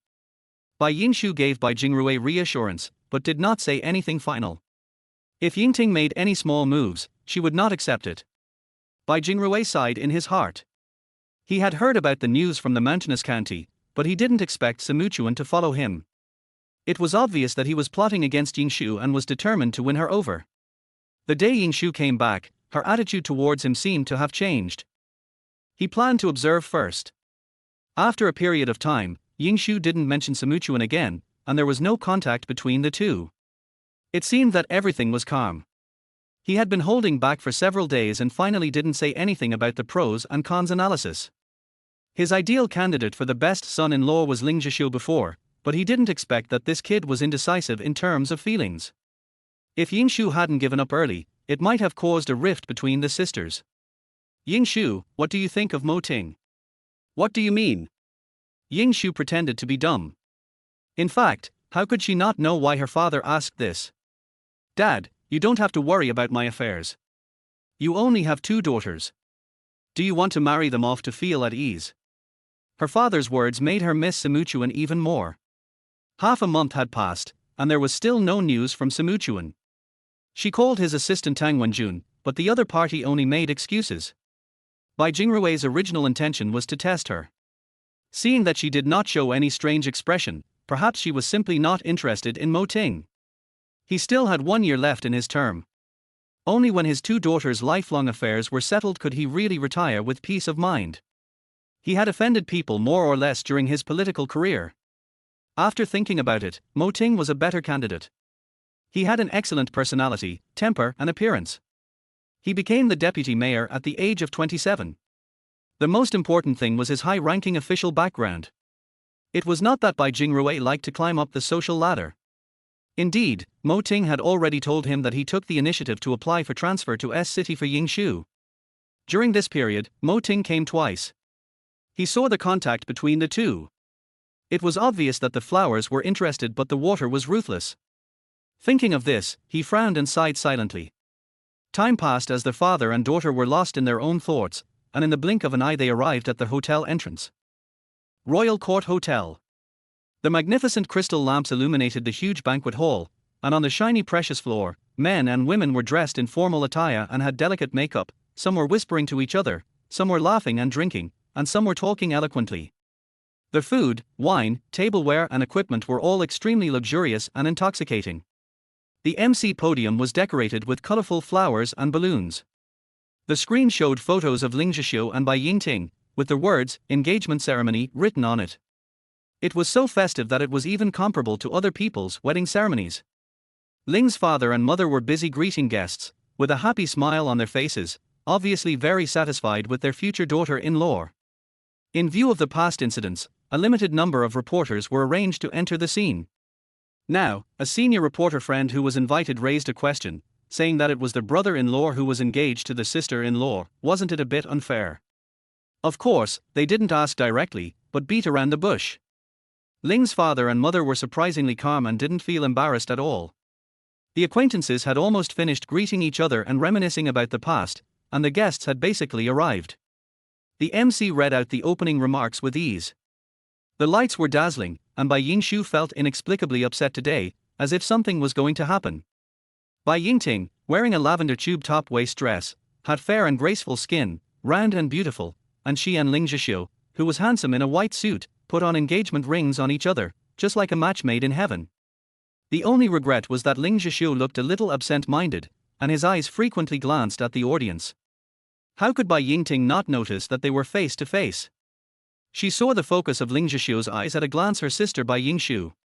Her sister was wearing a black V-neck tube dress. The low-key black color formed a strong visual contrast with her snow-white and smooth skin. Even with her light makeup, her delicate face was so beautiful that she outshone all the young girls. The most hateful thing was that her eyes did not stay on brother Zhixue at all. What was this? Playing hard to get. I saw her slender figure leaving the crowd, and then someone followed her. Yingshu, wait a moment. Bai Yingshu turned around and said, Brother Mo, you are here too. She had forgotten that, apart from their relationship as good friends, the mayor's daughter was getting engaged, so it made sense for the deputy mayor not to come. Mo Ting felt sad and bitter in his mouth. How can you see me when you don't have me in your eyes? I'm leaving, he said. She was a little surprised. Where are you going? My family wants me to go back to the army. They've already issued an ultimatum. Mo Ting's tone was filled with helplessness, and there was a hint of reluctance in the depths of his eyes. Really? To be honest, Bai Yingshu was reluctant to leave Mo Ting, but what was the point? Mo Ting had already said that the purpose of coming to S City was for her. Since she couldn't accept his feelings, there was no reason to force him to stay. Her pink lips moved slightly, just 2 words, not even a polite word to keep him, but what was he still expecting? Or maybe he had expected it, but he still couldn't help but lingering and heartbroken. Before you go, I have one last thing to tell you. Mo Ting was so serious and solemn that Bai Yingshu had to take it seriously. What? She looked into his eyes. Mo Ting paused and asked, Do you know who put drugs in your wine that time? Bai Yingshu looked at him in surprise. How did you know? Mo Ting saw her incredulous expression. Could it be that you knew it a long time ago? His expression became extremely complicated, and his heart was filled with desire. Do you love him so much? She loved him to the point of not caring about anything and even blindly. He himself did not even notice that his voice was almost hoarse, with a trembling hoarseness. What are you talking about? She is my sister.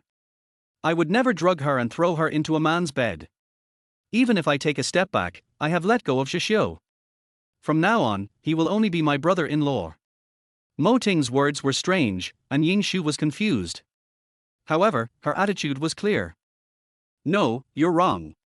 It wasn't your sister who drugged you, it was Sai Muchuan. Think about it carefully, why didn't you go into his room alone with so many rooms? Mo Ting's tone was anxious, fearing that Bai Yingshu wouldn't believe it, because love can make people lost, and those involved are often confused while bystanders can see clearly. She has been blinded. A heavy bomb was dropped just like that. Yingshu shook his head. Mo Ting, you must have made a mistake. Ying Ting admitted it to me personally.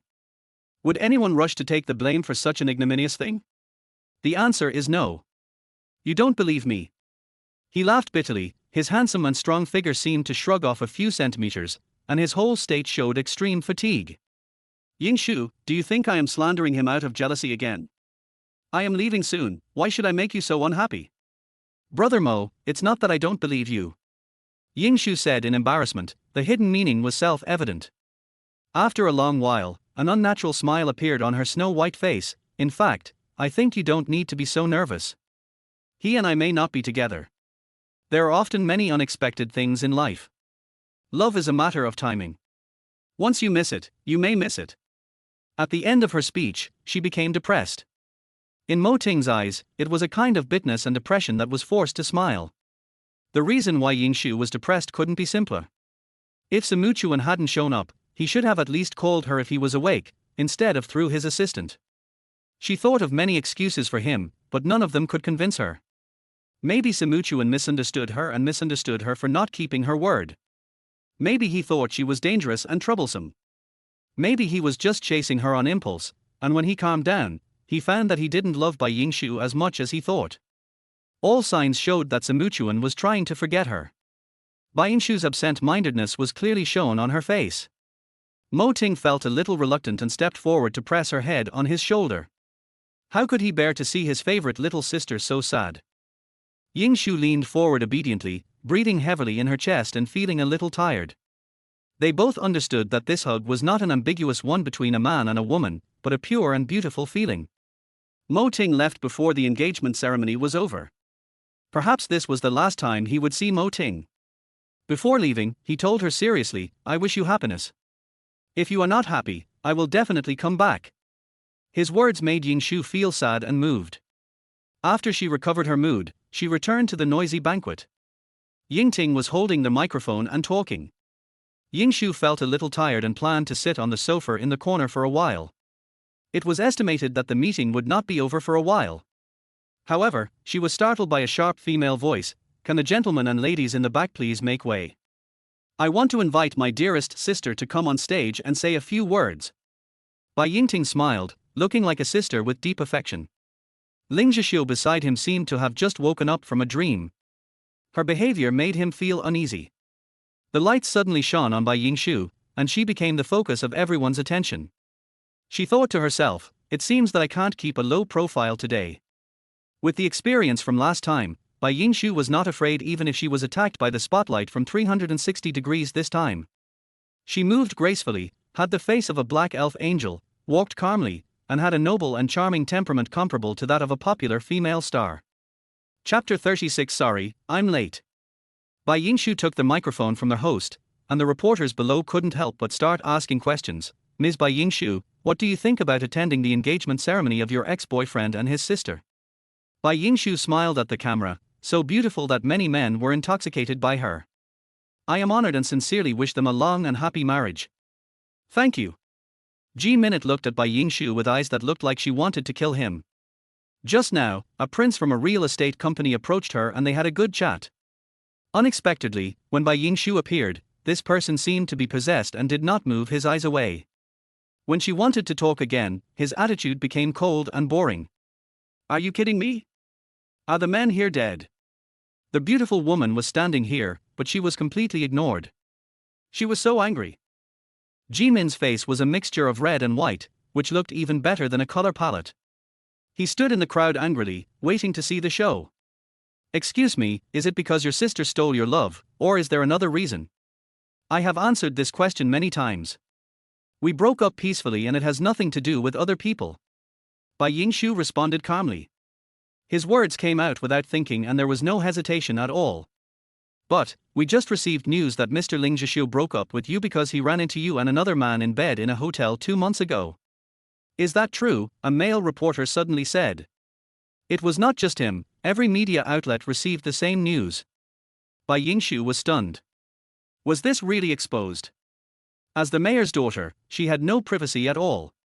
Once she admitted it, it seemed like she was admitting that she was a cheating and fickle woman. Bai Yingting showed a very strange smile on her bright red lips. "Sister, I hope you can explain it clearly." Ling Zhixiu stood in front of her without hesitation and said, "Today is the day Yingting and I are getting engaged. Please don't delve into this kind of boring and unnecessary things." Seeing Ling Zhixiu helping her out, Bai Yingting couldn't resist the jealousy. She hooked his arm and said in a pretentious manner, "Brother Zhixiu, if you help your sister like this, won't everyone misunderstand that it's me who caused your breakup? It's obviously not the case." As she spoke, she choked up with grievance, making people feel pitiful for no reason. As soon as these words were spoken, everyone sympathized with Bai Yingting, as if the facts were just as they had guessed. Another weekly reporter asked pointedly, "Mr. Ling Zhixiu is defending Ms. Bai Yingshu so much because he wants to save her family's reputation. Please speak with respect to the facts." We have evidence provided by eyewitnesses. It was obvious that he was lying, and Ling Zhixiu took a breath. I am Bai Yingshu's father and the mayor of this city, Bai Jingrui. If anyone maliciously slanders my daughter again, I will not rule out the possibility of using legal means to hold you accountable. Bai Jingrui arrived in Taichung at some point, and his sonorous and powerful words convinced everyone.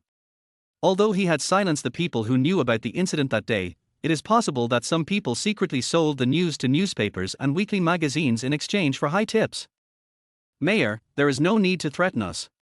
Every newspaper and magazine here has received a detailed recording from their hotel staff and a photo of Mr. Ling Zhixiu blocking the door of the room. We have no ill intentions. We just want to know the truth. The male reporter was neither humble nor arrogant, and confronted him.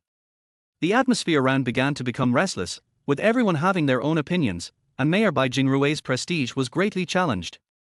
Bai Jingrui felt extremely suffocated and was about to engage in a verbal battle with the media representatives, but Bai Yingshu calmly stopped him and signaled him with his eyes to be patient, saying that he could handle it. Bai Jingrui did not insist, but looked at Bai Yingting meaningfully when he walked away. Bai Yingting was shocked by her father's all-seeing eyes, and then moved her eyes away guiltily. For Brother Zhixiu, she has been obsessed with it, and some things are done involuntarily. Everyone, I think I made it very clear last time. On that day in the hotel, I had broken up with Ling Zhixiu for a month.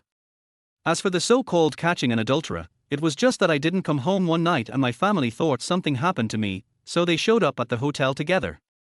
Does anyone have any questions? Bai Yingshu was surprisingly calm. She learned from her mistakes and was speechless after being criticized. She would never let this happen again. People started to whisper below. It was obvious that Bai Yingshu's defense for herself was very brilliant. The more critical the moment, the calmer she had to be. She just seized a loophole and the situation changed. The media and reporters were no longer aggressive, but began to worry about their careers with sweat on their foreheads. Without knowing the facts, they had the guts to challenge the mayor. Now they knew they had no chance to continue in this career. So, someone asked, "Excuse me, why didn't the president of SK Group, who was showing affection to you in public a month ago, attend your sister's engagement ceremony? What is the current relationship status between you and him? President Tsai hasn't shown up for a long time. There are rumors that you broke up. They are really determined to get to the bottom of things and won't give up until they get to the bottom of it." Bai Yingshu really admires these reporters' gossip skills. They bring up all kinds of topics and ask only the most important questions. Bai Yingshu prepared a script and was about to recite it, but she felt that her dress was getting tighter and tighter. Was it because she was too excited just now? Suddenly, she heard a ripping sound and felt a chill on her back. She had a bad premonition and became panicked for a moment. Oh no, could it be that her dress was stretched? Nearly 100 people's eyes and cameras were all fixed on the stage. The picture froze at this moment. She vaguely heard Yingting and her sister's smug laughter, her father's worried eyes, and Ling Zhixiu's slender and flexible fingers anxiously unbuttoning his white suit. What should she do? Should she just watch herself make a fool of herself in front of everyone? Bai Yingshu quickly covered her chest with both hands to prevent the tube-top dress from sliding down. But the dress was already pulled all the way down, and she could even clearly feel the large area of skin exposed, with tiny particles floating in the air. Ling Zhixiu hastily unbuttoned his clothes and couldn't wait to take them off, preparing to cover Bai Yingshu's naked back. The hand holding the suit jacket suddenly stopped in mid-air, and his eyes were fixed stiffly on the person beside her. Only he knew the bitter and salty taste in his mouth. Simuchuan. As a touch of warmth was felt on his shoulder, Bai Yingshu vaguely heard the unforgettable deep and mellow voice that he had not heard for a long time. Simuchuan, tall and slender, wearing a well-tailored suit, appeared beside Bai Yingshu unexpectedly. He had a handsome face like a god, deep blue eyes like the sea, and a perfect smile on the corner of his mouth, which combined publicity with noble elegance. In everyone's eyes, his appearance was just right. She was beautiful and elegant, and he was handsome and charming. Especially when he stood behind her on the left, slightly hugging her, with his hands gently resting on her shoulders. Every time he lowered his head, his eyes were so gentle that they seemed to drip with water. Who could not be moved? His moist thin lips moved. "I'm sorry, I'm late. Have you been waiting for a long time?" He intimately put his face and mouth close to her earlobe, and his rapid breath continuously blew on her sensitive skin. Bai Yingshu's ears quickly turned red, and even her cheeks were stained with a layer of rouge. Her heart was beating very fast, but she pretended to be calm. It was as if 1,000 waves were stirred in her heart. Bai Yingshu's chest was surging, and her whole body was unconsciously hot. He was here. After half a month, he appeared in front of her with a vivid image. The grievance, bitterness, or regret and self-blame that she should have had were all replaced by a kind of excitement. Only when she really saw him would she feel at ease. The intimate behavior of the two dispelled the rumors. Saimu Chuan looked around with the attitude of absolute possession of Bai Yingshu. Thank you all for your concern about the relationship between me and Yingshu. However, we are not the protagonists today. Let's give the rest of the time to this engaged couple. Bai Yingshu said nothing and followed Saimu Chuan down the stage. Bai Yingting looked at Ling Zhixiu and the handsome and beautiful couple with a stiff expression. Even the thick makeup could not cover up the gloomy look on their faces. The MC said, "The music starts. Please go to the dance floor and dance the first dance for everyone." Ling Zhixiu turned around as if he had just woken up from a dream. No matter what, taking off his coat in public was really criticized. Some sharp-eyed reporters had already caught the truth about Bai Yingshu wearing a coat. This small episode was a breakthrough for journalists, and they could even make a long article in magazines and weekly magazines and publicize it. Bai Jingrui was sitting there restlessly looking at Bai Yingshu and Saimu Chuan. He didn't expect Saimu Chuan to come so timely. Although he was not the son-in-law in his mind, he had a good impression of him. Based on his more than 20 years of experience in the officialdom, Saimu Chuan was young but gave him an unfathomable feeling. If he was sincere, it would be fine, as long as Yingshu liked him, but if he had other purposes, it would be too terrible. As for the motives he speculated about in his heart, there was no reason at all. "Mayor Bai, I'm really sorry for what happened just now. It was our negligence and we didn't do our job thoroughly enough." Ling's father stepped forward and said apologetically. If he had simply stopped the reporters and the cameraman before, the thrilling scene wouldn't have happened. Thinking about it now, he still has lingering fears. Ling's mother agreed. How could the two elders not see that their son Ling Zhixiu had lost his composure? It looked like he still had feelings for Bai Yingshu, but he was still engaged to her sister. Bai Jingrui was tripped by them, and when he looked up again, he could no longer see Bai Yingshu. Beautiful music sounded in the dance floor, and the lights alternated between bright and dark, which was magnificent. In the huge dance floor, Bai Yingting and Ling Zhixiu danced gracefully. After the commotion just now, both of them were a little absent-minded. Especially Ling Zhixiu, who danced several beats slower. Bai Yingting saw his lost face and got angry. The lighting engineer was a staff member of Ling's company. He skillfully dimmed the lights and covered up the discord between the two people in time. Chapter 37 The Truth. Bai Yingshu's hand was panting because of his rapid pace. They ran out of the corner from the emergency exit. "Where are you taking me?" It seemed inappropriate to run out like this. It was not until they walked a long way that Yingshu remembered this matter. She had already been outstanding tonight. Saimu Chuan and her showed their affection in public. Now they disappeared together. Who knows what they would say behind her back? Saimu Chuan did not answer. He held her hand tightly. The warmth from his slender palm could be felt through her. She could even feel the beating of his pulse. The stairwell was a little dim and quiet, which made the sound of their leather shoes and high heels stepping on the ground even clearer and louder, accompanied by an echo. Just when Bai Yingshu thought he was going to push open the door at the staircase, he stopped. Yingshu didn't brake due to the force of inertia, but rushed forward. Saimu Chuan showed his usual wicked smile on his face, hugged Bai Yingshu, and she rushed straight into him, generating a strong force like the attraction between two poles of a magnet. Bai Yingshu did not resist or struggle. She breathed in the air around her, feeling his faint scent of tobacco, which was so long lost and yet she was still nostalgic. She murmured, "I thought I would never see you again." Her black eyes like butterfly wings fell into his deep blue eyes, and the deep longing for him was beyond words. She thought he would say something, but he didn't say a word. His hot lips captured her fragrant and soft body as expected and unexpectedly. His big hand lifted up the suit that was in the way, and his slightly callous palms caressed the smooth, satin-like skin on her back, all the way to her tiny waist that was not even an inch thick. His lips captured her sweetness with passion, his tongue traced the shape of her mouth, swept across her hard teeth, sharing the saliva in her mouth, lingering and deep. Saimu Chuan's eyes were full of fire. He wanted to take off the dress that was in the way, to see her curvy white body, his desire surged. Bai Yingshu's legs were weak from his kiss, but she enjoyed it. A strong feeling of touch that she had lost and regained filled her chest. She didn't even close her eyes. Some people say that you have to close your eyes when kissing to be considered devoted. She took the initiative to stretch out her arms and wrap them around his neck, dancing with his tongue fiercely. Her body seemed to hang on his, soft and boneless. But at this moment, her violent movement caused her tube-top dress to slide down to her waist, and her upper body without any covering was suddenly exposed. She stared nervously at the safety door at the stairs, and she was afraid that if she was not careful, it would be broken by someone, so she did not dare to completely lose her mind. After the kiss, Saimu Chuan left her lips and glanced down, seeing two soft, snow-white breasts. There was a darkness in his eyes. The two buds on her chest became erect due to the direct contact with the air, which was a silent tease in Saimu Chuan's eyes.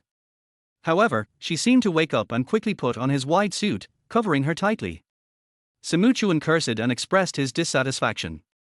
His dark eyes were so dark that they could not be melted away, and his face with clear outlines like a knife and an axe was oppressive again. No, someone will see us.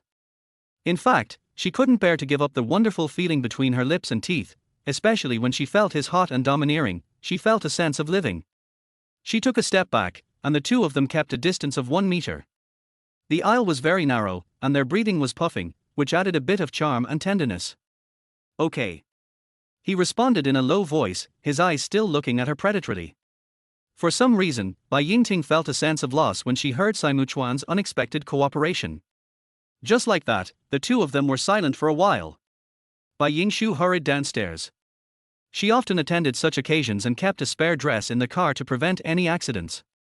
If it was just dirty, she could change into another one, but it was torn and embarrassed, so she would not have the face to go back. It seemed that the scene just now was really a close call. Wait, let me see your skirt. Saimu Chuan said. Bai Yingshu was stunned for a moment, then immediately realized what was going on. She handed him the black skirt she had just changed. Was the skirt tampered with? Of course it was.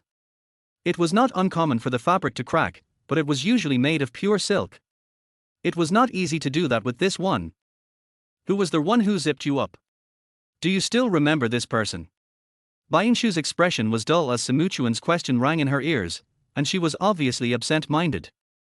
The person who was responsible for her makeup in the morning was a stylist under Ling's company, who also helped her choose a dress.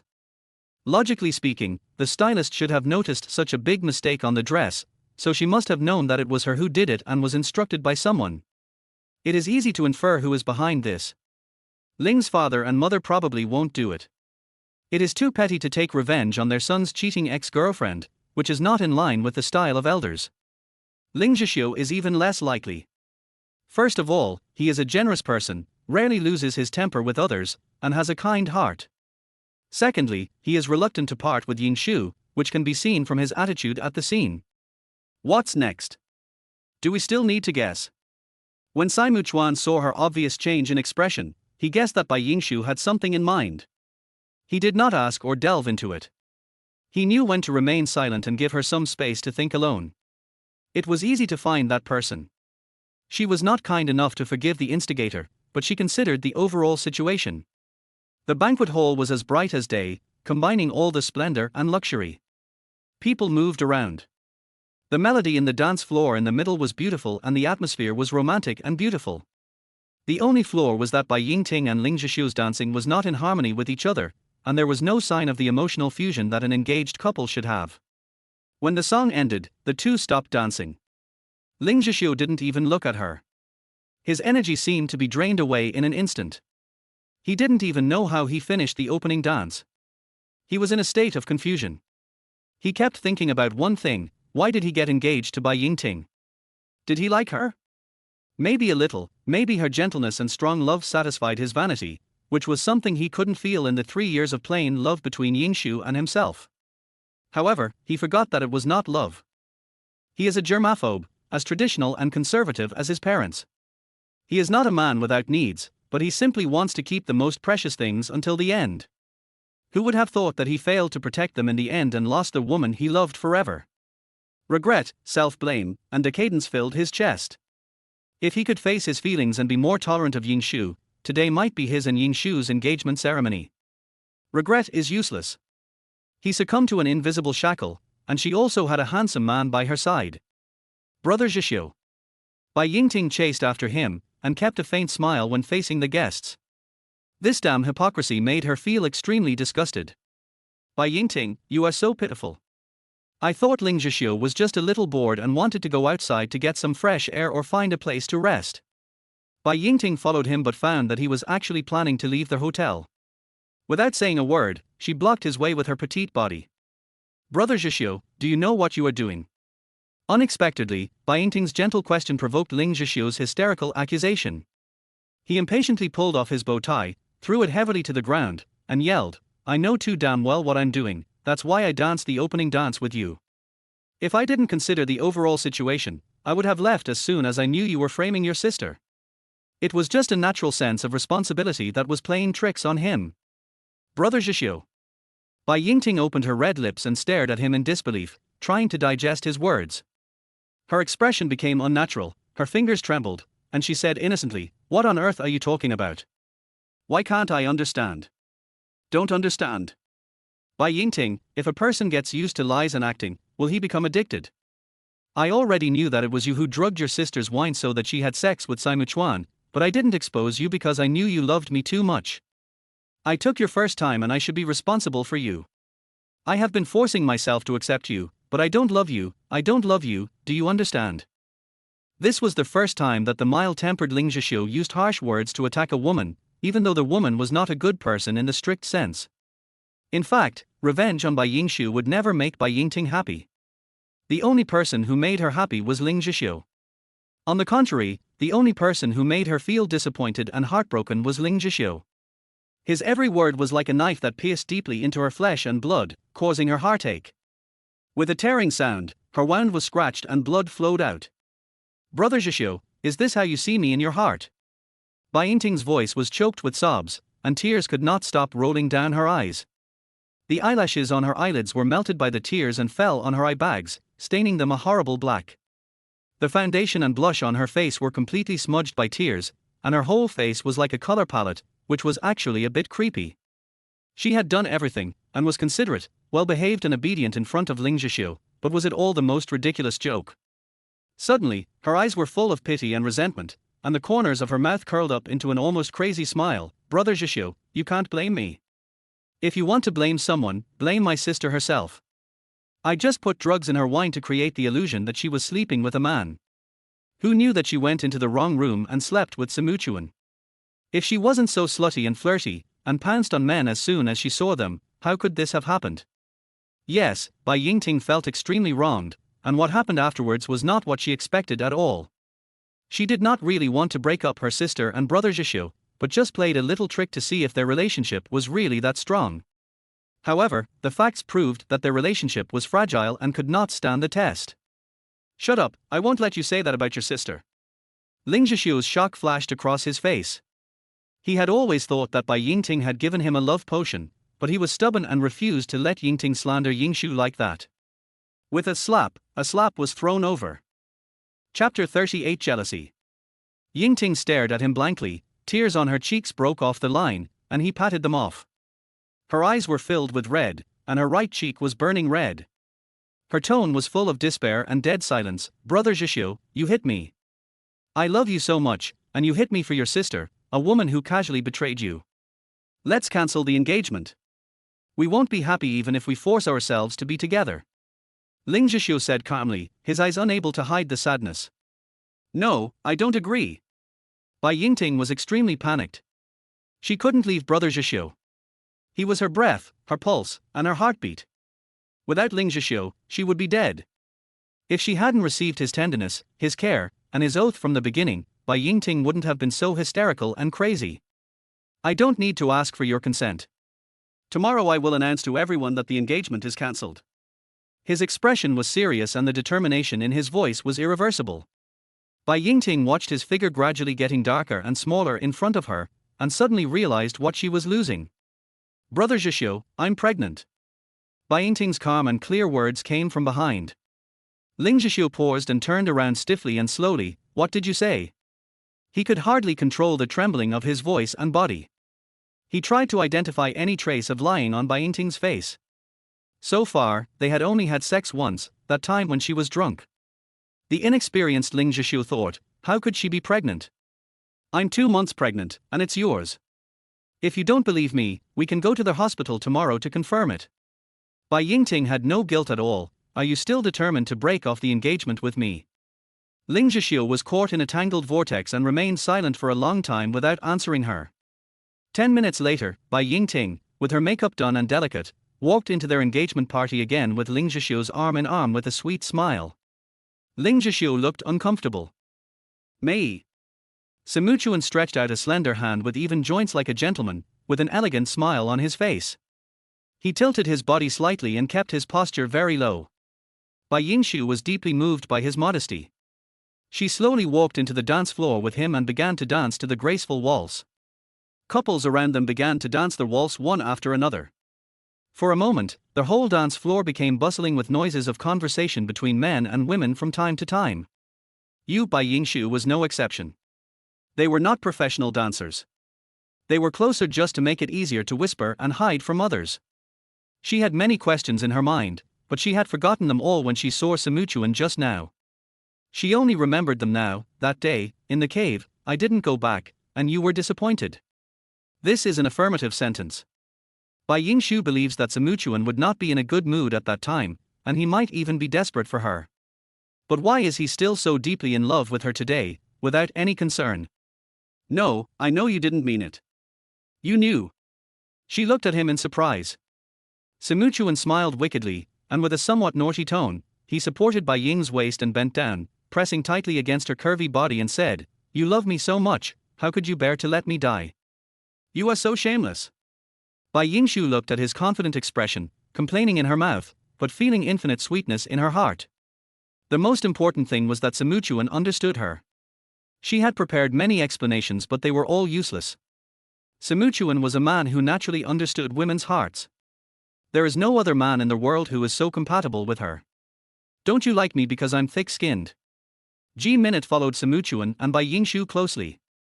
She was happy and annoyed. She was happy that she met such a perfect man tonight. His delicate face and outstanding features were the work of God. There was no word to describe his extraordinary handsomeness. His charming smile and deep eyes made her seem to have fallen in love with him. Yes, from the first time she saw Sima Chuan, Ji Minute was crazy about him and couldn't suppress her excitement. In addition, he was the president of a group. He was handsome, beautiful, wealthy, powerful, and affectionate. Such a man was the Prince Charming that Ji Minute was looking forward to. But why? Such a man turned out to be buying shoes. Ji Minute finally found an ideal man, and he turned out to be her cousin's man. Looking at their loving and intimate appearance, her eyes were red as fire, and she almost bit her silver teeth off. "Miss, this is the 3rd time you've stepped on my foot. Do you know how to dance?" Ji Min's male companion began to get impatient and thought to himself, how could there be such a woman? He should have not invited her earlier. He had really made a mistake. What's it got to do with you? Ji Minute was concentrating on staring at her Prince Charming, and was interrupted by the skinny guy opposite her. She blurted out with a strong arrogance in her tone, "I stepped on your foot to give you face." She never thought that she, Ji Minute, the most famous socialite in Province M, would have to endure the bullying of such a man with no looks and no figure. It was simply unfair. The skinny guy was enraged, and he led the two to stop dancing. "You're crazy." Just as Ji Minute was about to start cursing, she felt a chill on her back. She turned her head slowly and met the fierce gaze of old Lady Bai. She shrank back in fear and apologized to her insincerely. "I'm sorry, let's continue." Who knew that the other party would not give up and insisted on changing partners? Fortunately, they were in a corner, so not many people noticed what was happening here. Ji Minute had no choice but to humble herself and apologize repeatedly. Seeing that her attitude was sincere and she was a woman, the other party did not care. Ji Minute was so angry that her throat was smoking, and her eyes unconsciously fell on Sima Chuan's chiseled profile. She admitted that her cousin was pretty, but she was not bad either. Every man was lustful, and she didn't believe that she couldn't seduce him with her beauty. There was confidence and determination in her eyes. Bai Yingshu and Sima Chuan were dancing together for the first time, but they didn't expect that they would cooperate so well. Bai Yingshu and her sister had learned ballroom dance etiquette and other courses since they were young, so they were naturally skilled in dancing. They spun, bent, and hooked their legs, all in an extremely graceful manner. Sima Chuan shook his hand, and Bai Yingshu spun out, gradually leaving his embrace, her toes touching the ground, her champagne-colored skirt fluttering, looking very pretty. Almost every couple repeated this action at the same time, and some took the opportunity to exchange female partners. Of course, Sima Chuan and Bai Yingshu had no such idea. Seeing the opportunity, Ji Minute deliberately jumped around Sima Chuan, and with a quick step, she successfully replaced Bai Yingshu's position. The Prince Charming was right in front of her. She couldn't hide her excitement and couldn't help but gently cover him with her trembling hands. The thin man was so annoyed that he wanted to go crazy. He didn't expect that the woman just now was getting more and more unreasonable. She dragged him around like a mad woman, making him still dizzy. Who knew that in the blink of an eye, she suddenly jumped to some other place? Just as he was thinking about it, a familiar beauty came forward and threw herself into his arms. The beauty is in my arms, and it's hard to refuse her kindness.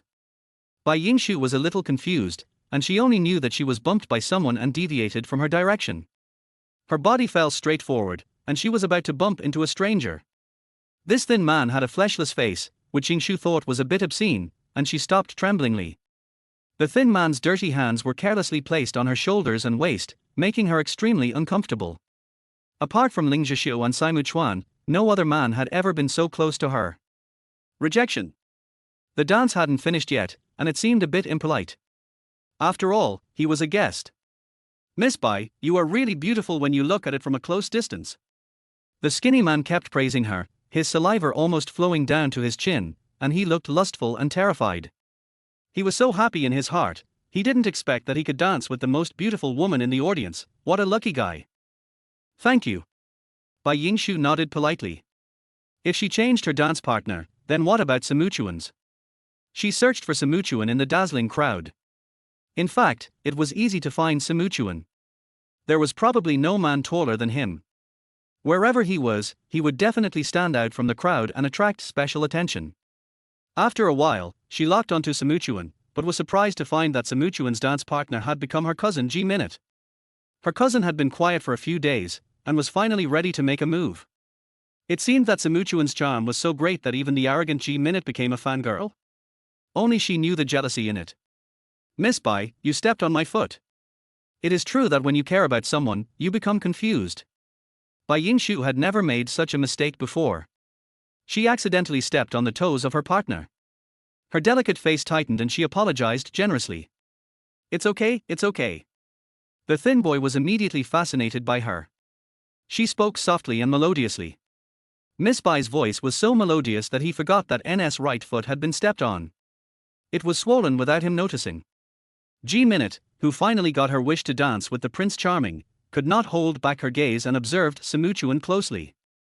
This face was more delicate than a woman's, so clean that there was not even a mole. And her hands, greedily touching the toned muscles under the suit. Could it be that she met the legendary man who looked thin when dressed and had muscular bodies when undressed? It was simply the best. Miss, have you seen enough? Sima Chuan, who always had a smile on his face, finally couldn't hold it anymore. There are such crazy women who throw themselves at men everywhere. The expression on his face became cold and hard, making his facial features more angular. Ji Minute received the message a beat late, hastily retracted his lingering gaze, and said awkwardly, "Hello, Mr. Sai, I am your girlfriend's cousin, my name is Ji Minute, nice to meet you." The heavily made-up woman in front of him was talking incessantly with her gaudy red lips. Sima Chuan just listened but caught the useful information. He had no intention of dealing with such a woman. "Oh, so you are Yingshu's cousin." An intriguing expression flashed across CSI's face, and his dark blue eyes were deep and unfathomable. Chapter 39 Proposal. Yes, I live with her now. Wow, our Yingshu is so lucky to have such a perfect and considerate boyfriend like Mr. Sai. I, as her cousin, am happy for her. Ji Min's tone was extremely exaggerated. Today she was wearing a long dress with a deep V-neck. She kept flirting in front of Sima Chuan, and every time she got close to him, she deliberately pushed forward her proud E-cup breasts, which was extremely provocative. Perhaps it was because her ambiguous actions were too obvious. Several couples nearby began to whisper to each other. Who was this woman? She knew that Samuchuan's girlfriend was the mayor's daughter, yet she openly seduced her.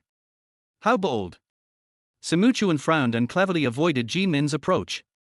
In his mind, he could not help but recall Baingshu's pair of white rabbits that were not big enough to be held in one hand, which were perky and elastic. In contrast, the ones in front of him were too greasy and made him feel a little nauseous. Seeing that Samuchuan did not move, Ji Minute was a little annoyed, and the pair of breasts on her chest moved up and down because of her rapid breathing. She comforted herself in her heart that he must be playing hard to get. There were many people here, and Bai Yingshu was also there. Samuchuan certainly could not accept it, and he had to find a suitable time. Miss Ji, you look very tired, how about taking a rest? Samuchuan said this considerately. Ji Minute was panting heavily. After hearing this, she almost cried out anxiously, I'm not tired at all. Samuchuan's good upbringing was ruined by Ji Minute. Where did such a stupid woman with no vision come from? Is she sure she is really related to Bai Yingshu? Bai Yingshu is obviously smarter than her. He looked up at the expensive clock on the wall of the banquet hall, and the hands were almost pointing to 12 o'clock. A strange look flashed across Samuchuan's eyes. He couldn't let this woman go on. He quietly led Ji Minute along, and Ji Minute followed his steps dizzily and turned several 360s. She could not see everything clearly in front of her, and her body was thrown out to the rhythm of the music. She closed her eyes, and a smile of success appeared at the corner of her mouth. She naturally thought that she would fall into Samuchuan's arms. Samuchuan, what's wrong? While Bai Yingshu was stunned, she had already broken away from the thin boy and was held tightly in Samuchuan's chest. Her ignorant eyes met his blue eyes that were more dazzling than diamonds. There seemed to be a fatal attraction that made her indulge in it like a moth to a flame. What? Do you think his hand didn't stay on your waist long enough? Samuchuan spoke in an aggressive tone mixed with jealousy. Bai Yingshu seemed to feel a layer of honey flowing through her heart. Without showing any emotion, she took the initiative to meet his gaze. How was my cousin's dance? Did you keep your hand on her waist long enough? Her serious look when she was jealous struck Samuchuan's heart suddenly, and his heart contracted unconsciously. He ignored this abnormality and asked with a low smile, why, are you jealous of your cousin? At this time, there was a commotion not far away. You gossip, you did it on purpose, you stepped on my foot again. What, you dare to call me a gossip, you little dwarf? I am better than a vicious woman like you. Samuchuan and Bai Yingshu were listening to a conversation, feeling a little speechless. If she heard the woman's voice correctly, it was Ji Min's. She frowned, opened her eyes slightly, and asked, do you think I will be jealous of her? I think the only thing I can be jealous of is that she may have more potential as a wet nurse than me. Bai Yingshu's eyes seemed to pass slightly across the fluctuations in Ji Min's chest. Soon, Ji Minute and the thin boy were asked to leave the banquet hall by security personnel for disrupting the engagement party. Ji Min's face turned red and her neck was thick from the argument. She was still cursing when she was pulled away, completely ignoring the dark face of the old lady Duanbai. What could she expect from such a useless bastard? She should be thankful that he didn't cause trouble for this old woman. Bai Yingshu and Samuchuan came back to their senses. Samuchuan smiled maliciously and said, are you sure you didn't say jealousy just now? His eyes swept across her chest vaguely. Bai Yingshu's cheeks turned red at the wolf-like teasing look. Her face was as pink and rosy as peach blossoms, which was very attractive. She was embarrassed and annoyed. Samuchuan was getting more and more familiar with teasing her now, and he didn't even shy away from it in public. Rogue. She wasn't jealous of Ji Minute at all. A big organ like this would suppress breathing, increase weight, and waste fabric. The pointer on the wall turned to midnight, and in an instant, the lights in the banquet hall went out with a snap, and it was plunged into darkness. Everyone shouted in an uproar, and the scene was in chaos. The MC on the stage said loudly, please be calm, don't move, and listen to me. People in the upper class of S City were used to such occasions, and they heard the MC's guidance, so they thought nothing would go wrong. The security measures of the Royal Hotel were second to none. So the scene really became quiet, and Bai Yingshu was held in Samuchuan's arms, hiding in the arms of an adult like a child.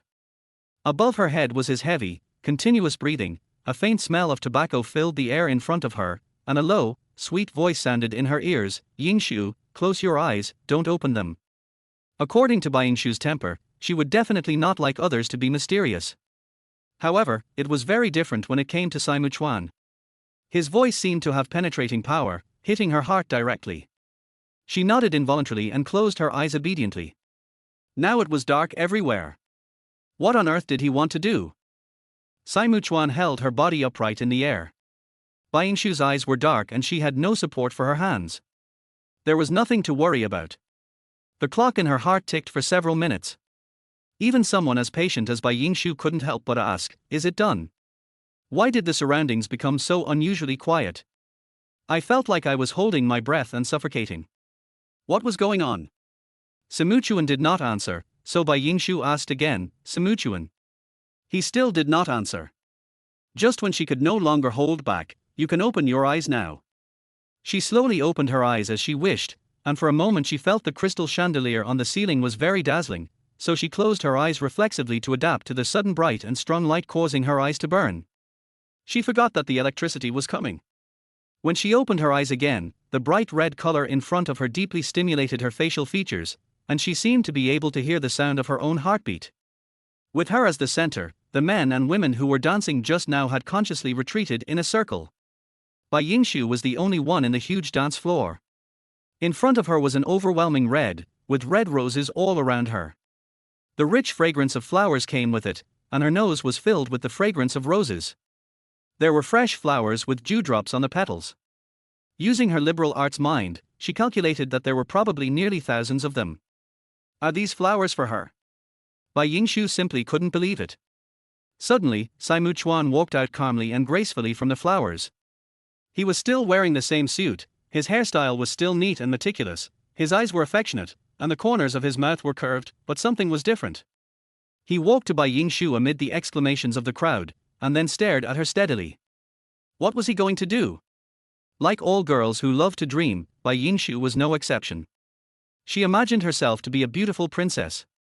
One day, her handsome Prince Charming appeared on a white horse with a rose in his hand. Then, in a suffocating moment, Simuchuan slowly knelt on one knee, raised his head, and looked at her steadily with his tender blue eyes, as if he wanted to melt her in this gentleness.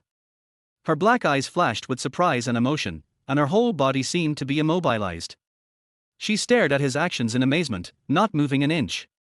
She vaguely understood what he was going to do, but also felt that she was under his thrilling bewitchment. She was deeply addicted and unable to extricate herself, nor did she want to extricate herself. The church bells rang in my mind. "Yingshu, marry me." He held out his palm devoutly, and inside lay a sparkling diamond ring, more dazzling than the stars in the sky. The female compatriots around him were so excited that their blood boiled, and they gritted their teeth and said, "Oh, it looks like it's more than 5 carats. Yeah, it looks like a natural rose diamond ring produced in South Africa this year, worth more than 10 million, even rarer and more precious than a panda." When this was said, everyone gasped. Although they knew that SK Group was quite powerful, they didn't know that Simuchuan was so generous that he could blind your eyes by just throwing out a diamond ring. Unlike everyone else, Bai Yingshu didn't care about the value of the diamond ring at all. Even if it was an ordinary silver ring, she wouldn't be disappointed at all. What matters is not the diamond ring, but the person. The diamond in the middle of the ring is the latest diamond cut from South Africa. Its shape is so ingenious that it amazes the cutter. It is a natural rose petal shape. Even physicists and scientists cannot explain the formation of this irregular shape, which is enough to prove its precious value. There is only one in the world. "Yingshu, marry me. I want you to be my wife, Simuchuan, and we'll be together forever." Simuchuan's sonorous oath and vow drove the women present crazy. They were all envious and jealous, wishing they could become the heroine and get the handsome man into their pockets. Simuchuan, who is the creator's favorite, carefully prepared a passionate proposal. He possesses unparalleled wealth, beauty, loyalty, and gentleness. Who could refuse him? Bai Yingshu had never felt so deeply about losing and regaining him, about her deep longing for him, and about her lingering love for him. She loved him. Her black eyes were filled with crystal water vapor, and she couldn't help trembling. "Okay." She slowly placed her delicate fingers in front of Simuchuan. The people around them suddenly held their breath, staring at the romantic scene in front of them. Not only the media and reporters were taking pictures, but even some young men and women took out their phones to take pictures and record videos. The scene was beautiful and spectacular. Bright red flowers, handsome men, beautiful women, the woman with a happy smile stretched out her fingers and was carefully held by the man. Chapter 40 Return Home. Bai Yingshu had never thought that this diamond ring was exactly her size. Was it because Simuchuan's eyes were too precise, or had he secretly measured her finger? Could it be that Simuchuan had disappeared for half a month just to propose to her tonight? However, these doubts did not last long in her mind. Simuchuan devoutly kissed her ring finger with the diamond ring. His warm and wet lips swept across her finger, accompanied by the cold and hard coolness of the diamond ring, which immediately aroused Bai Yingshu's sensitive throbbing, numb, as if she had been electrified. Par par par. There was applause from the audience. Some people cheered loudly, and some even shouted in unison, "Give me a kiss! Give me a kiss!" However, Bai Yingshu in the center of the dance floor was completely unaware. She just licked her dry lips and looked at the other person's slightly rosy lips, with a dazzling and charming smile, and the light in her eyes was bright, like a silent temptation.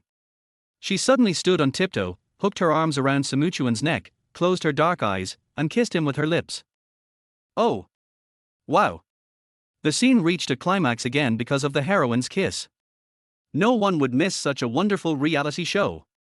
Even though it was already past midnight, no guest was willing to move. She stumbled and kissed him, sticking out her tongue without a single rule, feeling the warmth in his mouth, trying to melt herself. Simuchuan turned defense into offense, responding to her with a stronger demand. Like a sudden storm, the two kissed seriously and passionately, and the onlookers screamed again and again. Bai Yingshu felt like a century had passed, or maybe it was just a few seconds before she came to her senses. The wonderful feeling filled her mouth.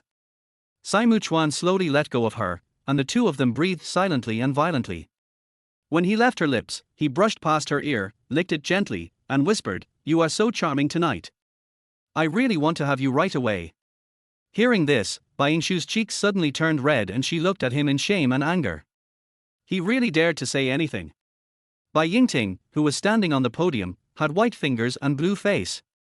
From a close distance, one could see that she was gritting her teeth tightly, and her eyes were filled with hatred as she stared at the two happy figures in the middle of the dance floor. "Today is obviously my engagement ceremony, isn't it?" Bai Yingting asked herself. "Sister, why do you keep destroying her? In the past, you took away my father's love, and then you took away Brother Zhixio. Now, you have obviously given up Brother Zhixio, but why do you always want to steal my limelight and steal the show? She is so bright wherever she goes, and all kinds of men want to revolve around her. Even if she wants to show her affection with Simuchuan, she can choose any place and occasion to propose, but she chose this place and time, which is clearly a slap in her face. What should I do? Sister, please disappear. If there is no sister, then Brother Zhixio's heart must be with me." Bai Yingting's eyes lost focus, her soul lost control, and was gradually withdrawing. Bai Yingshu was held by Simuchuan and left in a chorus of praise. When she walked out of the hotel, the moment of the proposal was still ringing in her ears, and the sweet joy surged in her heart, which lasted for a long time. Royal Hotel, underground parking garage. The two of them were silent in an uncertain atmosphere, and no one spoke. In fact, Bai Yingshu wanted to say that after all, they were not married, so would it be inappropriate to spend the night together? But in fact, she also felt that she was being hypocritical. The two of them had sex for the first time, and there were many intimate scenes afterwards, and there was even an accidental discharge. When she recalled it, her cheeks became hot and her breathing rate quickened. The sound of Simuchuan's footsteps echoed in the huge parking lot, which seemed empty and completely different from the hustle and bustle just now. Suddenly, she felt Simuchuan stop. "What's wrong?" Bai Yingshu poked his head out of his arms, his eyes fell on that place, and he murmured, "Dad." Bai Jingrui, who is over 50 years old, is over 1.75 meters tall, but when facing Simuchuan, who is over 1.80 centimeters tall, he is not inferior to him in momentum. His handsome and tall appearance is definitely a killer for housewives. At this moment, Bai Jingrui's slightly upright face was tense, and two shadows appeared between his eyebrows. Bai Yingshu saw her father's straight outline and gently pinched the muscles on Simuchuan's arm. Simuchuan looked back at her without showing any weakness and slowly put her on the ground. Bai Yingshu stood up straight and thought that Bai Jingrui would say something against his serious attitude, but Bai Jingrui clasped his hands behind his back, looked deeply at the two people who were a perfect match, and said in a casual tone, "Go home." "Yeah." Bai Yingshu hesitated for a moment and nodded, looking at Sai Muchuan with a slightly apologetic look. His watery eyes widened to show a rare bit of playfulness and cuteness. Over there, the driver, Lao Wang, slowly drove the car over. Bai Jingrui sat in the back seat first. The car did not shut down, but stayed where it was. The humming sound of the engine was particularly obvious in the silent parking lot. What should I do? I really don't want to let you go. Sai Muchuan frowned, and looked at Bai Yingshu opposite him with a reluctant look on his handsome face. To be honest, Bai Yingshu did have some attachment to him, but after all, they were not married, right? Even Yingting and Ling Zhixiu, who had settled down, never had the habit of staying out all night. The car was still running, and it was obvious that Bai Jingrui didn't intend to let the couple be alone together for long. Then I'm leaving. Bai Yingshu's eyes softened, and her back slowly passed by him. She waved at him, indicating that she could go back. But Sai Muchuan locked his eyes on her until she got into the car and closed the door. The car window vaguely reflected Bai Yingshu's facial features and their eyes looking at each other from afar. The picture remained frozen for a long time. Simuchuan turned around and looked in the direction where the mayor's special car disappeared, revealing a cold and deep look, with an unfathomable smile in his eyes. After unlocking it, a charming and beautiful figure appeared in sight. Mr. Sai, what a coincidence, can I take your ride? G-Minute, wearing revealing clothes and emitting strong female hormones, posed coquettishly, raised her proud breasts, and made what she thought was a very sexy pose. She had a serious misunderstanding. Revealing is not sexy, sexy is a silent temptation from the inside out. Humph, Simuchuan glanced at G-Minute without blinking. It seemed like G-Minute had been waiting for a long time. Hitchhiking? Did he think he was an idiot? Mayor Bai's car had just left, and it was obvious that he was taking the opportunity to get close to him. Yeah. Sai Muchuan nodded and got into the car first. Then G-Minute, smiling gorgeously, opened the door and sat in the passenger seat. She still had a sense of superiority. She had waited foolishly for more than an hour in the cool breeze of the night. It was worth it. Miss G, do I send you to the door of the villa? Simuchuan asked meaningfully. Ji-Min's restless heart was getting out of control. She suppressed her unusual heartbeat. Is he asking me to spend the night with him? She looked at Simuchuan's charming face with clear edges and corners, and his strong muscles under his suit. She couldn't help but imagine what it would be like to touch him.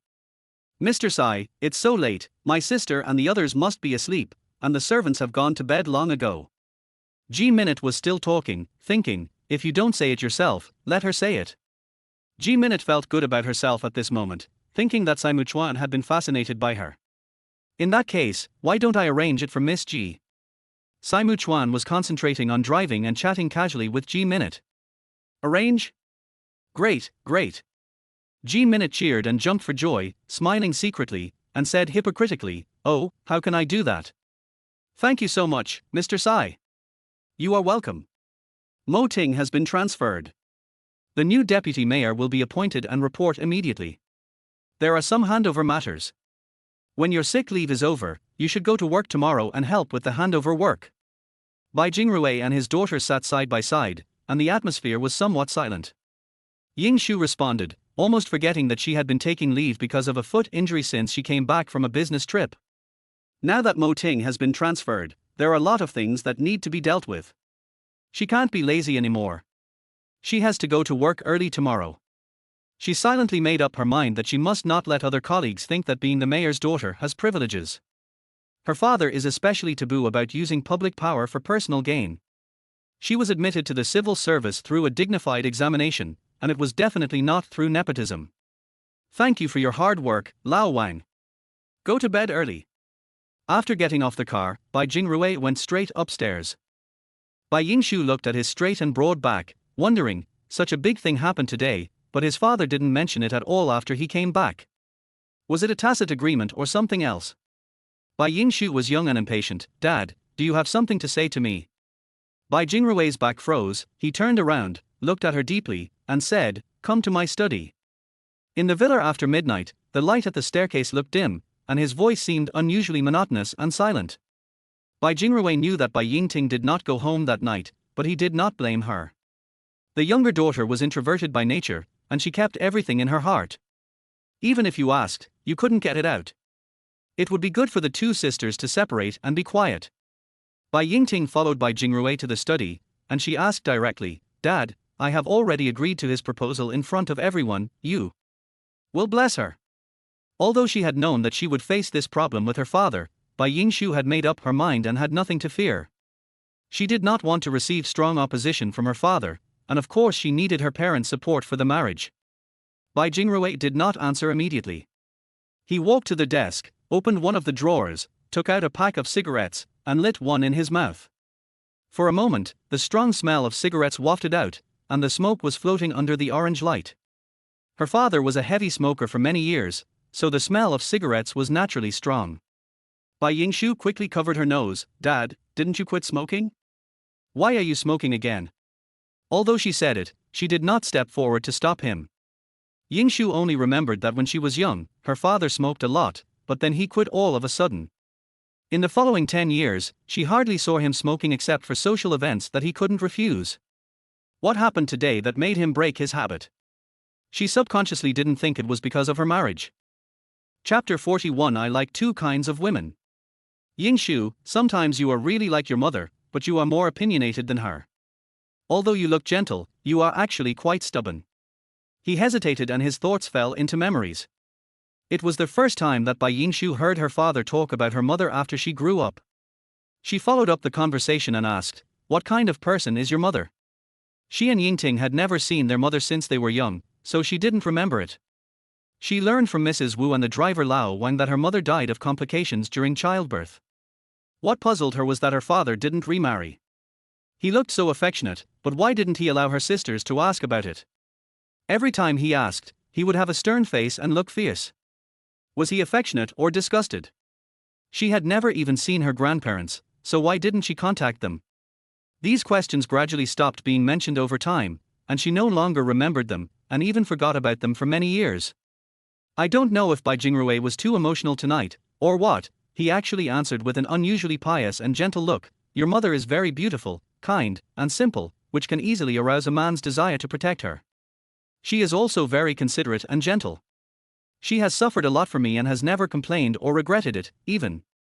As he spoke, Bai Jingrui choked up, and he suddenly took a deep breath, pinched out the cigarette, and seemed to realize his own loss of composure and restored his usual steady dignity, and said loudly, Don't mention your mother again in the future.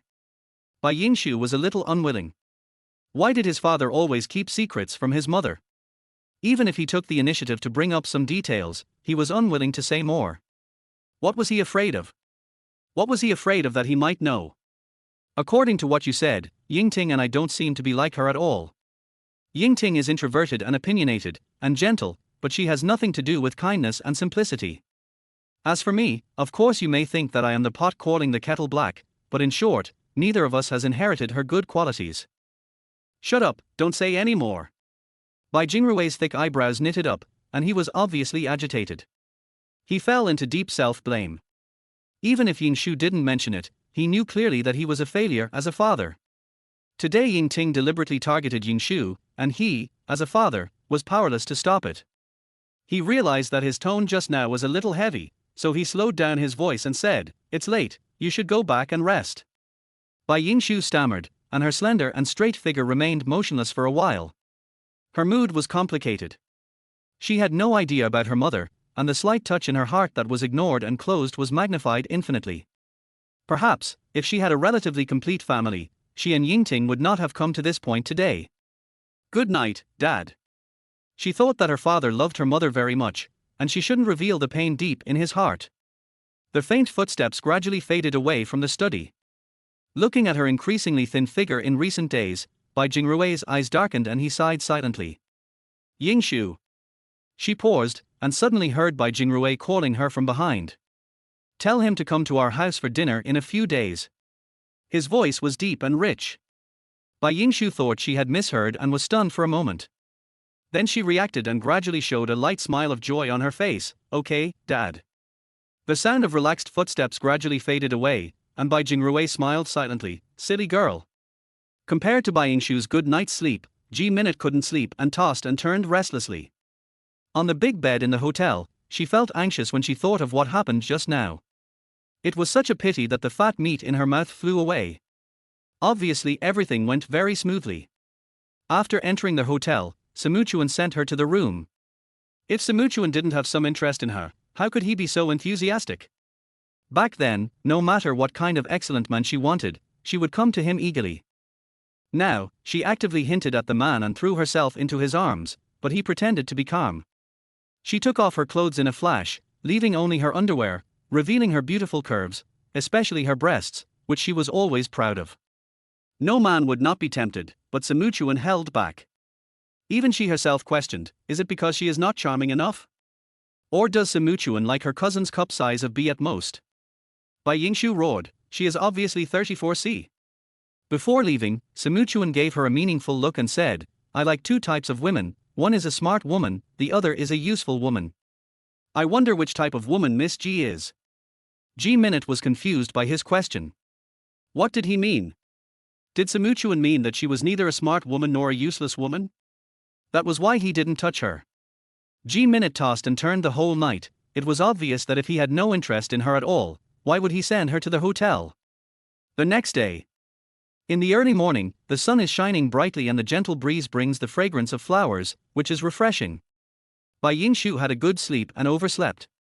She quickly washed and dressed, changed into a professional suit, and tied her hair up, revealing her palm-sized face, looking particularly energetic.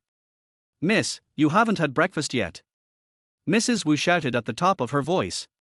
Bai Yingshu hurriedly stepped on her 6 or 7 centimeter high heels and waved back, it's too late, I won't eat. Come in, I'll take you there. At this time, the driver, Lao Wang, drove the car over, rolled down the window, and stuck most of Bai Jingrui's head out, and his tone sounded a little stiff. Because Bai Jingrui is the mayor, if he and Bai Yingshu were in the same car, their colleagues would inevitably say that she was being arrogant and had a bad influence. The father and daughter agreed on this point. No, I'll just take a taxi. Bai Yingshu waved her hand. Although the villa looked luxurious, Bai Jingrui did not buy a car for his two daughters, even though they had taken the driver's license test when they were in school. Of course, even if Bai Jingrui bought her a car, it would be too ostentatious. Bai Yingshu usually chose the convenient and fast subway or taxi. There are still 8 minutes left. You'll be late if you don't come up. Bai Jingrui glanced at the old classic silver watch on his wrist. The hand showed 7:52. He frowned and said seriously to Bai Yingshu. It takes about 6 to 7 minutes to drive from the Bai family villa to the city hall by private car. It is rush hour now, so it will take some time to hail a taxi on the main road. Bai Yingshu is a little anxious. He can't be late on the first day of work after his illness and leave a bad impression on the new deputy mayor. While I was hesitating, I heard a car horn sound behind me, which was a bit irritating. She frowned and turned to the side. Although she didn't know much about cars, she was surprised to find that the car behind her was a limited edition Maybach. It was low-key and luxurious. People who didn't know much about cars would not recognize its value. A face popped out from the luxury car. His hair was scattered on his forehead. His blue eyes were as dazzling as diamonds in the morning sun. His nose was like a hanging gallbladder and his lips were light pink. Yingshu immediately felt that he had a sexy and charming taste. I send you. Dad, you guys go first, don't worry about me. Bai Yingshu gestured to the driver, Lao Wang, and trotted a few steps to get on Samuchuan's passenger seat. Old Wang, drive. Bai Jingrui moved his neck and saw Bai Yingshu got into a luxury car. He immediately understood that it was Samuchuan who was trying to please him. His face suddenly became ugly and his tone was very cold. The driver, Old Wang, understood and laughed secretly in his heart. Mayor Bai was so old, but he was still jealous of his daughter's boyfriend. No wonder people said that his daughter was her father's lover in the previous life. This was absolutely true. Can we get to the city hall in 5 minutes? Bai Yingshu looked anxious and angry, like a strong woman. Because the situation was too urgent, she even skipped the awkwardness and shyness after the proposal last night and didn't remember this for a while. No problem. He stepped on the accelerator and gradually accelerated. Only when he really realized Samuchuan's speed did Bai Yingshu finally have time to ask, it's Monday today. If you come to pick me up, won't you be late? Samuchuan was wearing a white shirt and suit today, without a tie. The top 2 buttons of his shirt were undone, vaguely revealing his sexy collarbone and beige skin, adding a bit of chic and rebelliousness. He stopped at a red light, turned his head, and his expression was a little helpless. "I can't help it. You are a civil servant, I am an ordinary working people." Yingshu laughed out loud at his amusement. "Yeah, a car driven by an ordinary working class like you costs tens of millions." Then changed the reason. "I came here specifically to pick up my wife for work." Bai Yingshu responded reflexively, "Who is your wife?" He realized that he had said the wrong thing. He had already agreed to Sai Muchuan's proposal yesterday. The cold and hard touch of the dazzling ring was still vaguely felt on his finger. Simuchuan smiled complacently, very satisfied with her shy expression. 7:59, in front of City Hall. Bai Yingshu checked the time on her phone, got out of the car, and waited for Sai Muchuan to roll down the window. When their eyes met, she smiled and shouted, "My dad asked you to come over for dinner tonight, don't forget." After she finished speaking, she hurried to the gate, imagining Simuchuan's reaction after hearing it. He was probably as happy as she was. Being a lady is really hard. You have to pay attention to your appearance and be in a hurry. In the end, Bai Yingshu clocked in before 8 o'clock. Their Maybach stopped in front of the city hall for about a few minutes and then sped away. Of course, as Bai Yingshu expected, Sai Muchuan was indeed very happy. The smile in the corners of his eyes never faded, but his pupils were cold and deep, and his gaze was everything. "Bai Jingrui, are we finally going to have a head-on confrontation?" He was really looking forward to it. Simuchuan curled his lips and revealed an excited smile. Bai Yingshu stepped into the office and said, "Mo." The two words Mo Ting were stuck in her throat. She was so used to it that she forgot that Mo Ting had left. She felt a little depressed. Xiao Yi, another recent graduate of the same age as Bai Yingshu, approached her and whispered, "Why are you here just now?" Although Bai Yingshu's identity was no longer a secret in the city, she did not notice a change in people's attitudes, at least no deliberate flattery or fawning. Especially Xiaoye, who looked ordinary, very straightforward and simple, and they got along well. Chapter 42. New official takes office. What's wrong? Did something happen? Seeing her alert look, Bai Yingshu was a little puzzled. It seemed that he was not late. "You don't know, the new deputy mayor held a morning meeting for our office 10 minutes ago. His courage, efficiency, and methods were simply swift and resolute. He gave us a powerful lecture that left us speechless, and many of us even wailed. Is it that great? It is said that a new official will start with 3 things. There was a woman who liked to wear short skirts, so she was killed as a warning to the others." Seeing that Bai Yingshu didn't seem to be very worried, Xiao Yi thought to herself, "Of course you don't have to worry, so what if you are the deputy mayor? You are still the mayor's daughter. Then again, why are the deputy mayors so handsome every time they are transferred here? What a pity. This man is so cold and noble that people can't even look at him directly." Xiao Yi sighed repeatedly, with regret in her eyes and envy in an instant. "Yingshu, you are so lucky. Your boyfriend proposed to you so romantically, blah blah." The two chatted for a while. Yingshu didn't dare to waste time as he had a pile of documents on hand. Those that needed to be sorted and proofread had to be done by his secretary and then asked to the deputy mayor for approval. After typing away on the keyboard for an hour, Xiao Yi walked over mysteriously and said, "Yingshu, the deputy mayor wants you to go to his office." "Okay." Yingshu picked out a few important ones, held them in her hands, and walked over calmly. "Knock, knock, knock. Come in." A sharp and concise voice came from the door, sharp and penetrating. Bai Yingshu opened the door upon hearing this.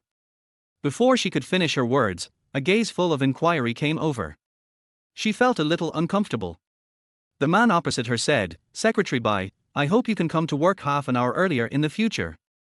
Bai Yingshu raised his head and saw a pointed face. He was about 30 years old and wore a pair of gold-rimmed glasses, but he didn't look old at all.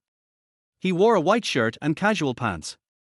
His sharp black eyes were dulled by his glasses. His nose was straight and his lips were thin and sharp like a knife. He was thin and slender, with fair skin, but not feminine at all. In Bai Yingshu's opinion, he had some of the red lips and white teeth of Korean male stars. This person was the newly transferred deputy mayor. Xiaoye didn't exaggerate. He was indeed very handsome. But this aggressive and commanding tone was a bit inhumane. "Why?" "Because this is my rule." His matter-of-fact tone inexplicably made Bai Yingshu feel a little angry. "Excuse me, what authority do you have to make us arrive half an hour earlier every day?" Have you asked your superiors for permission before doing this? Oh. He grinned, raised his long eyebrows, and looked at Bai Yingshu with interest. Superior? Do you mean your father? Bai Yingshu was surprised. He was new here, but he knew all the internal relationships. He was obviously not an easy person to deal with. Her delicate face showed no flaws. She met his probing gaze and said seriously, I'm sorry, in the company there are only superiors and subordinates, there is no distinction between relatives and strangers. Good one, no distinction between relatives and strangers. He smiled, as if he appreciated Bai Yingshu's words, but the smile did not reach his eyes. Bai Yingshu thought he was very strange. Apart from his handsome appearance, his whole body was weird, but he couldn't put his finger on it. It was probably the way he looked at her. My name is Shinji Fan. He suddenly said and extended his hand in a friendly manner. Bai Yingshu almost forgot that she didn't even know the other person's name after talking for so long. Shinji Fan? She felt that this name didn't match his personality. Out of politeness, she also stretched out her hand and shook it, Bai Yingshu. In fact, she was secretly complaining in her heart. On the first day of taking office, he knew that she was the mayor's daughter, so she thought the name was not a problem. When the palm of my hand touched his, I was surprised to find that Shinji Fan's hands were even more delicate and smoother than a woman's. This shows how meticulous and clean he is in his work. Seeing that she didn't show any unusual behavior, Shinji Fan said, Shinji Fan, you don't know, but you must have heard of Shinjiling, right? Bai Yingshu was confused by his question. She had always had a good memory, so if she had heard it before, she would definitely remember it. Shinji Fan didn't show any expression of fooling her, so she shook her head to indicate that she hadn't heard it before.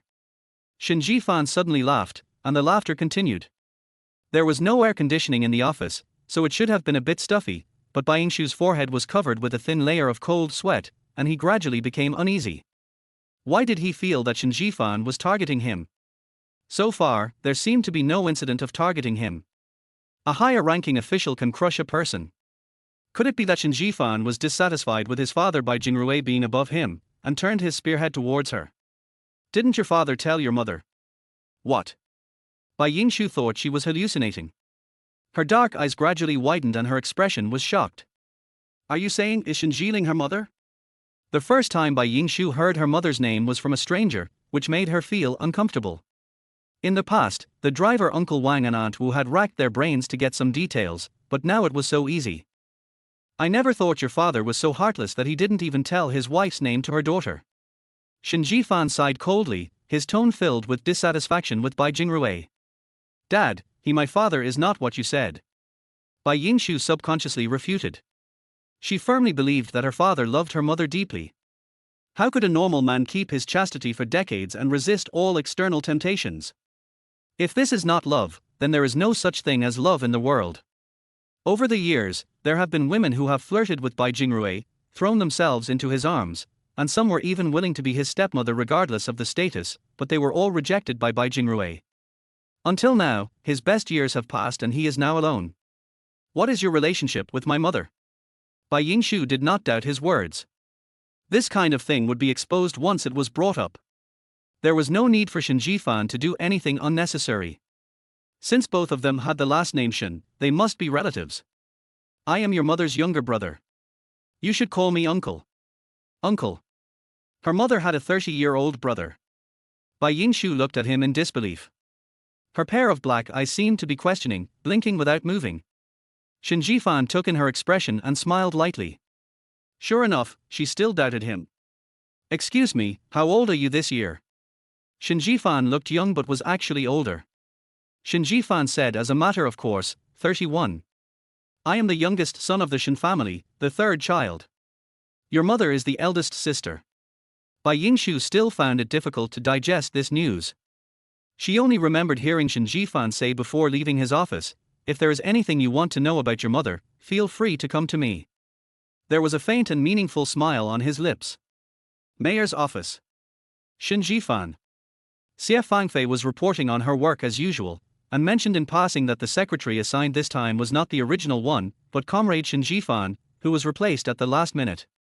Even Bai Jingrui didn't know about this beforehand. Bai Jingrui repeated it when he heard it, his pupils slightly dilated, and he looked extremely surprised. After that, his finger movements became more frequent, and he ordered, Xiao Xie, ask the new deputy mayor to come over. Xie Fangfei knew that this was a sign of Bai Jingrui's nervousness. What made him nervous? Okay. Xie Fangfei did as he said, looking at him with a complicated expression. After Xie Fangfei's slender and charming figure completely disappeared, Bai Jingrui's aura burst out. He looked deep and obviously restless and confused. This restlessness and confusion continued until Shen Jifan arrived. Brother-in-law, how are you? Shen Jifan stretched out his hand and spoke in a familiar tone, as if they had just met not long ago. His eyes were full of smiles, and Bai Jingrui's extremely pale face, with all the blood lost, was reflected on the lenses. Bai Jingrui did not shake hands with him. He looked at him absent-mindedly, searching his memory for a face that was 60% similar to the one in front of him. Then, a lot of complicated emotions flashed through his heart, and his eyes gradually became darker and darker.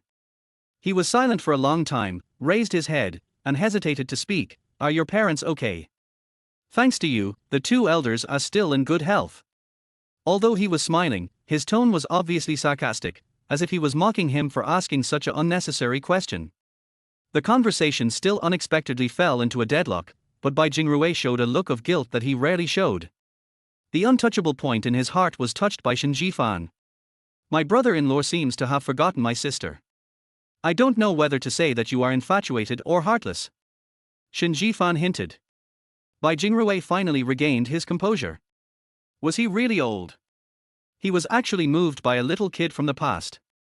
He held his head high, put his hands behind his back, and said with a stern face, "What on earth are you doing here?"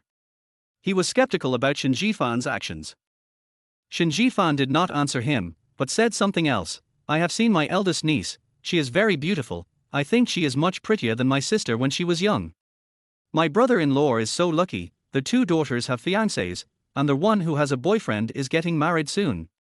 If my sister were here, our family of four would be. After all, having been in the officialdom for more than 20 years, Bai Jingrui quickly concealed the disturbance in his heart and said, You were still young at that time, Jifan, your sister, it was an accident during surgery. Bai Jingrui, you are too naive. It's a pity that my parents still can't forgive you and don't even want to see their granddaughter. But I'm different. I won't let it go so easily. Shen Jifan's expression turned cold and stern. Bai Jingrui sensed that he was coming with bad intentions and said sullenly, What do you want to do? Brother-in-law, don't you think that I was just a kid and didn't understand anything? Bai Jingrui looked at him in surprise. What do you know? He tried his best to control the trembling in his voice. Is this kid testing him? Chapter 43 Head-on Confrontation. Don't be nervous. I just want to have a good relationship with my niece. Is my brother-in-law going to stop me? We are family, aren't we? Afterwards, Bai Jingrui couldn't even remember when Shen Jifan left. Shen Jifan's appearance seemed to have caught him off guard in his life plan, and he had no idea how much trouble it would cause. Xiao Xie, come in for a moment. Bai Jingrui immediately dialed the internal number, and Xie Fangfei walked in soon. Mayor, what do you want? Bai Jingrui lowered his head to read the documents and said quickly, Go and transfer Bai Yingshu to another department. After a long time without seeing Xie Fangfei move, she asked hesitantly, Mayor, this is not appropriate. Deputy Mayor Shen has just arrived and is not familiar with some places. In short, she raised some substantive concerns. Just say it's my order and go. Bai Jingrui had obviously made up his mind and would not change it easily no matter what Xie Fangfei said. Yes. Xie Fangfei said no more. She looked at him with a complicated expression and asked with concern, Mayor, I see that you don't seem to be in a good mood. Are you feeling unwell? Bai Jingrui did not think much about it, because he was basically satisfied with Xiao Xie's work, and she was a down-to-earth person without any ulterior motives, which was completely different from her charming and capable appearance. Many young female comrades in the unit had their eyes on him, but they were all discouraged by his harsh words. Why are you still standing here? Go. Bai Jingrui thought, could it be that after so long, this girl has started to have inappropriate thoughts? So his tone became stern. Yes. Xie Fangfei became a little embarrassed, and even her words were extremely unnatural. Then I'll go out. In the afternoon, Bai Yingshu received a transfer notice. She was completely baffled. She was transferred to the Education Bureau. Who on earth made this transfer? She found that there was something wrong with her father's secretary. She couldn't find any fault with her attitude. She felt that there was a latent hostility in her. She didn't remember when she had offended her. Shin Jifan had just been in contact with her for a while when he received the notification. Could it be his father? Her eyes were unpredictable, and her desire to explore her mother was even stronger. It was fine if her father was usually very secretive, but why did he deliberately avoid Shin Jifan? She believed that Shin Jifan was telling the truth. Why? What happened between them? Why didn't they contact each other for so many years? While Bai Yingshu was thinking about it, he received a call from Bai Jingrui. Today was a special day. First, she met her mother's younger brother, and then her father asked her to bring Simuchuan home for dinner tonight. She couldn't help but reveal a shy and happy expression like a daughter, as if everything was going in the direction she expected. After get off work, Simuchuan had been waiting at the door for a long time. People working in the company generally have good eyesight, and they can tell that Simuchuan's car is worth a lot of money. Moreover, some colleagues have seen Simuchuan at the engagement ceremony of Bai Yingting and Ling Zhixiu, and there are countless reports and publicity about Simuchuan in newspapers and magazines. Even if Simuchuan wants to keep a low profile, he can't. Bai Yingshu walked towards Simuchuan amid envy. Simuchuan has changed his clothes, still wearing a shirt and trousers, all of which are the latest models of world-famous brands. He can always wear this most ordinary outfit with a unique taste, and his temperament is indescribable. Some people say that temperament is innate, so Simuchuan is a born elegant nobleman, always with a faint and noble smile. Where do you want to go for dinner? Simuchuan asked after fastening his seat belt and starting the car. Come to my house, Simuchuan, are you ready? She didn't turn her head, but looked straight ahead with a teasing smile on her lips and a teasing look in her eyes. Simuchuan suddenly stopped the car on the road, and looked at her absent-mindedly with his dark blue eyes. Why did you stop the car? Bai Yingshu was just wondering. He quickly came to the back of her neck, and sprayed his hot breath on her delicate and sensitive skin, which was hotter than the hot summer outside, making every inch of her skin that was hit feel like it was burned by fire, burning hot, and her breathing suddenly tightened. Simuchuan had a smile in his eyes. She had long been accustomed to the redness of her ears due to shyness and surprise. He said in a low and hoarse voice beside her ear, Yingshu, I'm ready for a long time, how about you? Your mind is full of these. It was clearly a simple answer, but when it came out of Simuchuan's mouth it carried a tender and lewd feeling, and Bai Yingshu definitely heard another layer of implication in it. Simuchuan said innocently, why, I've been ready to confront your father head on, haven't I? Yingshu was furious at what he said. Could it be that she couldn't hear the double entendre? What kind of confrontation? Does it have to be tense when you two meet? Although my father sometimes seems to be unapproachable, as long as you persuade him, nothing is absolute. For example, in the matter of Yingting and Zhixiu, according to Bai Jingrui's temper, he would never tolerate Ling Zhixiu wavering between his two daughters. The reason why he agreed to their marriage was that old lady Bai was just a stepping stone. He cared about Yingting from the bottom of his heart. The same applies to Yingshu now. Although he has always believed that Simuchuan is not suitable for Yingshu, he finally did not strongly object and was willing to try to accept him, simply for the sake of his daughter's happiness. Simuchuan smiled without saying anything, and after a while they returned to their Bai family villa. Bai Yingshu glanced over and saw that Bai Jingrui had already gone home. After all, he was the mayor of a city, and leaving get off work early was an unwritten rule, and no one would pursue it. In addition to his father's special car, there was another dark blue Lamborghini that Bai Yingshu found very familiar parked next to it in the garage. I remembered that Ling Zhixiu once drove this car to pick up Yingting. Bai Yingting and Ling Zhixiu also came. There was a trace of fatigue in her eyes. Yingting had made her guard up. The legend that ugly people are often evil was just like this. If Yingting had always been Ling Zhixiu's confidant and not caused so many troubles, perhaps Ling Zhixiu would gradually accept her and even fall in love with her in the long process of getting along with her. But she used the stupidest method. As soon as you enter the door, the living room feels crowded. Bai Jingrui, Bai Yingting, Ling Zhixiu, Old Lady Bai, and Ji Minute sat on the large sofa in the living room. The large LCD TV was playing some cheerful variety shows. It was a happy atmosphere. Bai Jingrui had a serious face, and his expressionless face was always blank.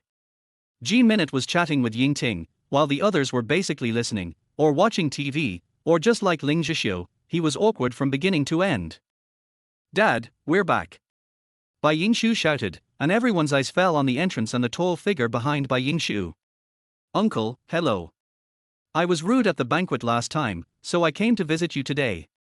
Sai Muchuan spoke effortlessly. He looked polite and humble, which really made people like him more. Just his outstanding face made it hard for people to hate him. Even Mrs. Bai, who was so picky, liked him when she saw him. She sighed that Yingshu had a sharp eye for choosing boyfriends. She couldn't help but glance at Ji-minute. Her granddaughter, whom she had doted on for many years, looked like she was about to put her eyes on him. It was really out of control. I don't know if the eldest lady saw it. It was so rude and embarrassed her. Mrs. Bai's face suddenly darkened. "Boss, I feel a little uncomfortable. Let Sister Wu take dinner to my room." Bai Jingrui nodded, and Mrs. Bai didn't even look at Ji-minute, who was infatuated with him, and walked away on her own, leaning on a phoenix head cane. Bai Yingshu politely called her grandma, and she responded indifferently without much expression. Ji-minute came back to her senses and found that Mrs. Bai had disappeared. She stood up hesitantly. She was a little conflicted. Should she follow her grandmother to see her? As expected, in front of beauty, family affection can be abandoned. Ji-minute was still reluctant to take her eyes off Simuchuan. But she didn't dare to stare at him unscrupulously, but occasionally took a sneak peek when no one was paying attention. Yingshu saw all this, but her expression did not change.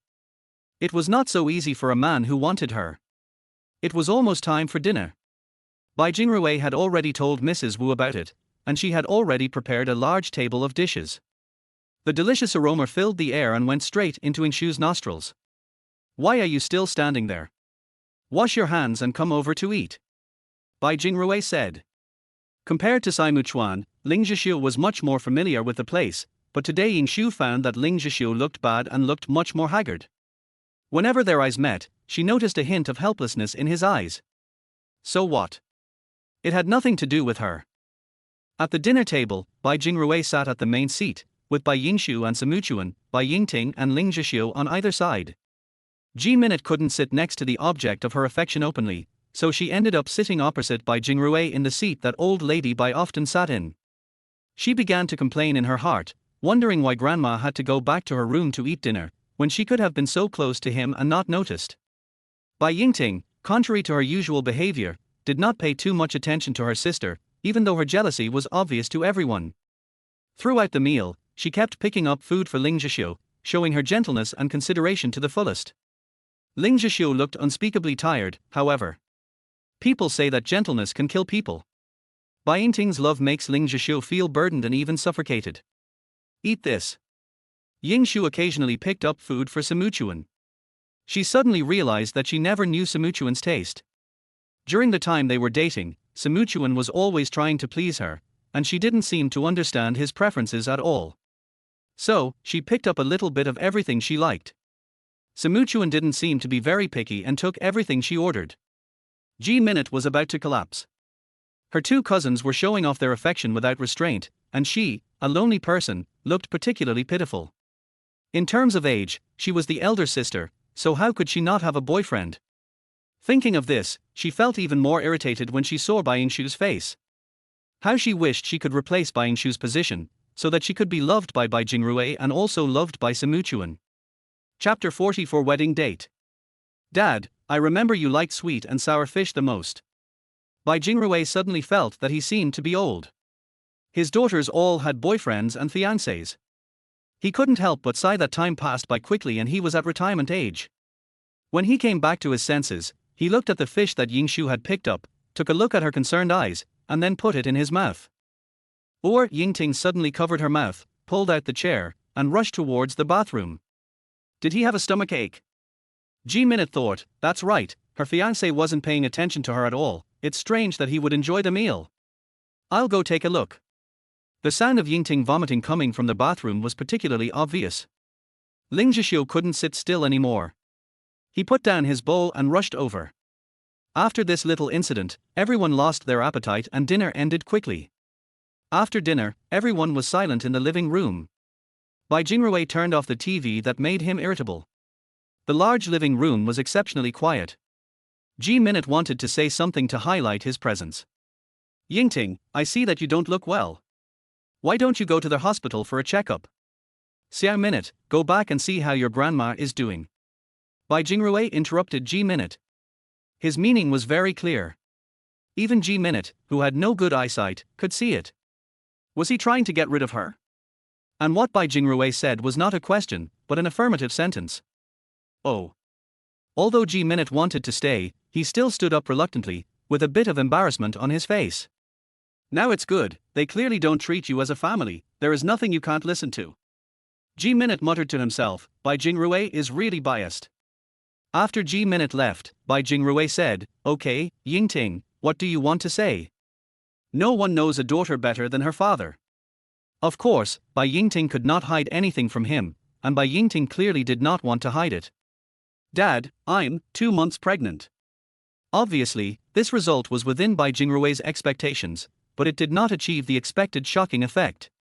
Although Bai Yingshu had never been pregnant, she also understood the symptoms of vomiting before pregnancy from books and TV. Especially when she saw Ling Zhishu's helpless and contradictory expression, she guessed a little.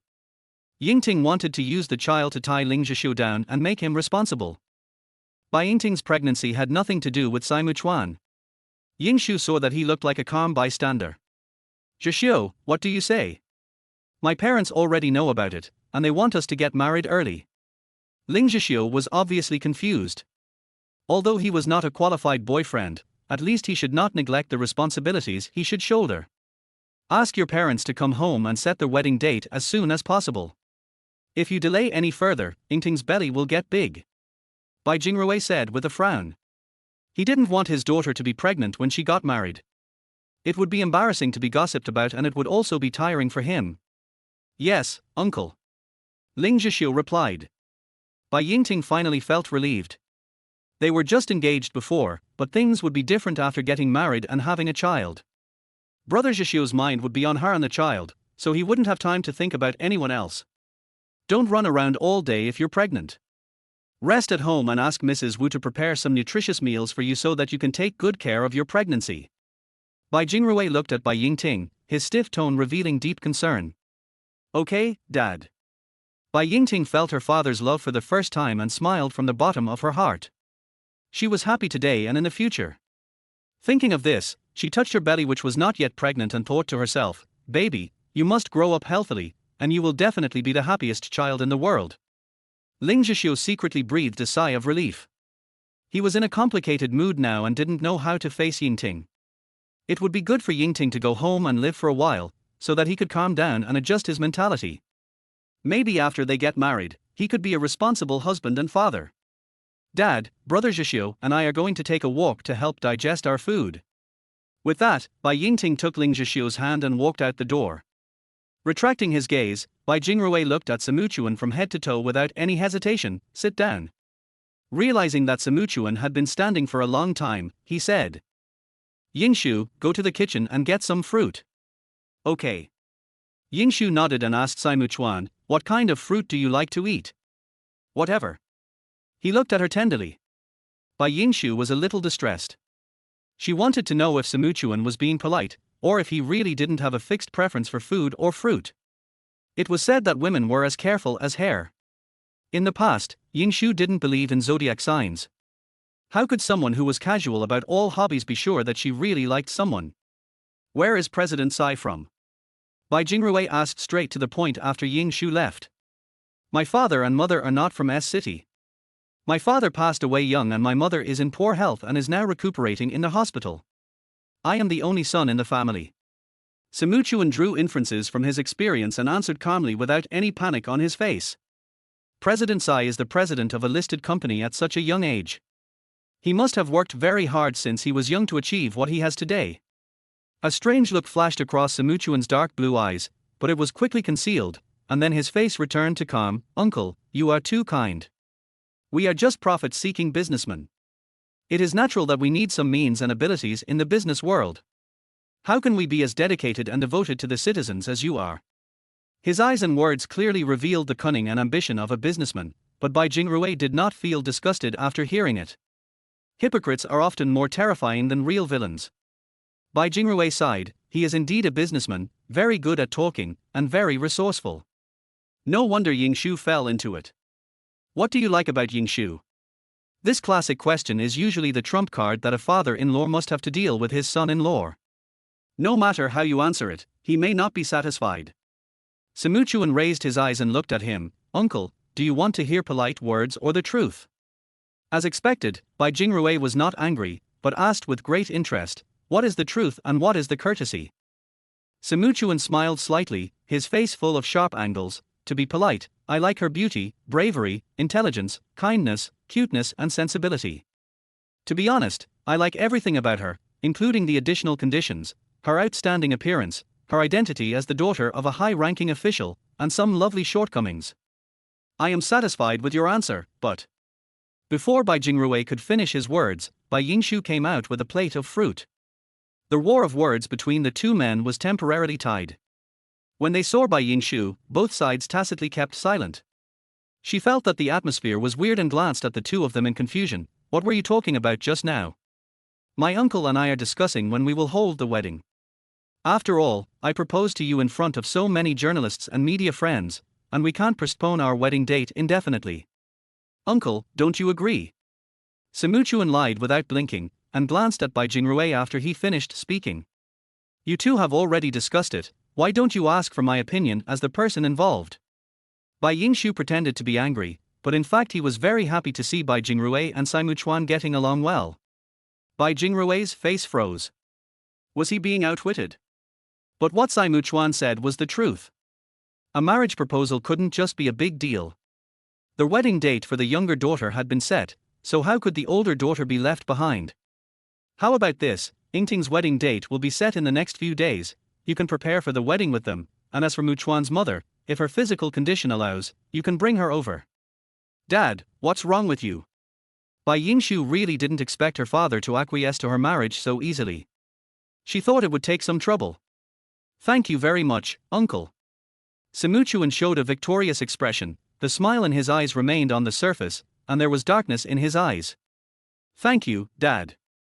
Yingshu, you should have gotten engaged first. Think about it, it's just a formality. It's the same if you get married directly. Bai Jingrui is not the kind of traditional old stubborn person. The engagement ceremony is the custom of this city. There is no rule that you can't get married without being engaged. Engagement is not a necessary procedure. I still have some official business to attend to. You two can chat for a while. Bai Jingrui stood up and walked a few steps to the stairwell. He seemed to remember something and turned around to remind her, Yingshu, go and see Mu Chuan off later. You have to report to your new unit tomorrow morning. Go to bed early. Okay, Dad, you should go to bed early too and don't be too tired. Bai Yingshu agreed to everything without thinking too much. Mu Chuan looked at his straight and solid back, a dark light flashed in his eyes, and the smile on his lips seemed to pause for several seconds, until Bai Yingshu shook his fingers, he came back to his senses. What's wrong? Yingshu asked, noticing that he was unusually absent-minded. He naturally put his arm around her shoulders, and Yingshu didn't think there was anything wrong with it, as if they were meant to be this close. As they walked out of the villa, he said, my uncle's education is very strict. Although he said he agreed to our marriage, he didn't give us time to spend together. Simuchuan was referring to what Bai Jingrui had said just now when he was sending the guests away. Bai Yingshu burst out laughing, and the smile on her fair face was like a blooming peach blossom. Her dark eyes were cunning. Dad is afraid that you will kidnap me and stay out all night. Oh. He raised his handsome eyebrows, and said jokingly, I don't believe your father didn't find out about our relationship. That time in the hotel, the look he gave me was enough to kill a person. When talking about that matter again, Bai Yingshu was able to face it calmly. She also knew that Simuchuan was a normal man, and normal men have normal needs. At this time, the two happened to meet Bai Yingting, who was returning from a walk. Bai Yingting walked past them arrogantly without saying anything and went straight upstairs. Bai Yingshu and Simuchuan have the same personality and don't like to talk much. They tacitly did not mention anything about Yingting. Shall we drive outside for a walk? Simuchuan suggested temptingly. Knowing that Bai Yingshu was a good boy who listened to his father, he quickly added, I'll take you back later, no later than 10 o'clock. Yingshu was about to nod when he heard Mrs. Wu's urging voice unexpectedly. Miss, my husband asked me to tell you that it's getting late, you should go to bed early. Mrs. Wu's tone was a little reluctant. It was a heinous crime to disturb the young couple's love. Amitabha. Their husband was so good that he gave an order upstairs and assigned the job of the Avildor to himself. Now the young lady's boyfriend must be jealous of her.